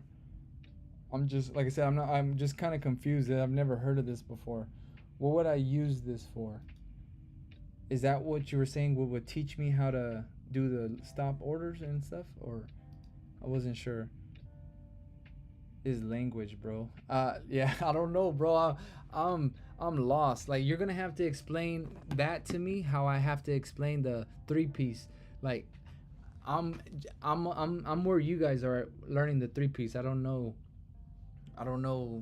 what's what. Check Discord. Okay, check Discord. All right, let me check Discord real quick. Oh, okay, nice, very nice. Let's see, open in browser. Yeah, perfect. Oh, okay. And all these things cost, I'm assuming, yeah. Oh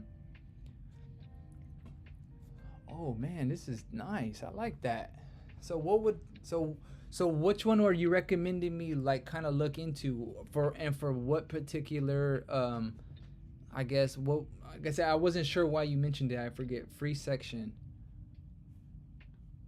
There's a free section? Oh, okay, I see what you're saying. There's a free section right here. That would be all the free ones. So let me see this website. I'm gonna just type it in. Copy.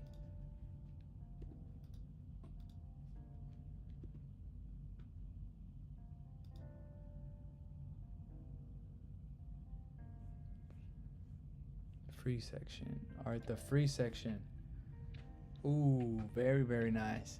All right, and I'm on MT5. Does that make a difference? Let me get onto MT5. Yeah, that probably does make a difference.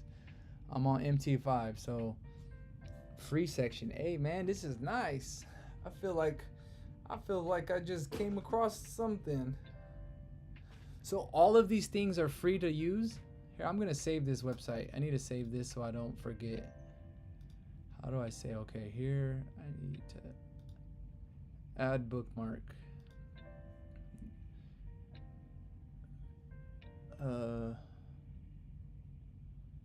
MQL. I'm gonna just name it MQL. MQL. That's a good one. MQL. Yes, free. All right. So which one are you kind of recommending that I need because of what I said? I'm not, like I said, I wasn't sure what this would be used for. I mean, I kind of see that it's like all learning tools, I guess, but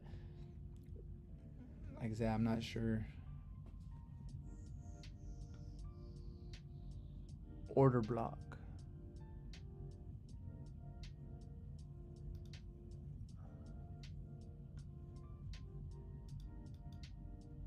I was gonna say this almost looks like a three-piece. Look at the big candle. This one closes, but you see how this candle went up? This is where I say like this is the confusion that people see. Like this is correct, but I would have rather it break this low to confirm it. But that's what I'm saying is like they don't I don't even know if they know, to be honest. Like I understand they're smart, they know, but like I said, there's no confirmation. If I were to copy this every single time, if I were to copy that every single time, it probably won't play out the way in my favor. But the one that breaks the bottom wick will. So that's why I'm saying I give myself a confirmation with that. Automatically or pre-sale up, or let me see. Okay, like partial closing positions automatically or preset your TP or stop loss. Okay, so this would so this will give me like it would help me like set up stop losses and things like that, is what you're saying. Like this is kind of like a tool so I could set stop losses faster or things like that compared to like doing it manually how I would normally do it. And which one would that one be? The one that would be for like setting up partials and stuff like that.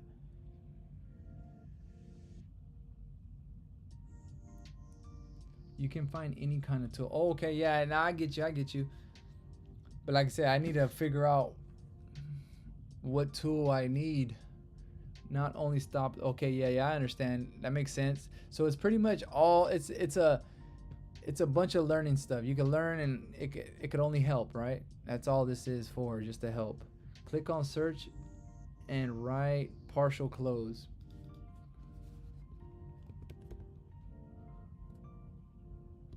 Partial close. Hey, Fawn, you're smart, man. You're really smart, bro. I like that. You're smart, man. This is why we're gonna stick together, and we're gonna make it to the top together, brother. I'm never gonna forget you.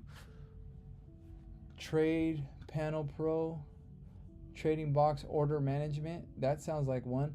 Save time placing orders and automate entry with advanced smart orders. Managing open trades with TBOM is easy. Video tutorials and manuals here. Find contacts on my profile. Free order box. Dashboard tool here. Free version. Works for all of that. AUDSAT, money management, risk percentage, position size. Hey man, that's Are you familiar with Time to Eat? Oh yeah, Time to Eat. He's one of Don Vo's students, right? He was actually on Don Vo's stream not too long ago.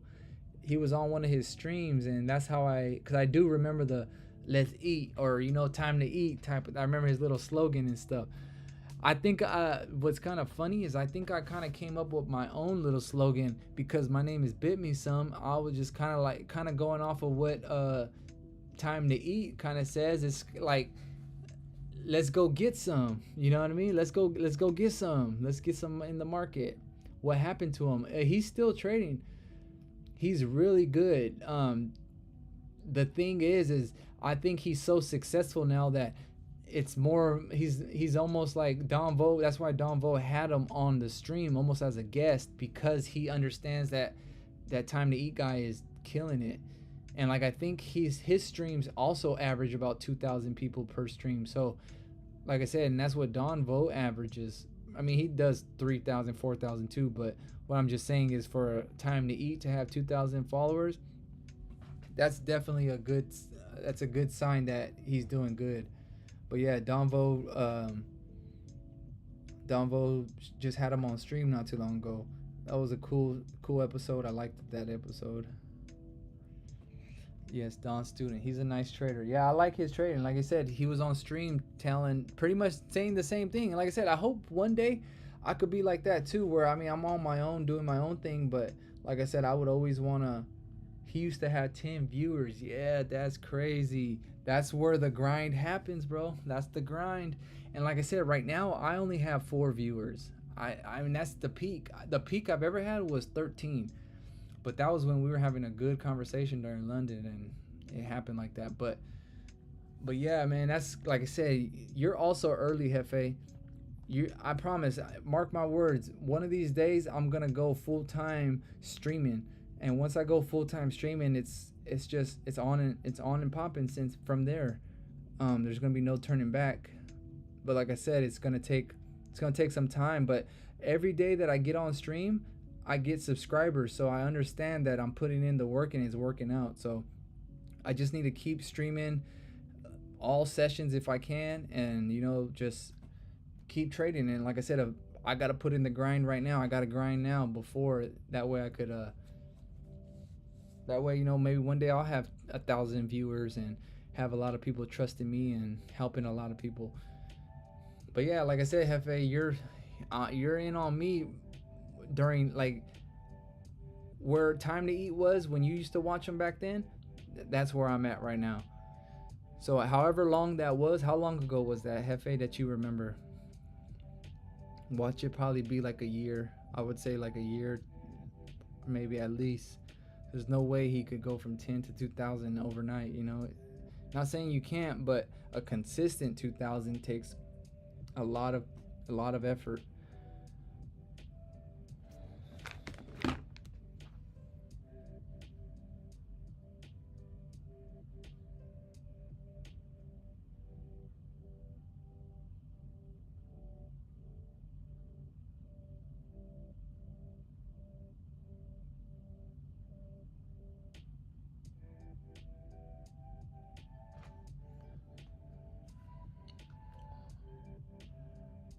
Price action indicator. No, that's not the one I want.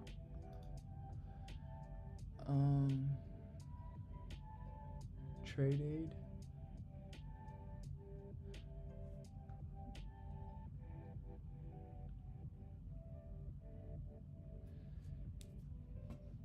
Seems off. He updated 8 wins to 10 wins today. Who, Time to Eat, did that?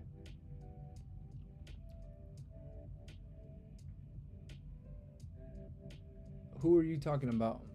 Are you talking about Time to Eat? Is he on stream right now? I'm gonna have to go back to that. Let's see.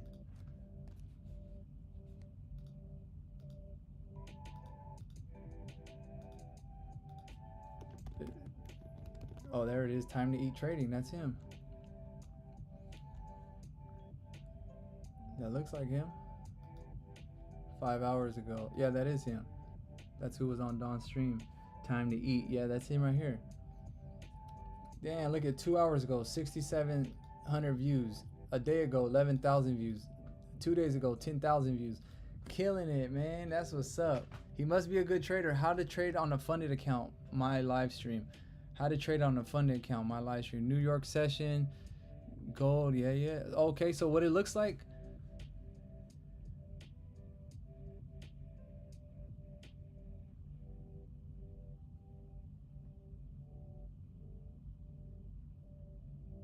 Is his name Nick also? Or are you talking about me?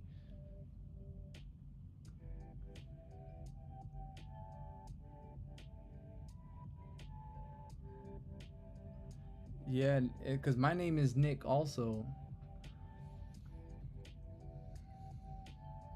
Well, I'm assuming he has like a trading journal and everything like Don does. So yes, his name is Nick. Hey, that's cool, man. So maybe this is my yeah, my name is also Nick, bro. That's why when you said Nick earlier, I thought you were calling me by my name, but I guess you must have been talking about time to eat.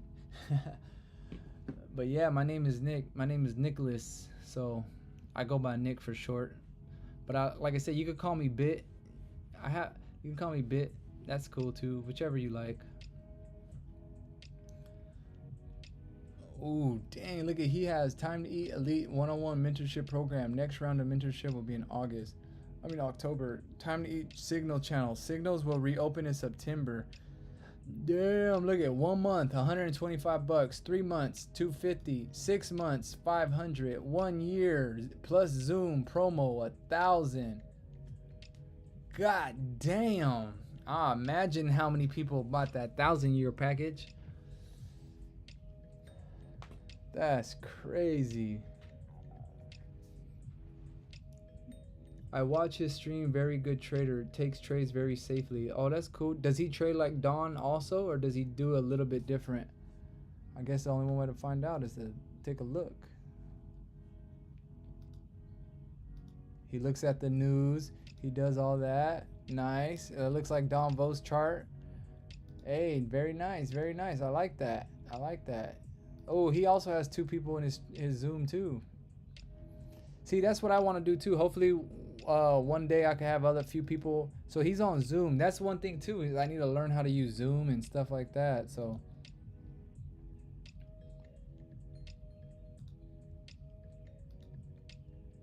Is this a trade he would get in?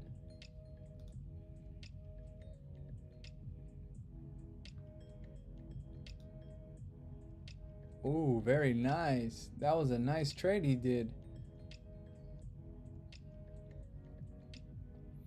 That would be the break, because why? That was the rejection. Because that was the rejection.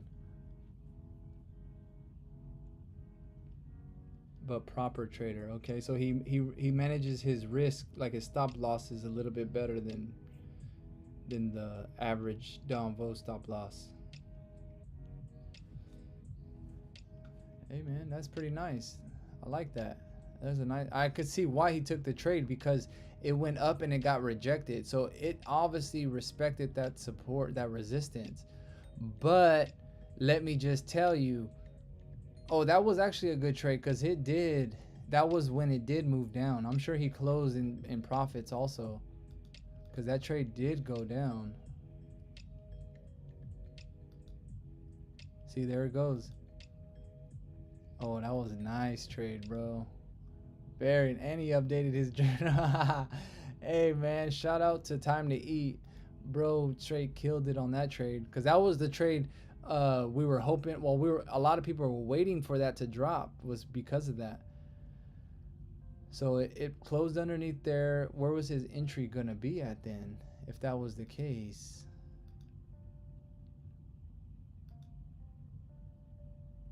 His entry would have been the close of this next candle that respected it. Okay, I can see that. That's a good trade though. Did it go back up after? Or did he close? Or is that a break even? Did that count as a break even?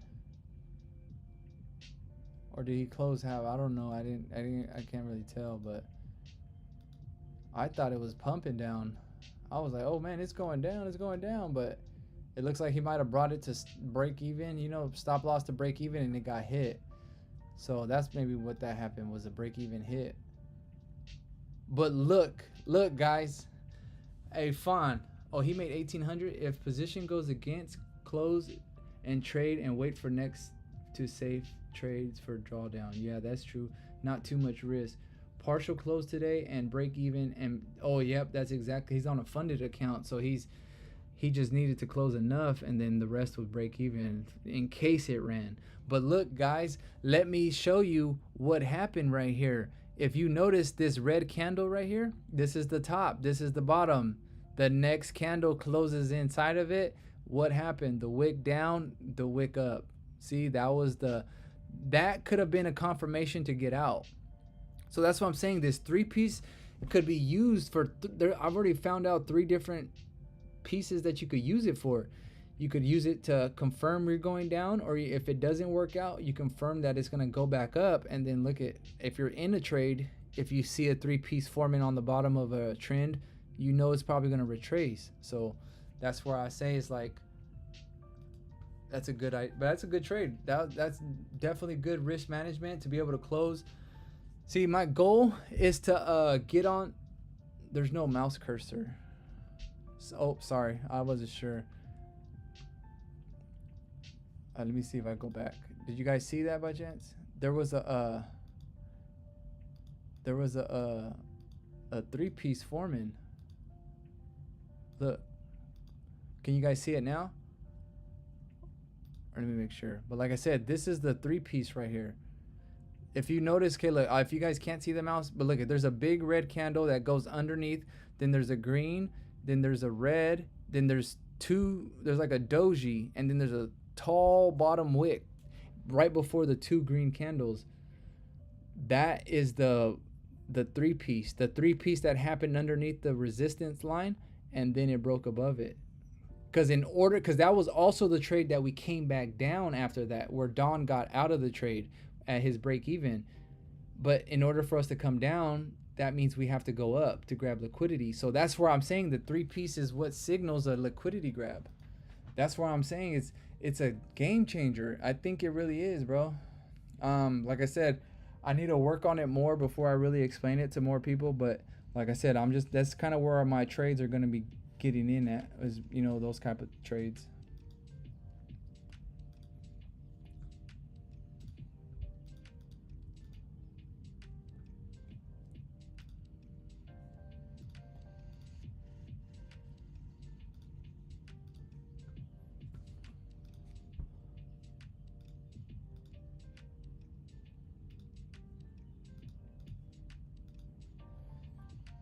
Hey, look, guys. Look what's happening.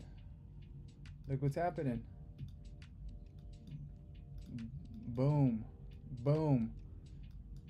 If we were to break this low, then come back up, that is signaling a liquidity. If it doesn't break the low, then it's signaling that we're going to, okay, since we're going down, we're expecting it to go down, so it would have to break these highs to come back down. Here, let me try to figure it out. I need to figure this out real quick. So over here, we took it to go up. This is where we took it to go down. Let me find if a 3-piece happened anywhere else so far. Like I said, it could have possibly been maybe here. That's only if this candle were to go down at the time. You know, I won't know because I kind of missed it, but I would assume it kind of did, because look at what happened after. We did come down.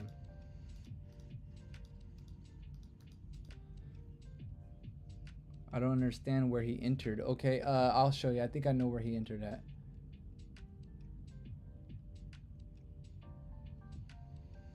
Let's see. I don't even know what time frame he was on either, but okay, it was right here on the 15-minute. Okay, so what he did was he took the trade because it respected that right there. So when we closed underneath that, his trade was this break of, I believe, the break of this bottom candle right here.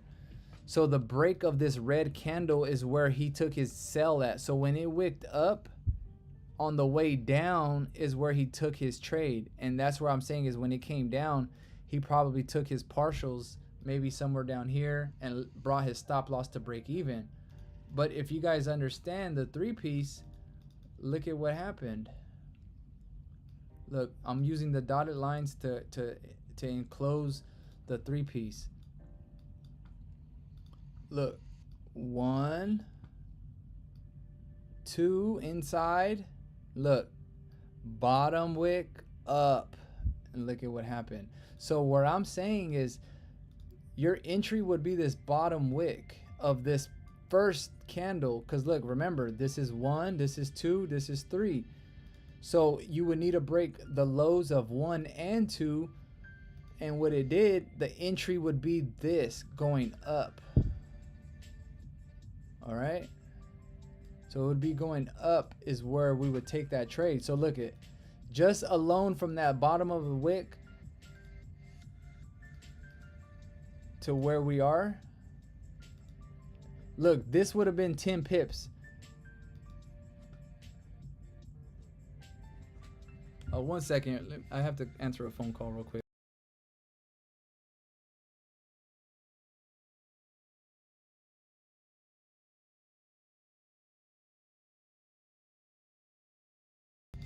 All right, I'm back. Sorry, I was the wrong number. But what I'm saying is, look at guys. Look at how easy that 10 pip move was.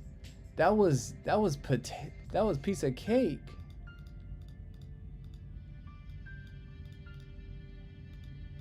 Look at that.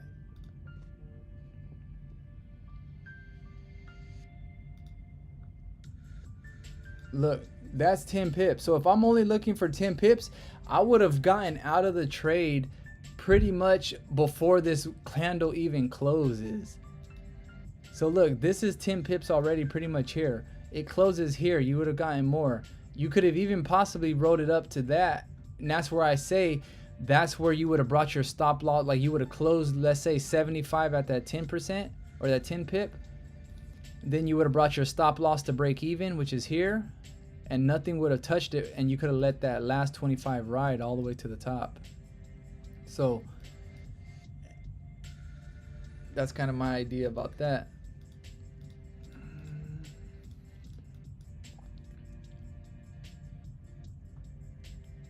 So about that, how about that, Hefe? Did that help a little bit?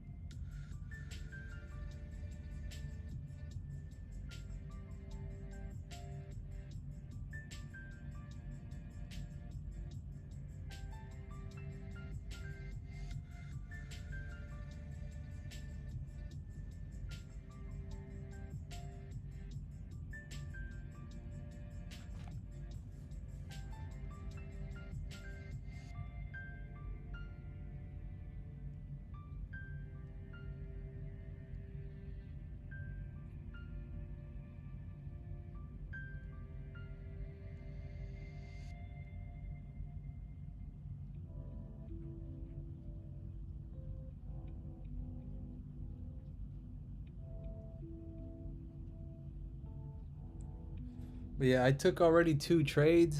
I was able to secure 10 pips, so I'm probably done, at least for now. But I took a fat loss yesterday, so I'm still a little bit behind. But like I said, I just gotta chip away at it little by little and stay disciplined. I shouldn't have been in the negative or the loss anyways. That was my fault. Got emotional, and that's what I'm saying. I'm still working on myself, but I'm holding myself accountable. I'm not saying, oh man, it's Don's fault I lost. No, bro, I got out of the trade. I pressed buy, I pressed sell, whatever it was, I did it. So if I were to win, I'm not like, oh, it's Don's fault. I'm like, oh, I know what I'm talking about. So the same way when you lose, it's your fault. And like I said, it wasn't even because of the strategy was wrong. The only thing is I just got emotional. I was in the trade for so long and it broke me in a sense where it's like I was looking at it so much I should have just waited. But like I said, I was hoping to get out, maybe break even. And if I would have just waited, I would have closed my second position in profit and I would have closed my first one just a little bit in the negative, which I would have been at least break even. So that was also my fault. Like I said, that's where I feel like a lot of new traders don't get, they don't become profitable because they blame the strategy instead of blaming yourself. When you know, I got out of the trade not because of the strategy. The strategy said to hold. I went against the strategy and I sold and I lost. So that's where I'm saying it's my fault. And that's where I say now I could either get better or I could blame somebody. I'm not going to blame Don because he's the one that he won. How come I lost but he won? it's because I didn't follow his plan either. But like I said, it's see, look, this was a 3-piece, right? Look, 3-piece, but it came down. So I would assume that this could be the entry to go back up. If it goes back up after this would be a 10 pip entry. Watch. 10 pips right there. It's about to hit it.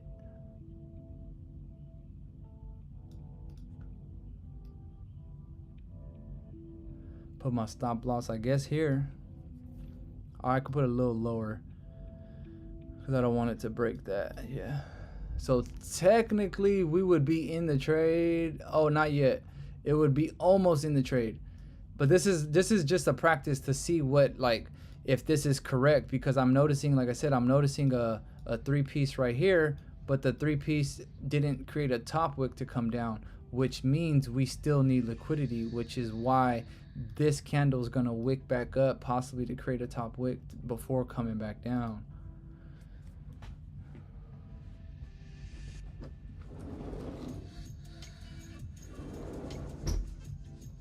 You want to go outside?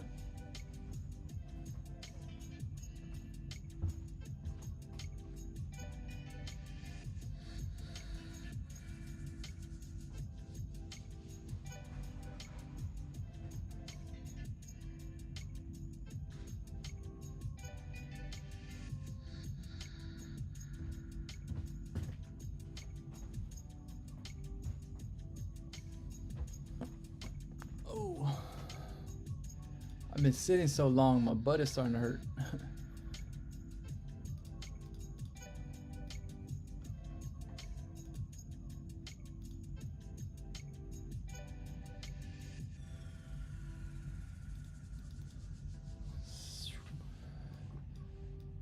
So this is why it would be good to have a limit order.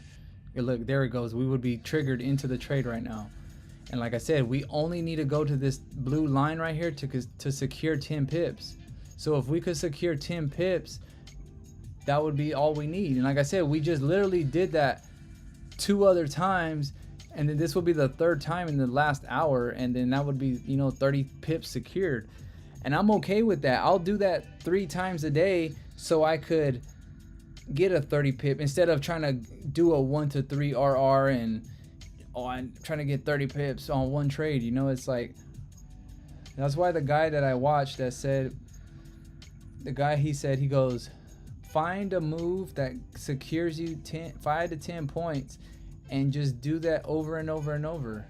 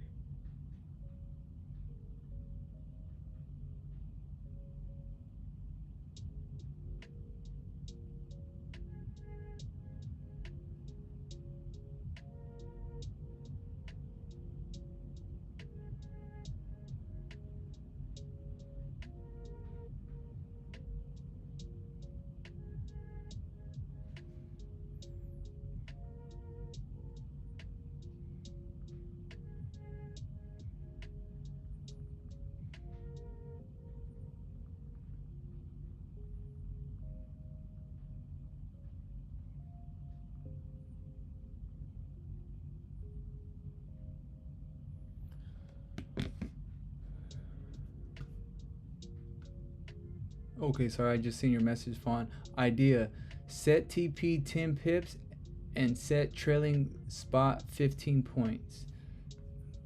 Set trailing spot meaning like this right here maybe. 15 points would be here. Yeah, which will also be the bottom of this break. But the thing is what I kind of noticed is, let's just say it does go down there. I don't want it to just hit off of there and then come up. Whereas like I might want to put it to the next candle right here, just in case to cover me for possible spreads maybe too, if that's a chance. You would get some extra pips without any loss.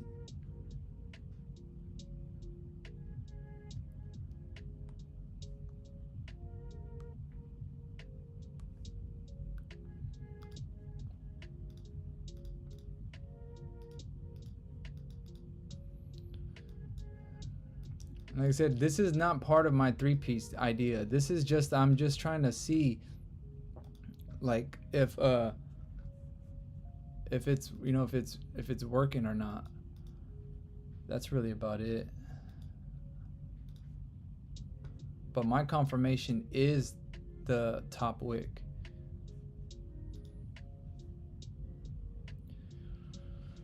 But yeah, after this plays out for a second, I might be getting off in a sec because I'm already kind of done trading right now. I need to let my computer charge and I need to do a few other things. But